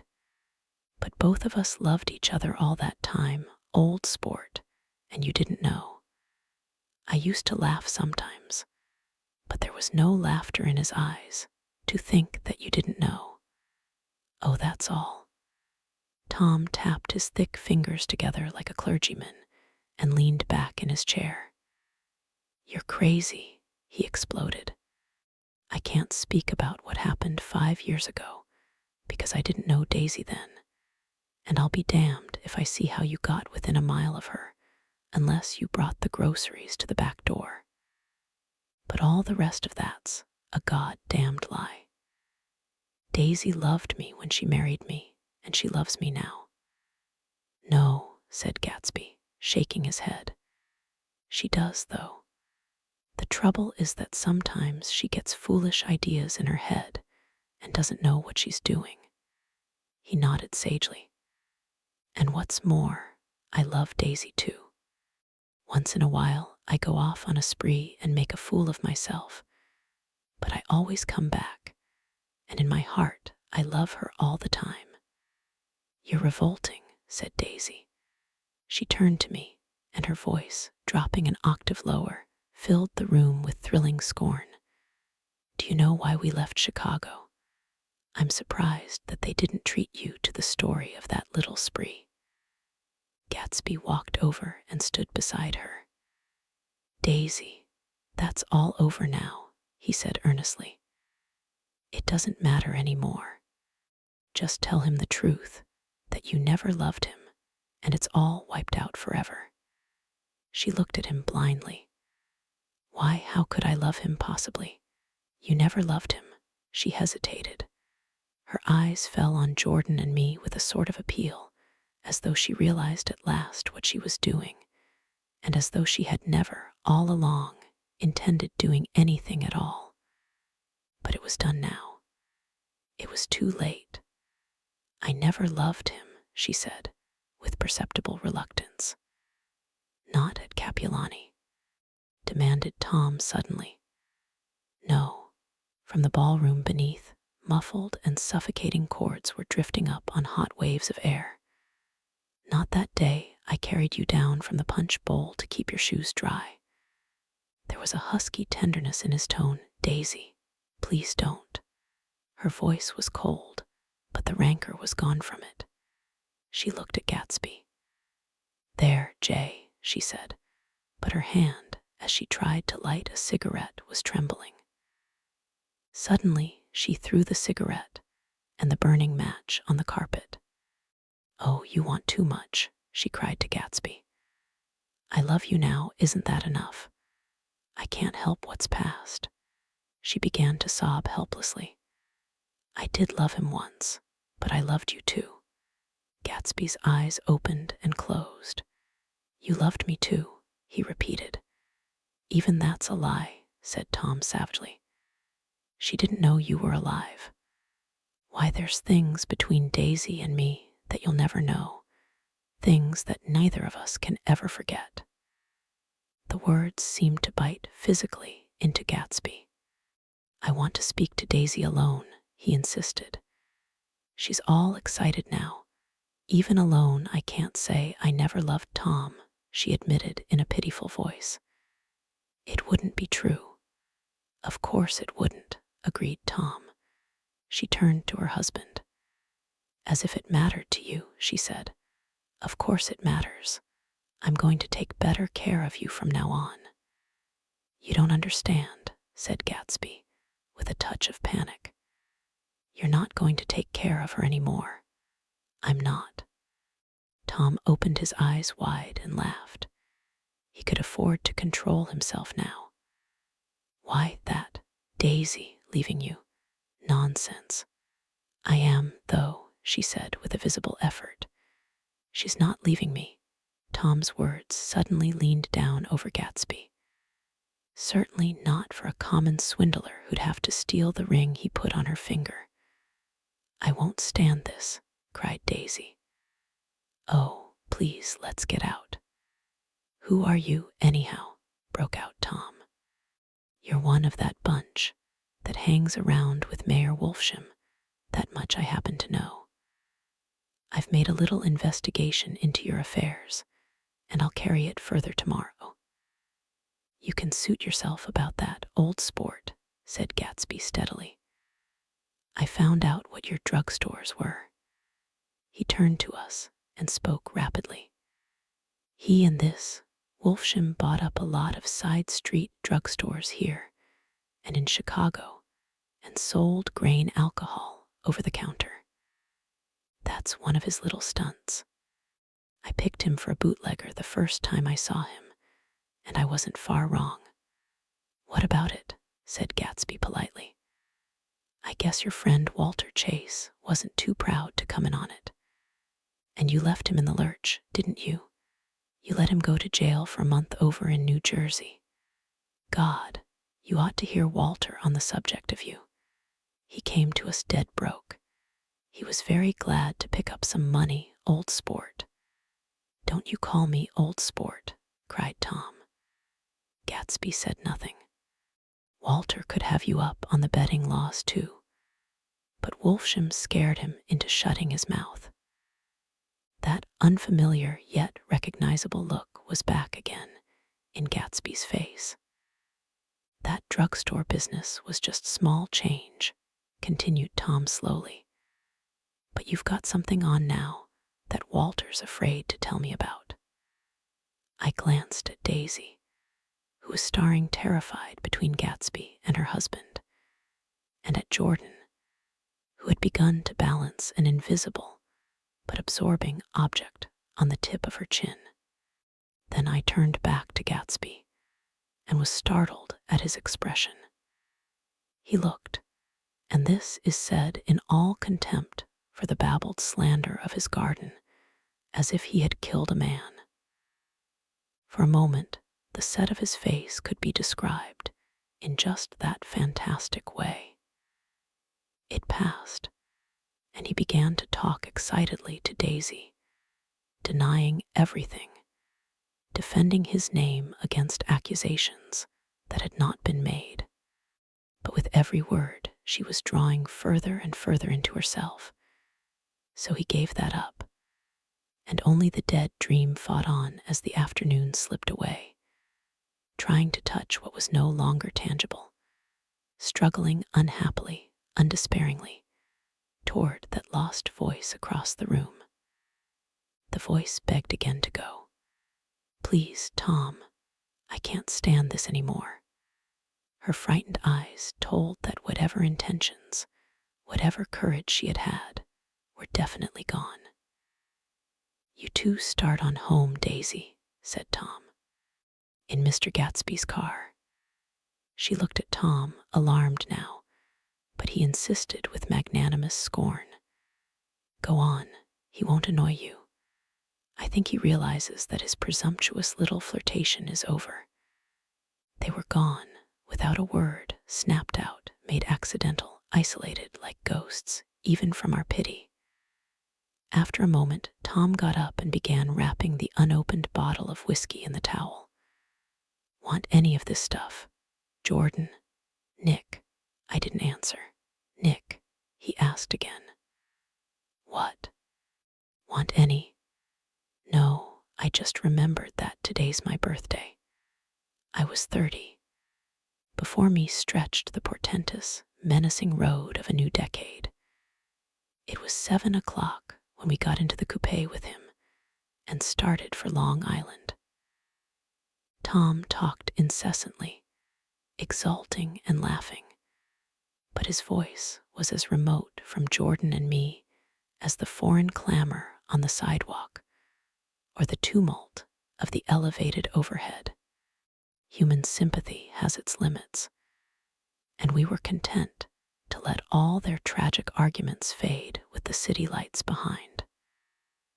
30, the promise of a decade of loneliness, a thinning list of single men to know, a thinning briefcase of enthusiasm, thinning hair.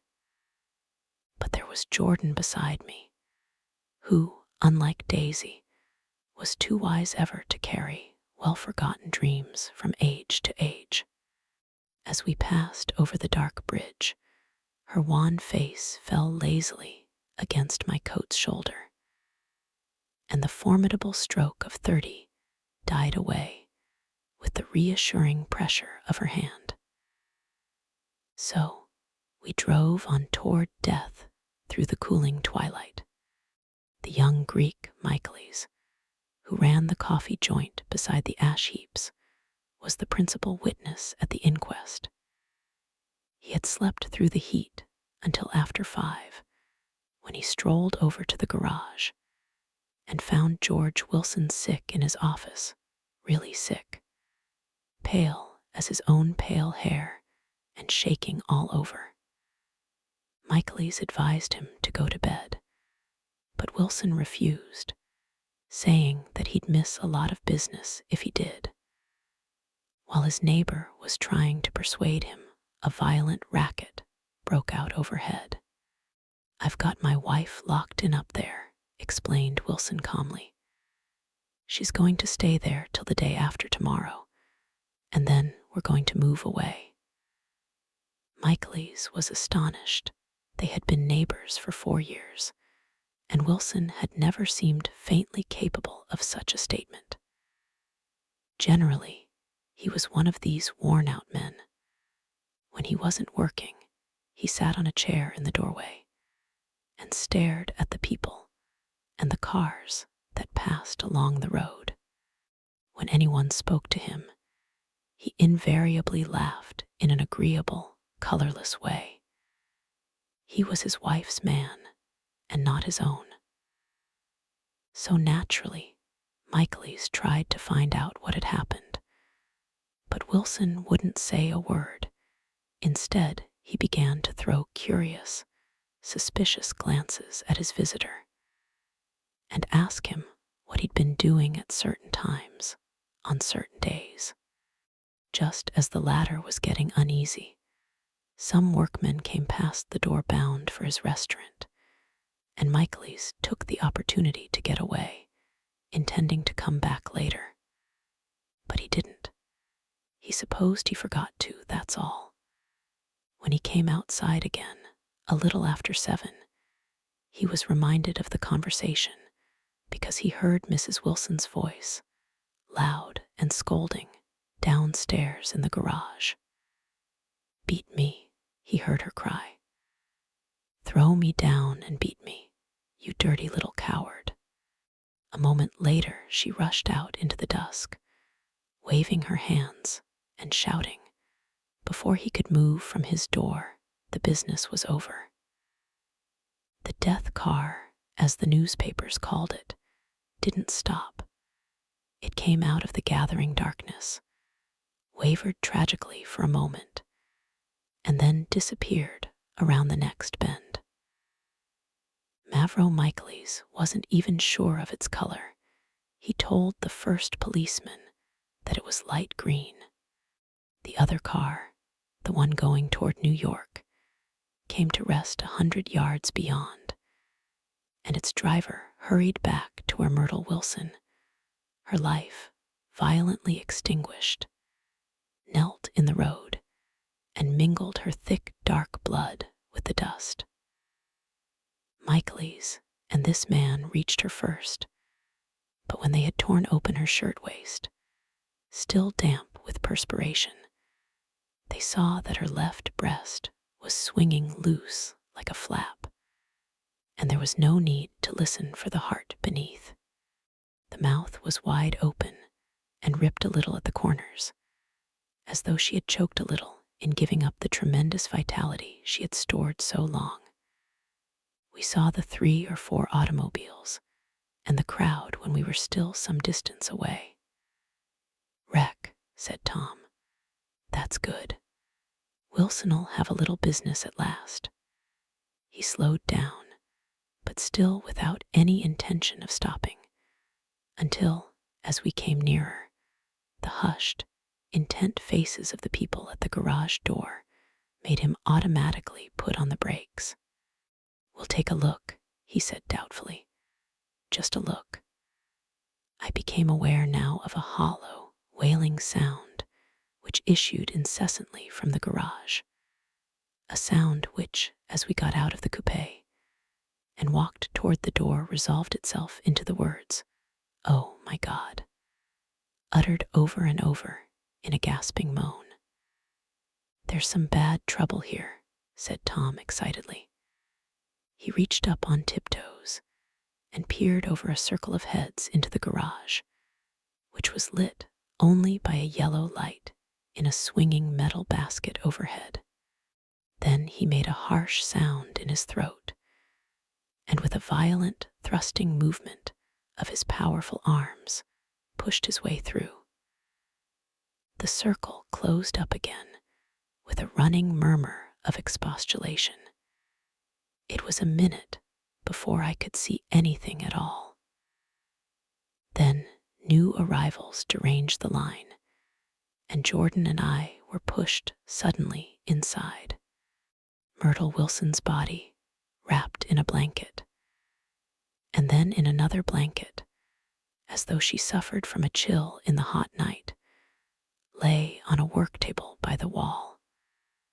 And Tom, with his back to us, was bending over it, motionless. Next to him stood a motorcycle policeman taking down names, with much sweat and correction, in a little book. At first, I couldn't find the source of the high, groaning words that echoed clamorously through the bare garage. Then I saw Wilson standing on the raised threshold of his office, swaying back and forth and holding to the doorposts with both hands. Some man was talking to him in a low voice and attempting, from time to time, to lay a hand on his shoulder.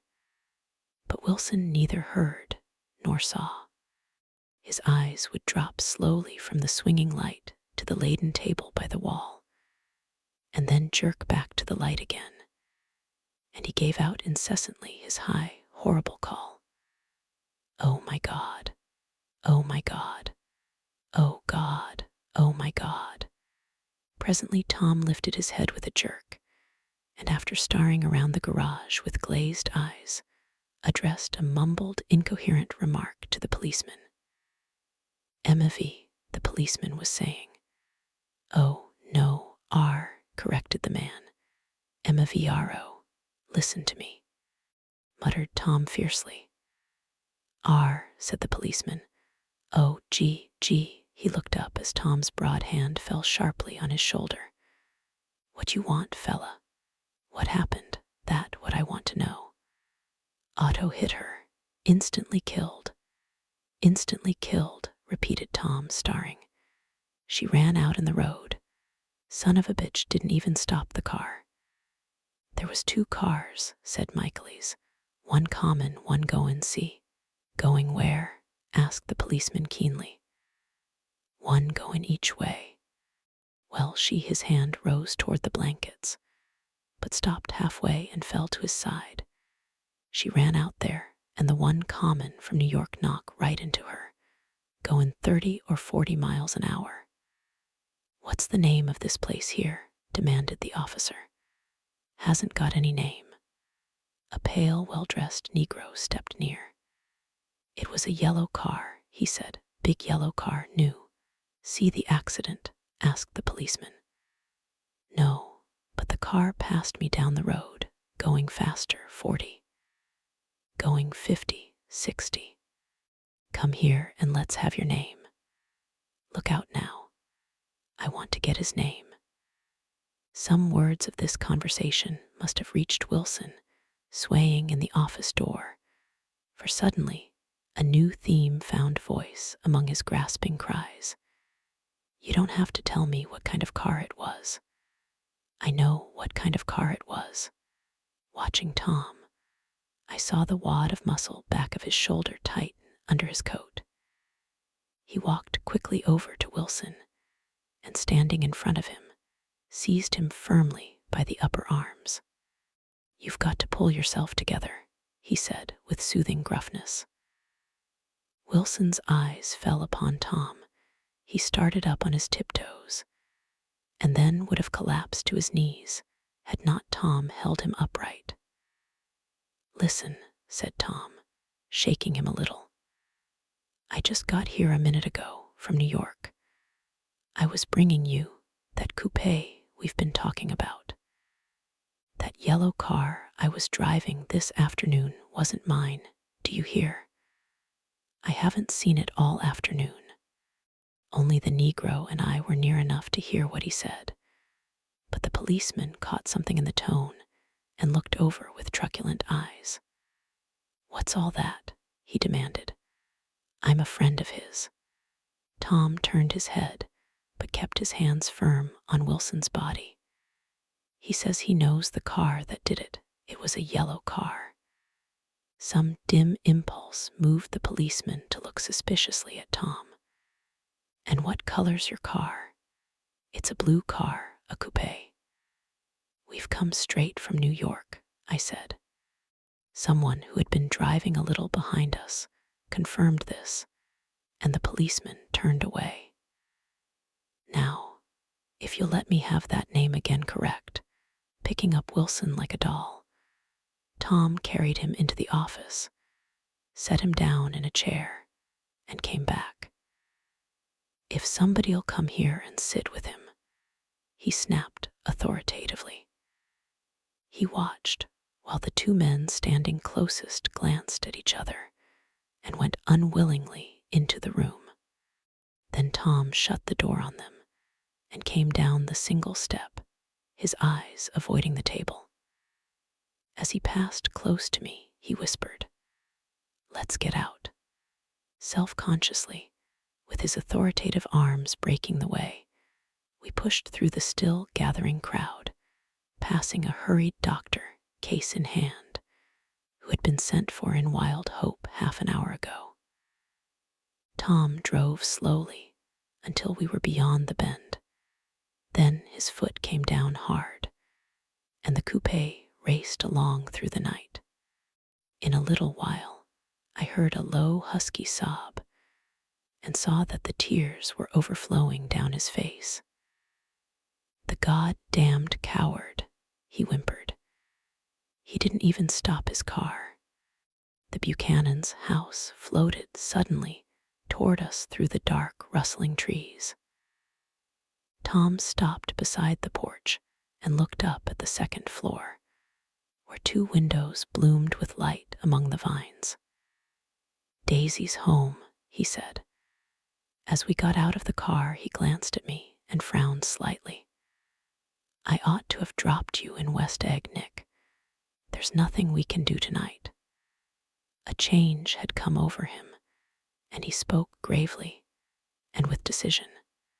As we walked across the moonlight gravel to the porch, he disposed of the situation in a few brisk phrases. "I'll telephone for a taxi to take you home, and while you're waiting, you and Jordan better go in the kitchen and have them get you some supper if you want any." He opened the door. "Come in." "No, thanks, but I'd be glad if you'd order me the taxi. I'll wait outside." Jordan put her hand on my arm. "Won't you come in, Nick?" "No, thanks.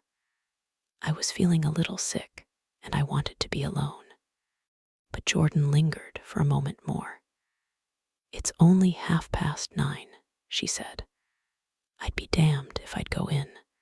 I'd had enough of all of them for one day." And suddenly, that included Jordan too. She must have seen something of this in my expression, for she turned abruptly away and ran up the porch steps into the house. I sat down for a few minutes with my head in my hands until I heard the phone taken up inside and the butler's voice calling a taxi. Then I walked slowly down the drive away from the house, intending to wait by the gate. I hadn't gone 20 yards when I heard my name, and Gatsby stepped from between 2 bushes into the path. I must have felt pretty weird by that time, because I could think of nothing except the luminosity of his pink suit under the moon. "What are you doing?" I inquired. "Just standing here, old sport." Somehow, that seemed a despicable occupation. For all I knew, he was going to rob the house in a moment. I wouldn't have been surprised to see sinister faces, the faces of Wolfsham's people, behind him in the dark shrubbery. "Did you see any trouble on the road?" he asked after a minute. "Yes," he hesitated. "Was she killed?" "Yes. I thought so. I told Daisy I thought so. It's better that the shock should all come at once. She stood it pretty well." He spoke as if Daisy's reaction was the only thing that mattered. "I got to West Egg by a side road," he went on, "and left the car in my garage. I don't think anybody saw us, but of course I can't be sure. I disliked him so much by this time that I didn't find it necessary to tell him he was wrong." "Who was the woman?" he inquired.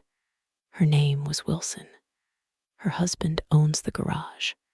How the devil did it happen?" "Well, I tried to swing the wheel," he broke off, and suddenly I guessed at the truth. "Was Daisy driving?" "Yes," he said after a moment, "but of course I'll say I was. You see, when we left New York, she was very nervous, and she thought it would steady her to drive. And this woman rushed out at us just as we were passing a car coming the other way. It all happened in a minute, but it seemed to me that she wanted to speak to us, thought we were somebody she knew.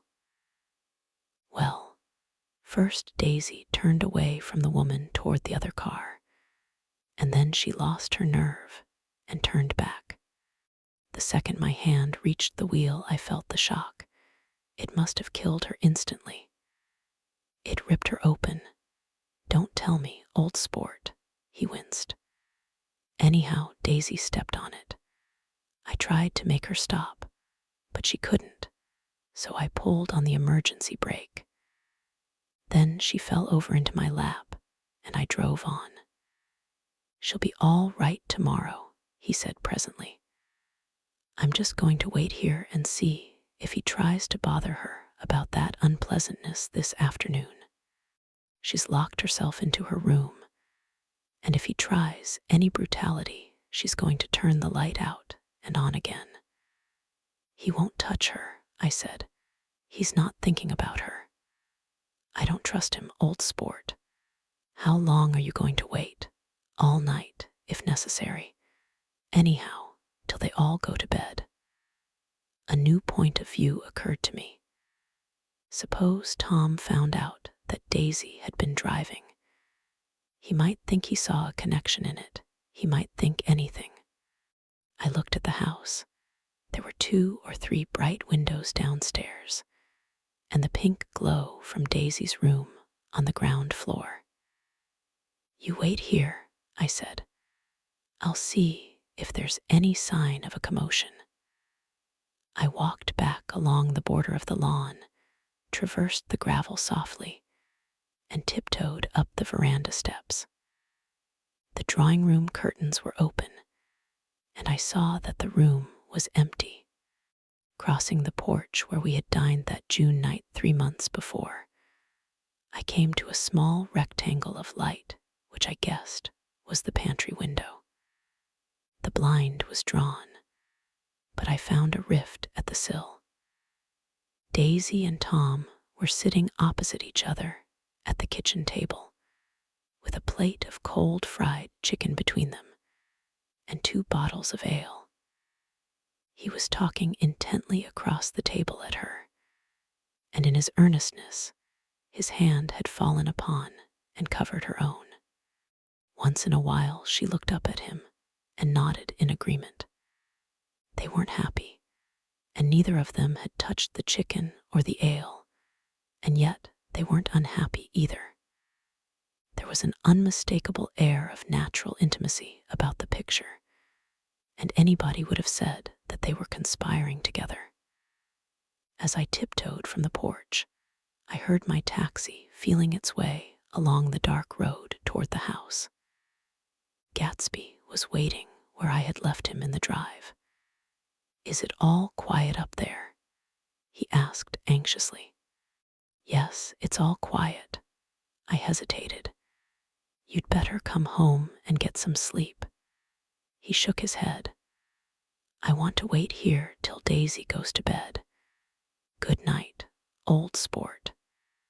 He put his hands in his coat pockets and turned back eagerly to his scrutiny of the house, as though my presence marred the sacredness of the vigil. So I walked away and left him standing there in the moonlight, watching over nothing. Chapter 8. I couldn't sleep all night. A foghorn was groaning incessantly on the sound, and I tossed half sick between grotesque reality and savage, frightening dreams.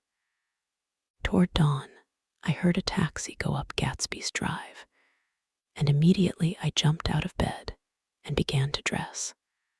I felt that I had something to tell him, something to warn him about, and morning would be too late. Crossing his lawn, I saw that his front door was still open, and he was leaning against a table in the hall, heavy with dejection or sleep. "Nothing happened," he said wanly. I waited, and about 4 o'clock she came to the window and stood there for a minute, and then turned out the light. His house had never seemed so enormous to me as it did that night, when we hunted through the great rooms for cigarettes.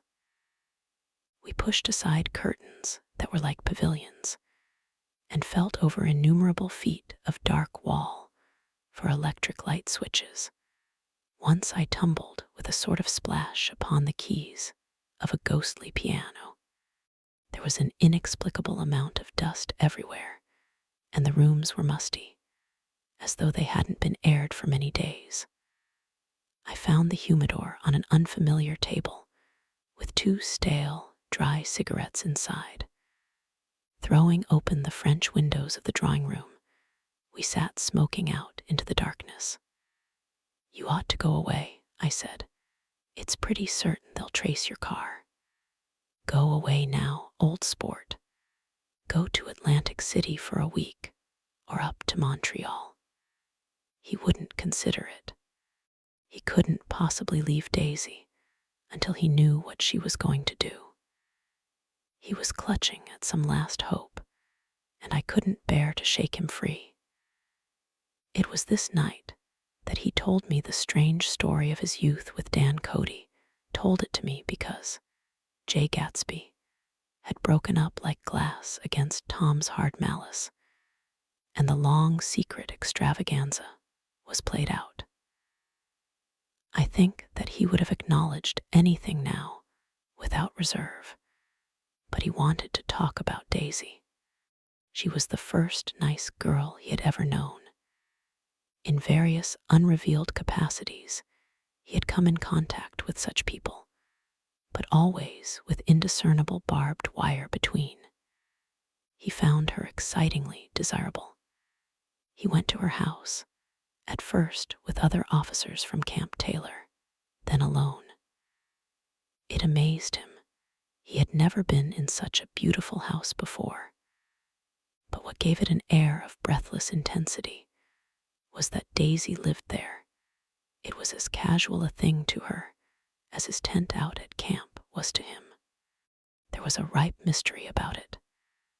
A hint of bedrooms upstairs more beautiful and cool than other bedrooms, of gay and radiant activities taking place through its corridors, and of romances that were not musty and laid away already in lavender, but fresh and breathing, and redolent of this year's shining motor cars, and of dances whose flowers were scarcely withered. It excited him, too, that many men had already loved Daisy. It increased her value in his eyes. He felt their presence all about the house, pervading the air with the shades and echoes of still, vibrant emotions. But he knew that he was in Daisy's house by a colossal accident. However glorious might be his future as J. Gatsby, he was at present a penniless young man without a past, and at any moment the invisible cloak of his uniform might slip from his shoulders. So he made the most of his time. He took what he could get, ravenously and unscrupulously. Eventually, he took Daisy one still October night, took her because he had no real right to touch her hand. He might have despised himself, for he had certainly taken her under false pretenses. I don't mean that he had traded on his phantom millions, but he had deliberately given Daisy a sense of security. He let her believe that he was a person from much the same strata as herself, that he was fully able to take care of her. As a matter of fact, he had no such facilities. He had no comfortable family standing behind him, and he was liable at the whim of an impersonal government to be blown anywhere about the world. But he didn't despise himself, and it didn't turn out as he had imagined. He had intended, probably, to take what he could and go. But now he found that he had committed himself to the following of a grail. He knew that Daisy was extraordinary, but he didn't realize just how extraordinary a nice girl could be. She vanished into her rich house, into her rich, full life, leaving Gatsby nothing. He felt married to her, that was all. When they met again, 2 days later, it was Gatsby who was breathless, who was, somehow, betrayed. Her porch was bright with the bought luxury of starshine. The wicker of the settee squeaked fashionably as she turned toward him, and he kissed her curious and lovely mouth. She had caught a cold, and it made her voice huskier and more charming than ever. And Gatsby was overwhelmingly aware of the youth and mystery that wealth imprisons and preserves, of the freshness of many clothes, and of Daisy, gleaming like silver, safe and proud above the hot struggles of the poor. I can't describe to you how surprised I was to find out I loved her, old sport. I even hoped for a while that she'd throw me over, but she didn't, because she was in love with me too. She thought I knew a lot because I knew different things from her. Well, there I was, way off my ambitions, getting deeper in love every minute, and all of a sudden I didn't care. What was the use of doing great things if I could have a better time telling her what I was going to do? On the last afternoon before he went abroad, he sat with Daisy in his arms for a long, silent time. It was a cold fall day, with fire in the room and her cheeks flushed. Now and then she moved, and he changed his arm a little, and once he kissed her dark, shining hair. The afternoon had made them tranquil for a while, as if to give them a deep memory for the long parting the next day promised. They had never been closer in their month of love, nor communicated more profoundly one with another than when she brushed silent lips against his coat's shoulder, or when he touched the end of her fingers gently, as though she were asleep. He did extraordinarily well in the war. He was a captain before he went to the front, and following the Argonne battles, he got his majority and the command of the divisional machine guns.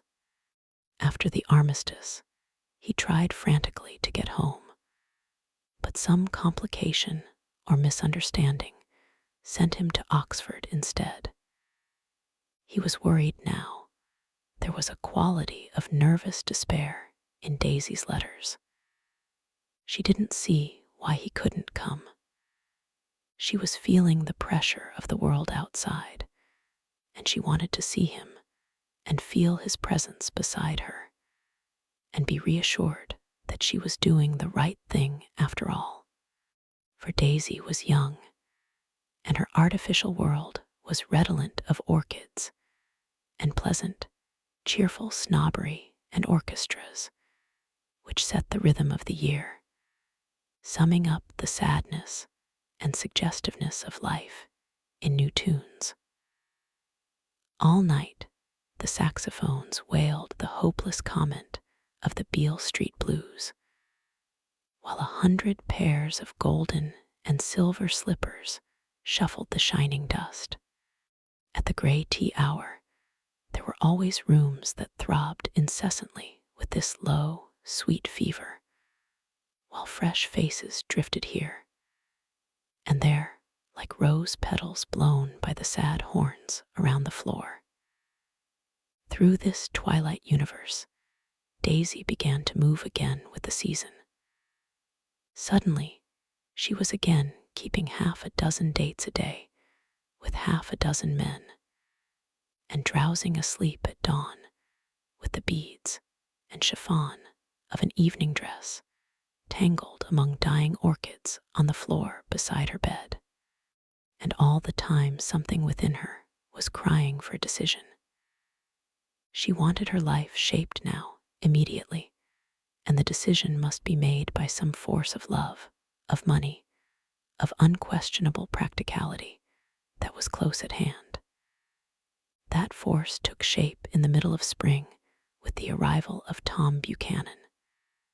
There was a wholesome bulkiness about his person and his position, and Daisy was flattered. Doubtless, there was a certain struggle and a certain relief. The letter reached Gatsby while he was still at Oxford. It was dawn now on Long Island, and we went about opening the rest of the windows downstairs, filling the house with great turning, gold-turning light. The shadow of a tree fell abruptly across the dew, and ghostly birds began to sing among the blue leaves. There was a slow, pleasant movement in the air, scarcely a wind, promising a cool, lovely day. I don't think she ever loved him. Gatsby turned around from a window and looked at me challengingly. You must remember, old sport. She was very excited this afternoon. He told her those things in a way that frightened her, that made it look as if I was some kind of cheap sharper. And the result was she hardly knew what she was saying. He sat down gloomily. Of course, she might have loved him just for a minute, when they were first married, and loved me more even then, do you see? Suddenly, he came out with a curious remark. In any case, he said, it was just personal. What could you make of that? Except to suspect some intensity in his conception of the affair that couldn't be measured. He came back from France when Tom and Daisy were still on their wedding trip, and made a miserable but irresistible journey to Louisville on the last of his army pay.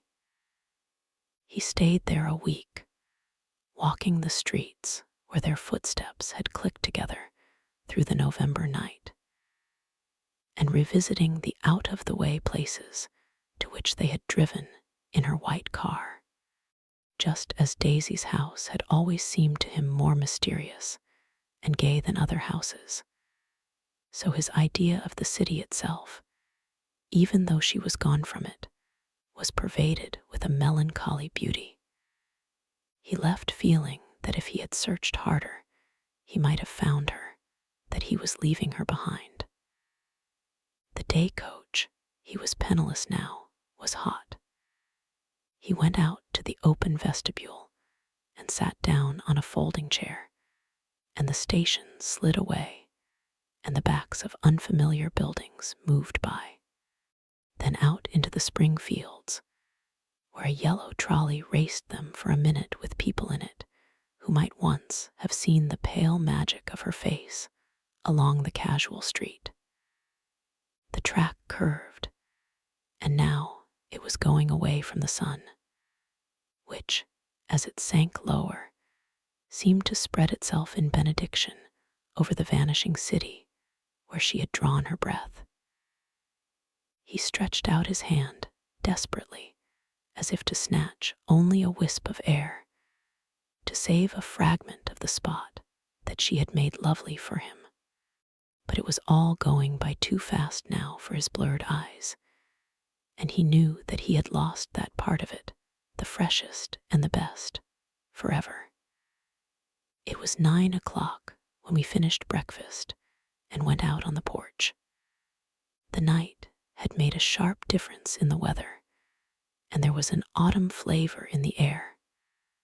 The gardener, the last one of Gatsby's former servants, came to the foot of the steps. I'm going to drain the pool today, Mr. Gatsby. Leaves will start falling pretty soon, and then there's always trouble with the pipes. Don't do it today, Gatsby answered. He turned to me apologetically. You know, old sport, I've never used that pool all summer. I looked at my watch and stood up. 12 minutes to my train. I didn't want to go to the city. I wasn't worth a decent stroke of work, but it was more than that. I didn't want to leave Gatsby. I missed that train, and then another, before I could get myself away. I'll call you up, I said finally. Do, old sport. I'll call you about noon. We walked slowly down the steps. I suppose Daisy will call too. He looked at me anxiously, as if he hoped I'd corroborate this. I suppose so. Well, goodbye. We shook hands and I started away. Just before I reached the hedge, I remembered something and turned around. "They're a rotten crowd," I shouted across the lawn. "You're worth the whole damn bunch put together." I've always been glad I said that. It was the only compliment I ever gave him, because I disapproved of him from beginning to end. First, he nodded politely, and then his face broke into that radiant and understanding smile, as if we'd been in ecstatic cahoots on that fact all the time. His gorgeous pink rag of a suit made a bright spot of color against the white steps, and I thought of the night when I first came to his ancestral home 3 months before. The lawn and drive had been crowded with the faces of those who guessed at his corruption, and he had stood on those steps, concealing his incorruptible dream as he waved them goodbye. I thanked him for his hospitality. We were always thanking him for that, I and the others. "Goodbye," I called. I enjoyed breakfast, Gatsby. Up in the city, I tried for a while to list the quotations on an interminable amount of stock. Then I fell asleep in my swivel chair. Just before noon, the phone woke me, and I started up with sweat breaking out on my forehead. It was Jordan Baker. She often called me up at this hour because the uncertainty of her own movements between hotels and clubs and private houses made her hard to find in any other way. Usually her voice came over the wire as something fresh and cool, as if a divot from a green golf links had come sailing in at the office window. But this morning, it seemed harsh and dry. "I've left Daisy's house," she said. "I'm at Hempstead, and I'm going down to Southampton this afternoon." Probably it had been tactful to leave Daisy's house, but the act annoyed me, and her next remark made me rigid. "You weren't so nice to me last night." How could it have mattered then? Silence for a moment. "Then, however, I want to see you. I want to see you too. Suppose I don't go to Southampton and come into town this afternoon." "No, I don't think this afternoon." "Very well. It's impossible this afternoon." Various. We talked like that for a while, and then abruptly we weren't talking any longer. I don't know which of us hung up with a sharp click, but I know I didn't care. I couldn't have talked to her across a tea table that day if I never talked to her again in this world. I called Gatsby's house a few minutes later, but the line was busy. I tried 4 times. Finally, an exasperated central told me the wire was being kept open for long distance from Detroit. Taking out my timetable, I drew a small circle around the 3:50 train. Then I leaned back in my chair and tried to think. It was just noon. When I passed the ash heaps on the train that morning, I had crossed deliberately to the other side of the car. I supposed there be a curious crowd around there all day, with little boys searching for dark spots in the dust, and some garrulous man telling over and over what had happened, until it became less and less real even to him, and he could tell it no longer, and Myrtle Wilson's tragic achievement was forgotten. Now, I want to go back a little and tell what happened at the garage after we left there the night before.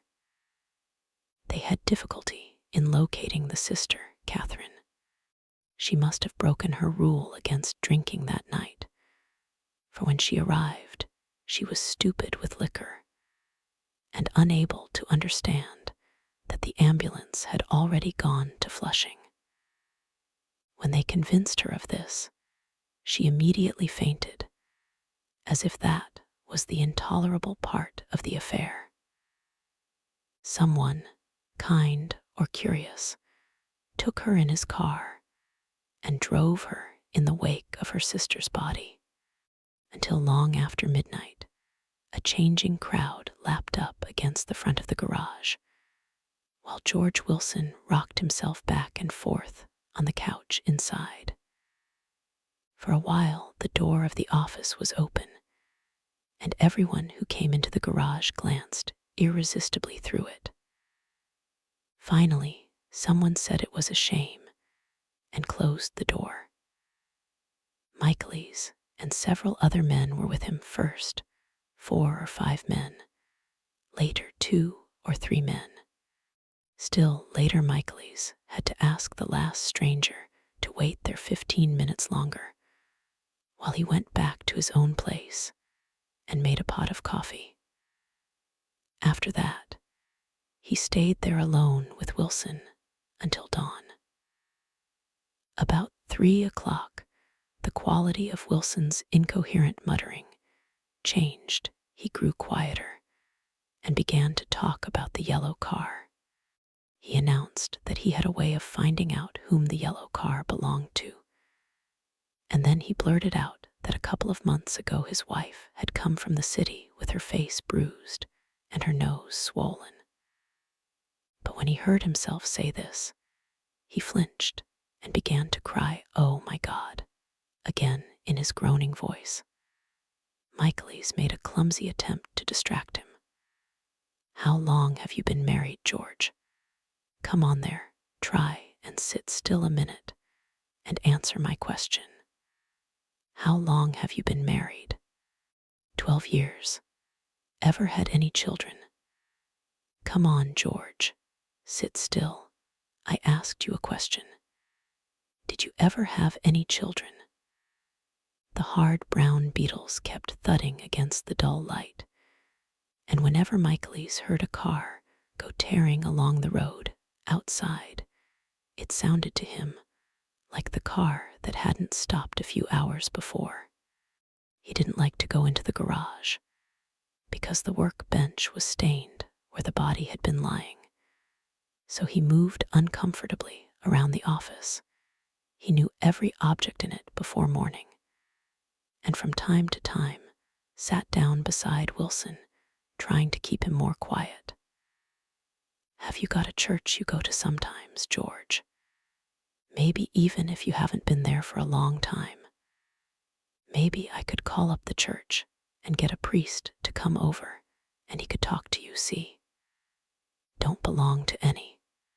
Ought to have a church, George, for times like this. You must have gone to church once. Didn't you get married in a church? Listen, George, listen to me. Didn't you get married in a church? That was a long time ago. The effort of answering broke the rhythm of his rocking. For a moment he was silent. Then the same half-knowing, half-bewildered look came back into his faded eyes. Look in the drawer there, he said, pointing at the desk. Which drawer? That drawer, that one. Michaelis opened the drawer nearest his hand. There was nothing in it but a small, expensive dog leash, made of leather and braided silver. It was apparently new. This, he inquired, holding it up. Wilson stared and nodded. I found it yesterday afternoon. She tried to tell me about it, but I knew it was something funny. You mean your wife bought it? She had it wrapped in tissue paper on her bureau. Michaelis didn't see anything odd in that, and he gave Wilson a dozen reasons why his wife might have bought the dog leash. But conceivably, Wilson had heard some of these same explanations before from Myrtle, because he began saying, "Oh my God." Again, in a whisper, his comforter left several explanations in the air. Then he killed her, said Wilson. His mouth dropped open suddenly. Who did? I have a way of finding out. You're morbid, George, said his friend. This has been a strain to you, and you don't know what you're saying. You'd better try and sit quiet till morning. He murdered her. It was an accident, George. Wilson shook his head. His eyes narrowed, and his mouth widened slightly with the ghost of a superior.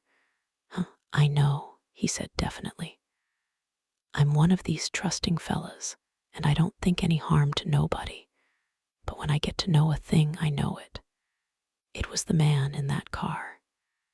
She ran out to speak to him, and he wouldn't stop.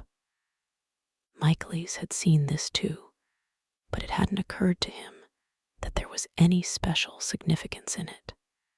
He believed that Mrs. Wilson had been running away from her husband, rather than trying to stop any particular car. How could she have been like that? She's a deep one, said Wilson, as if that answered the question. IHH, he began to rock again, and Michaelis stood twisting the leash in his hand. Maybe you got some friend that I could telephone for, George.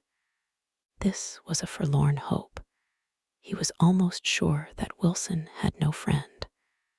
There was not enough of him for his wife. He was glad a little later when he noticed a change in the room, a blue quickening by the window, and realized that dawn wasn't far off. About 5 o'clock, it was blue enough outside to snap off the light. Wilson's glazed eyes turned out to the ash heaps, where small gray clouds took on fantastic shapes and scurried here and there in the faint dawn wind. I spoke to her, he muttered after a long silence. I told her she might fool me, but she couldn't fool God. I took her to the window. With an effort, he got up and walked to the rear window and leaned with his face pressed against it. And I said, God knows what you've been doing, everything you've been doing. You may fool me, but you can't fool God. Standing behind him, Michaelis saw with a shock that he was looking at the eyes of Dr. T.J. Eckelberg, which had just emerged, pale and enormous, from the dissolving night. God sees everything, repeated Wilson. That's an advertisement, Michaelis assured him. Something made him turn away from the window and look back into the room. But Wilson stood there a long time, his face close to the window pane, nodding into the twilight. By 6 o'clock, Michaelis was worn out and grateful for the sound of a car stopping outside. It was one of the watchers of the night before who had promised to come back, so he cooked breakfast for 3, which he and the other man ate together. Wilson was quieter now, and Michaelis went home to sleep. When he awoke 4 hours later and hurried back to the garage, Wilson was gone. His movements, he was on foot all the time, were afterward traced to Port Roosevelt, and then to Gad's Hill, where he bought a sandwich that he didn't eat and a cup of coffee. He must have been tired and walking slowly, for he didn't reach Gad's Hill until noon. Thus far, there was no difficulty in accounting for his time. There were boys who had seen a man acting sort of crazy, and motorists at whom he stared oddly from the side of the road. Then, for 3 hours, he disappeared from view. The police, on the strength of what he said to Michaelis, that he had a way of finding out, supposed that he spent that time going from garage to garage thereabout, inquiring for a yellow car. On the other hand, no garage man who had seen him ever came forward, and perhaps he had an easier, surer way of finding out what he wanted to know. By 2:30, he was in West Egg, where he asked someone the way to Gatsby's house. So by that time, he knew Gatsby's name. At 2 o'clock, Gatsby put on his bathing suit and left word with the butler that if anyone phoned, word was to be brought to him at the pool. He stopped at the garage for a pneumatic mattress that had amused his guests during the summer, and the chauffeur helped him to pump it up. Then he gave instructions that the open car wasn't to be taken out under any circumstances, and this was strange because the front right fender needed repair. Gatsby shouldered the mattress and started for the pool. Once he stopped and shifted it a little, and the chauffeur asked him if he needed help, but he shook his head and in a moment disappeared among the yellowing trees. No telephone message arrived, but the butler went without his sleep and waited for it until 4 o'clock, until long after there was anyone to give it to if it came. I have an idea that Gatsby himself didn't believe it would come, and perhaps he no longer cared. If that was true, he must have felt that he had lost the old warm world, paid a high price for living too long with a single dream. He must have looked up at an unfamiliar sky through frightening leaves and shivered as he found what a grotesque thing a rose is, and how raw the sunlight was upon the scarcely created grass. A new world, material without being real, where poor ghosts, breathing dreams like air, drifted fortuitously about like that ashen, fantastic figure gliding toward him through the amorphous trees. The chauffeur, he was one of Wolfsham's proteges, heard the shots. Afterwards, he could only say that he hadn't thought anything much about them. I drove from the station directly to Gatsby's house, and my rushing anxiously up the front steps was the first thing that alarmed anyone. But they knew then, I firmly believe. With scarcely a word said, 4 of us, the chauffeur, butler, gardener, and I hurried down to the pool.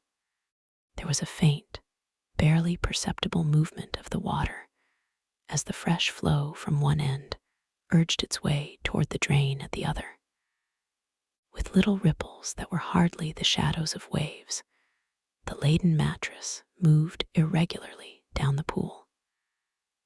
A small gust of wind that scarcely corrugated the surface was enough to disturb its accidental course with its accidental burden. The touch of a cluster of leaves revolved it slowly, tracing, like the leg of transit, a thin red circle in the water.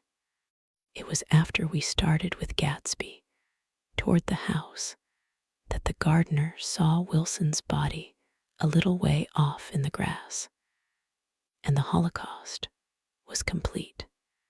Chapter 9.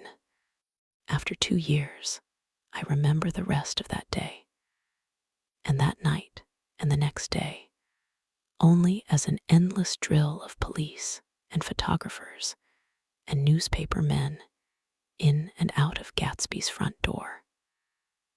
A rope stretched across the main gate, and a policeman by it kept out the curious. But little boys soon discovered that they could enter through my yard, and there were always a few of them clustered, open-mouthed, about the pool.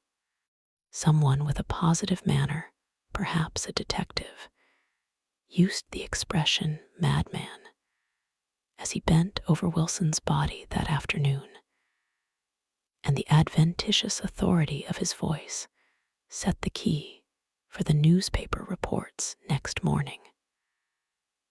Most of those reports were a nightmare grotesque, circumstantial, eager, and untrue. When Michaelis's testimony at the inquest brought to light Wilson's suspicions of his wife, I thought the whole tale would shortly be served up in racy pasquinade. But Catherine, who might have said anything, didn't say a word.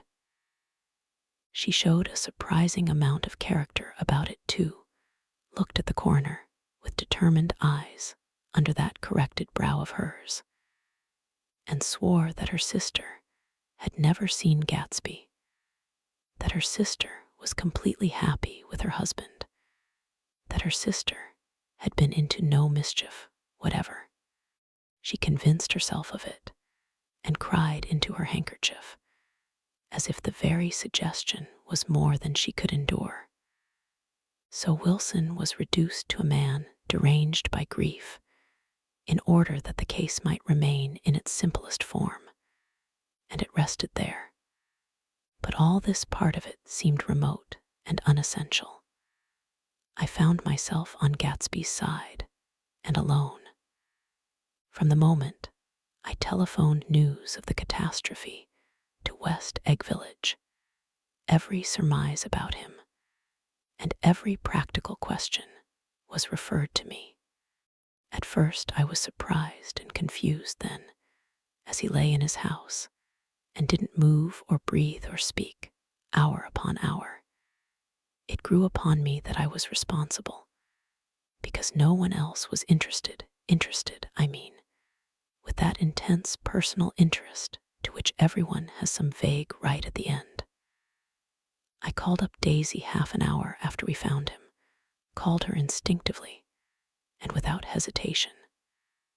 But she and Tom had gone away early that afternoon and taken baggage with them. Left no address.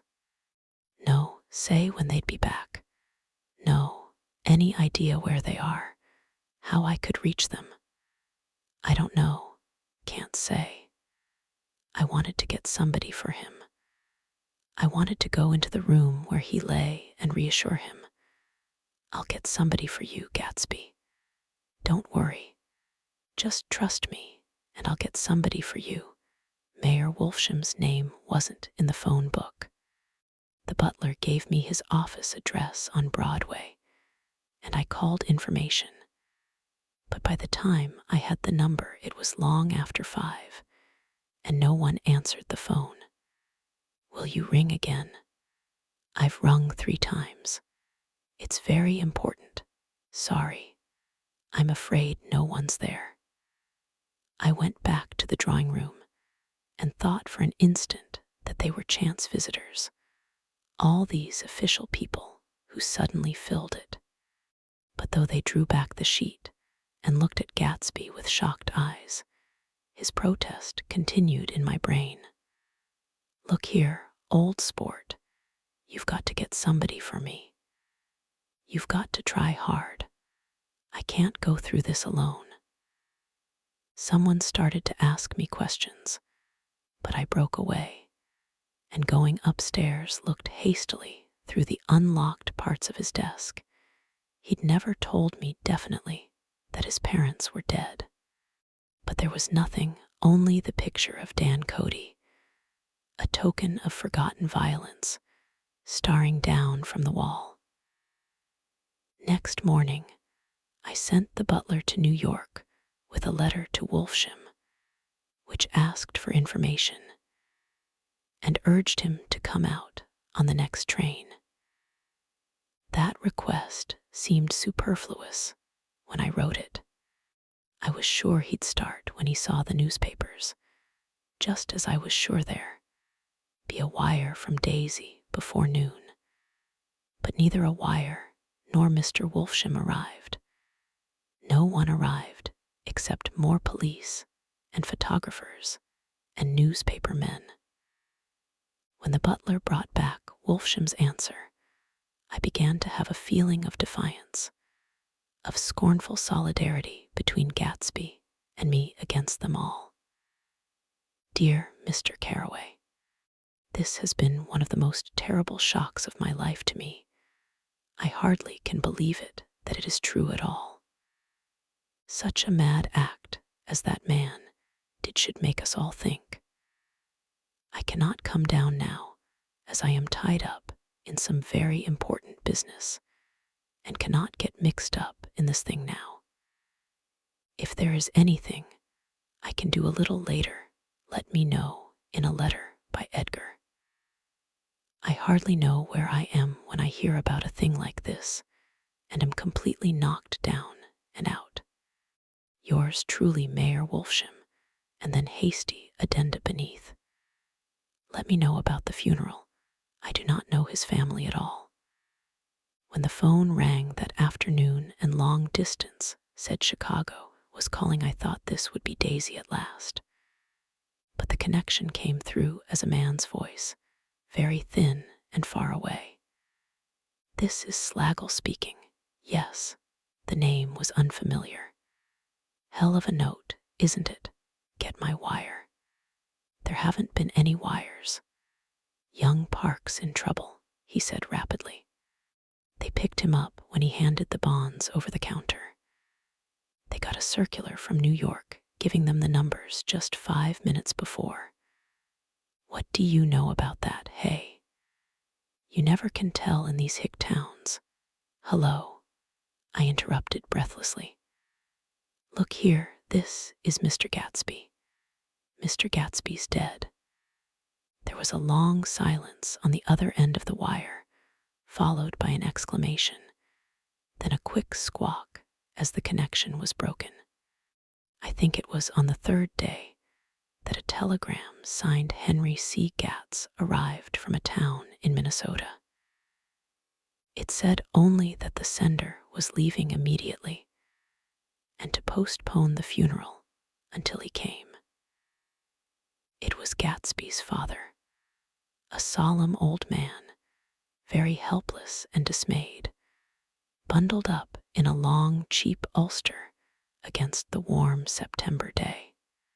His eyes leaked continuously with excitement, and when I took the bag and umbrella from his hands, he began to pull so incessantly at his sparse gray beard that I had difficulty in getting off his coat. He was on the point of collapse, so I took him into the music room and made him sit down while I sent for something to eat. But he wouldn't eat, and the glass of milk spilled from his trembling hand. I saw it in the Chicago newspaper, he said. It was all in the Chicago newspaper.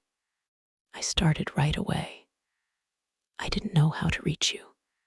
His eyes, seeing nothing, moved ceaselessly about the room.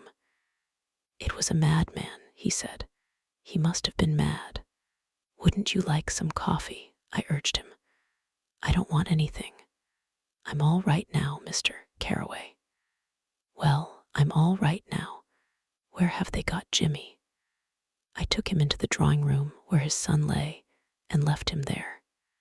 Some little boys had come up on the steps and were looking into the hall. When I told them who had arrived, they went reluctantly away.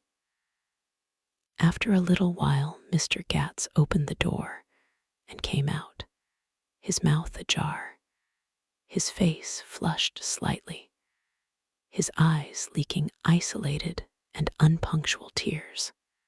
He had reached an age where death no longer has the quality of ghastly surprise. And when he looked around him now for the first time and saw the height and splendor of the hall and the great rooms opening out from it into other rooms, his grief began to be mixed with an odd pride. I helped him to a bedroom upstairs. While he took off his coat and vest, I told him that all arrangements had been deferred until he came. I didn't know what you'd want, Mr. Gatsby. Gatz is my name. Mr. Gatz. I thought you might want to take the body west. He shook his head. Jimmy always liked it better down east. He rose up to his position in the east. Were you a friend of my boy, mister? We were close friends. He had a big future before him, you know. He was only a young man, but he had a lot of brain power here. He touched his head impressively, and I nodded.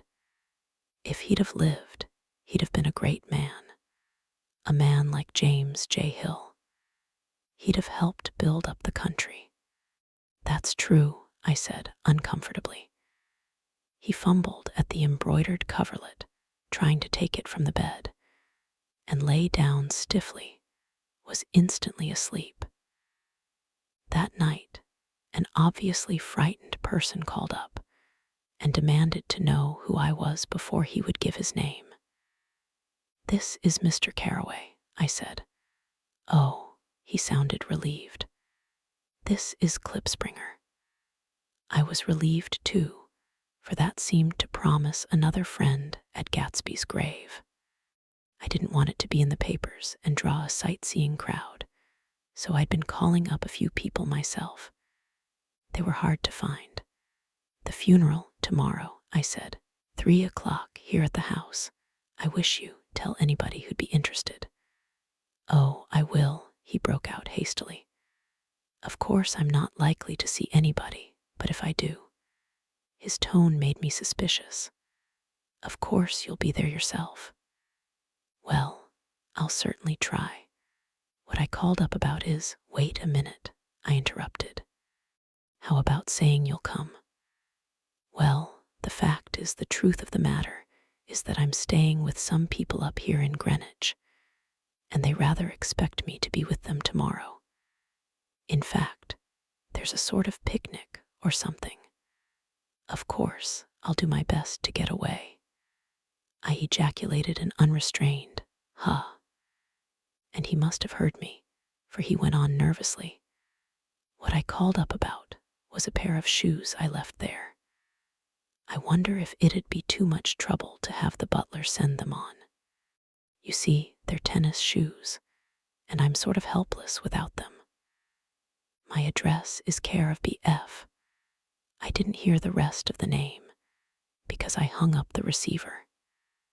After that, I felt a certain shame for Gatsby.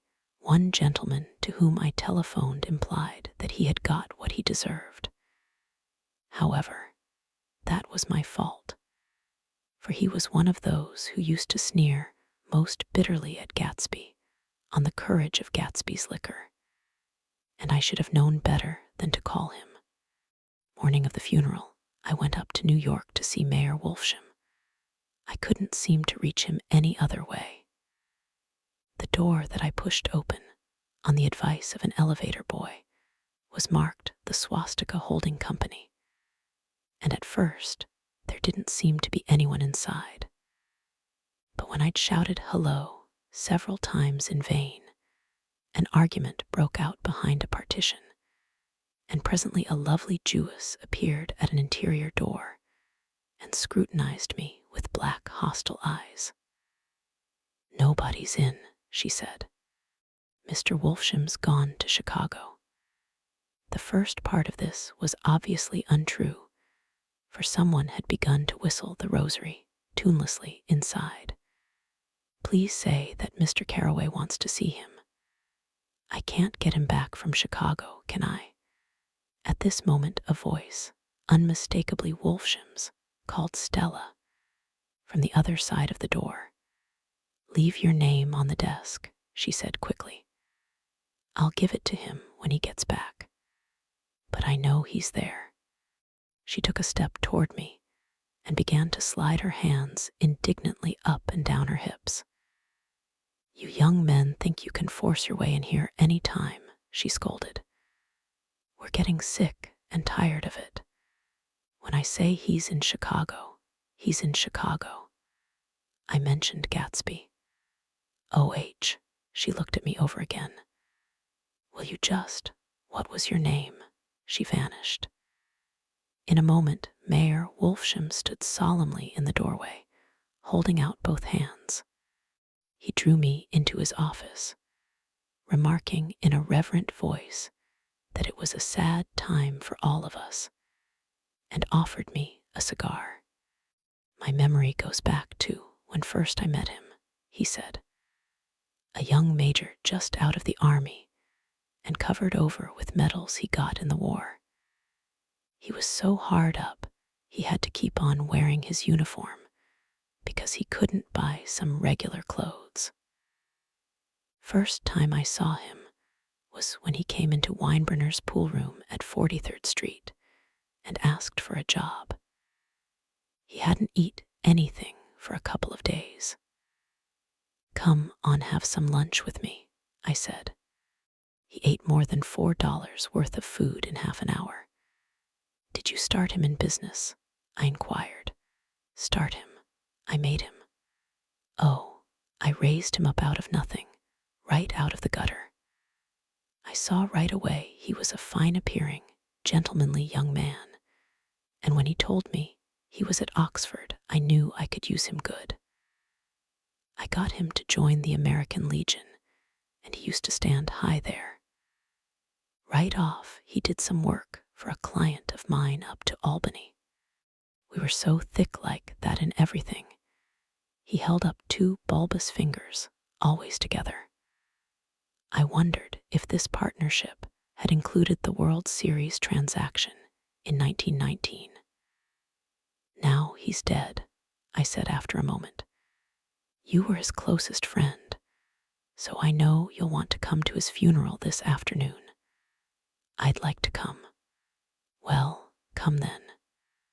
The hair in his nostrils quivered slightly, and as he shook his head, his eyes filled with tears.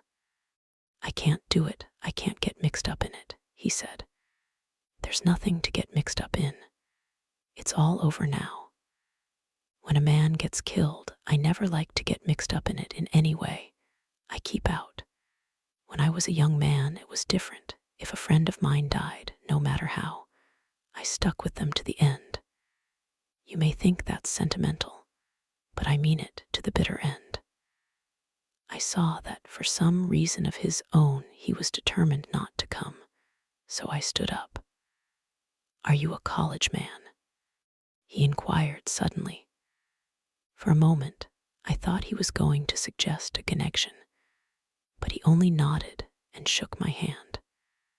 Let us learn to show our friendship for a man when he is alive, and not after he is dead, he suggested. After that, my own rule is to let everything alone.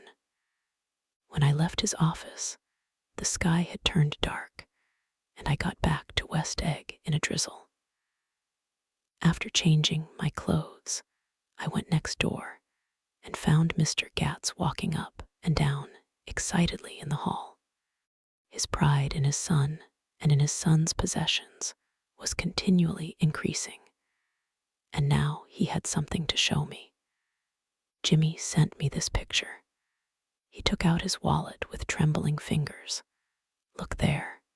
It was a photograph of the house, cracked in the corners and dirty with many hands. He pointed out every detail to me eagerly. Look there, and then sought admiration from my eyes. He had shown it so often that I think it was more real to him now than the house itself. Jimmy sent it to me. I think it's a very pretty picture. It shows up well, very well. Had you seen him lately? He come out to see me 2 years ago and bought me the house I live in now. Of course we was broke up when he run off from home, but I see now there was a reason for it. He knew he had a big future in front of him, and ever since he made a success, he was very generous with me. He seemed reluctant to put away the picture, held it for another minute, lingeringly, before my eyes. Then he returned the wallet and pulled from his pocket a ragged old copy of a book called Hopalong Cassidy. Look here, this is a book he had when he was a boy. It just shows you. He opened it at the back cover and turned it around for me to see. On the last flyleaf was printed the word schedule and the date September 12, 1906. And underneath, rise from bed 6:00 a.m. Dumbbell exercise and wall scaling 15-6:30. Study electricity, etc. 7:15-8:15. Work 8:30-4:30 p.m. Baseball and sports 4:30-5:00. Practice elocution, poise, and how to attain it 5:00-6:00. Study Needed Inventions 700-900. General Resolves. No wasting time at shafters or a name. Indecipherable. No more smoking or chewing. Bath every other day. Read one improving book or magazine per week. Save $5, crossed out, $3 per week. Be better to parents. I came across this book by accident, said the old man. It just shows you, don't it? It just shows you. Jimmy was bound to get ahead. He always had some resolves like this or something. Do you notice what he's got about improving his mind? He was always great for that. He told me I ate like a hog once, and I beat him for it. He was reluctant to close the book, reading each item aloud, and then looking eagerly at me. I think he rather expected me to copy down the list for my own use. A little before 3, the Lutheran minister arrived from Flushing, and I began to look involuntarily out the windows for other cars. So did Gatsby's father. And as the time passed and the servants came in and stood waiting in the hall, his eyes began to blink anxiously, and he spoke of the rain in a worried, uncertain way. The minister glanced several times at his watch, so I took him aside and asked him to wait for half an hour. But it wasn't any use. Nobody came.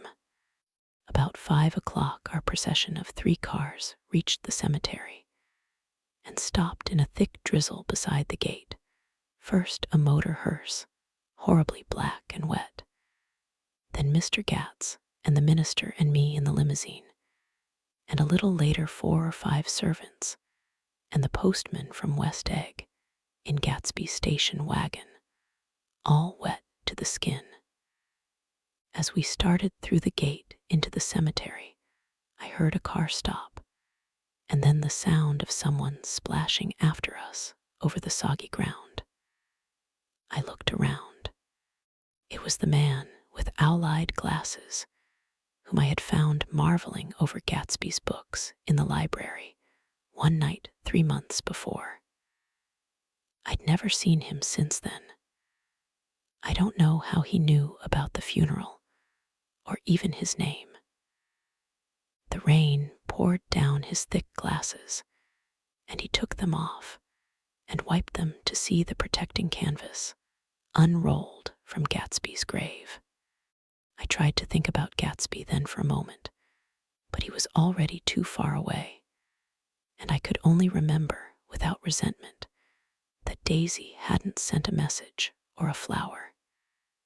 Dimly, I heard someone murmur, "Blessed are the dead that the rain falls on." And then the owl-eyed man said, "Amen to that," in a brave voice. We straggled down quickly through the rain to the cars. Owl Eyes spoke to me by the gate. "I couldn't get to the house," he remarked. "Neither could anybody else." "Go on," he started. "Why, my God, they used to go there by the hundreds." He took off his glasses and wiped them again, outside and in. "The poor son of a bitch," he said. "One of my most vivid memories is of coming back west from prep school and later from college at Christmas time. Those who went farther than Chicago would gather in the old dim Union Station at 6 o'clock of a December evening with a few Chicago friends already caught up into their own holiday gaieties to bid them a hasty goodbye. I remember the fur coats of the girls returning from Miss This or That's, and the chatter of frozen breath, and the hands waving overhead as we caught sight of old acquaintances, and the matchings of invitations. Are you going to the Ordways, the Herseys, the Schultzes, and the long green tickets clasped tight in our gloved hands? And last, the murky yellow cars of the Chicago, Milwaukee, and St. Paul Railroad looking cheerful as Christmas itself on the tracks beside the gate. When we pulled out into the winter night, and the real snow, our snow, began to stretch out beside us and twinkle against the windows, and the dim lights of small Wisconsin stations moved by, a sharp wild brace came suddenly into the air. We drew in deep breaths of it as we walked back from dinner through the cold vestibules, unutterably aware of our identity with this country for one strange hour, before we melted indistinguishably into it again. That's my Middle West, not the wheat or the prairies or the lost Swede towns, but the thrilling returning trains of my youth, and the street lamps and sleigh bells in the frosty dark, and the shadows of holly wreaths thrown by lighted windows on the snow. I am part of that, a little solemn with the feel of those long winters, a little complacent from growing up in the Caraway house, in a city where dwellings are still called through decades by a family's name. I see now that this has been a story of the West. After all, Tom and Gatsby, Daisy and Jordan and I were all Westerners. And perhaps we possessed some deficiency in common, which made us subtly unadaptable to Eastern life, even when the East excited me most, even when I was most keenly aware of its superiority to the bored, sprawling, swollen towns beyond the Ohio, with their interminable inquisitions, which spared only the children, and the very old. Even then, it had always for me a quality of distortion. West Egg, especially, still figures in my more fantastic dreams. I see it as a night scene by El Greco. 100 houses, at once conventional and grotesque, crouching under a sullen, overhanging sky and a lustreless moon. In the foreground, 4 solemn men in dress suits are walking along the sidewalk with a stretcher on which lies a drunken woman in a white evening dress. Her hand, which dangles over the side, sparkles cold with jewels. Gravely, the men turn in at a house, the wrong house. But no one knows the woman's name, and no one cares. After Gatsby's death, the East was haunted for me like that, distorted beyond my eyes, power of correction. So when the blue smoke of brittle leaves was in the air, and the wind blew the wet laundry stiff on the line, I decided to come back home. There was one thing to be done before I left, an awkward, unpleasant thing that perhaps had better have been let alone. But I wanted to leave things in order and not just trust that obliging and indifferent sea to sweep my refuse away. I saw Jordan Baker and talked over and around what had happened to us together and what had happened afterward to me, and she lay perfectly still, listening in a big chair. She was dressed to play golf, and I remember thinking she looked like a good illustration, her chin raised a little jauntily, her hair the color of an autumn leaf, her face the same brown tint as the fingerless glove on her knee. When I had finished, she told me without comment that she was engaged to another man. I doubted that, though there were several she could have married at a nod of her head, but I pretended to be surprised. For just a minute I wondered if I wasn't making a mistake. Then I thought it all over again quickly and got up to say goodbye. Nevertheless, you did throw me over, said Jordan suddenly. You threw me over on the telephone. I don't give a damn about you now, but it was a new experience for me, and I felt a little dizzy for a while. We shook hands. "Oh, and do you remember," she added, "a conversation we had once about driving a car?" "Why, not exactly. You said a bad driver was only safe until she met another bad driver." "Well, I met another bad driver, didn't I? I mean, it was careless of me to make such a wrong guess. I thought you were rather an honest, straightforward person. I thought it was your secret pride." "I'm 30, I said. "I'm 5 years too old to lie to myself and call it honor." She didn't answer. Angry and half in love with her, and tremendously sorry, I turned away. One afternoon late in October, I saw Tom Buchanan. He was walking ahead of me along Fifth Avenue in his alert, aggressive way, his hands out a little from his body, as if to fight off interference, his head moving sharply here and there, adapting itself to his restless eyes.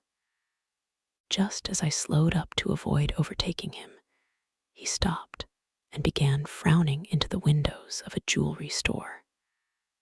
Suddenly, he saw me and walked back, holding out his hand. "What's the matter, Nick? Do you object to shaking hands with me?" "Yes. You know what I think of you." "You're crazy, Nick," he said quickly. "Crazy as hell. I don't know what's the matter with you." "Tom," I inquired, "what did you say to Wilson that afternoon?" He stared at me without a word, and I knew I had guessed right about those missing hours. I started to turn away, but he took a step after me and grabbed my arm. "I told him the truth," he said. He came to the door while we were getting ready to leave, and when I sent down word that we weren't in, he tried to force his way upstairs. He was crazy enough to kill me if I hadn't told him who owned the car. His hand was on a revolver in his pocket every minute he was in the house. He broke off defiantly. What if I did tell him? That fellow had it coming to him. He threw dust into your eyes just like he did in Daisy. But he was a tough one. He ran over Myrtle like you, run over a dog, and never even stopped his car. There was nothing I could say, except the one unutterable fact that it wasn't true. And if you think I didn't have my share of suffering, look here. When I went to give up that flat and saw that damn box of dog biscuits sitting there on the sideboard, I sat down and cried like a baby. By God, it was awful. I couldn't forgive him or like him, but I saw that what he had done was, to him, entirely justified. It was all very careless and confused. They were careless people, Tom and Daisy. They smashed up things and creatures, and then retreated back into their money or their vast carelessness, or whatever it was that kept them together, and let other people clean up the mess they had made. I shook hands with him. It seemed silly not to, for I felt suddenly as though I were talking to a child. Then he went into the jewelry store to buy a pearl necklace, or perhaps only a pair of cuff buttons, rid of my provincial squeamishness forever. Gatsby's house was still empty when I left. The grass on his lawn had grown as long as mine.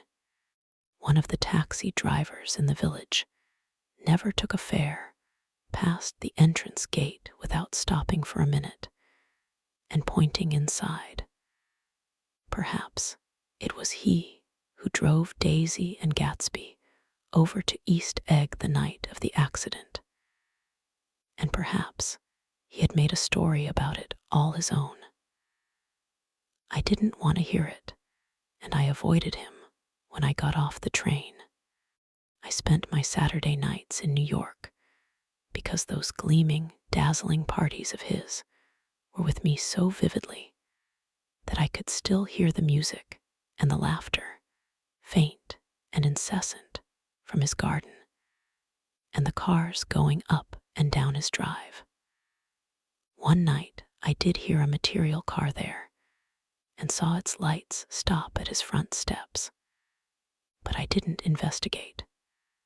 Probably it was some final guest who had been away at the ends of the earth and didn't know that the party was over.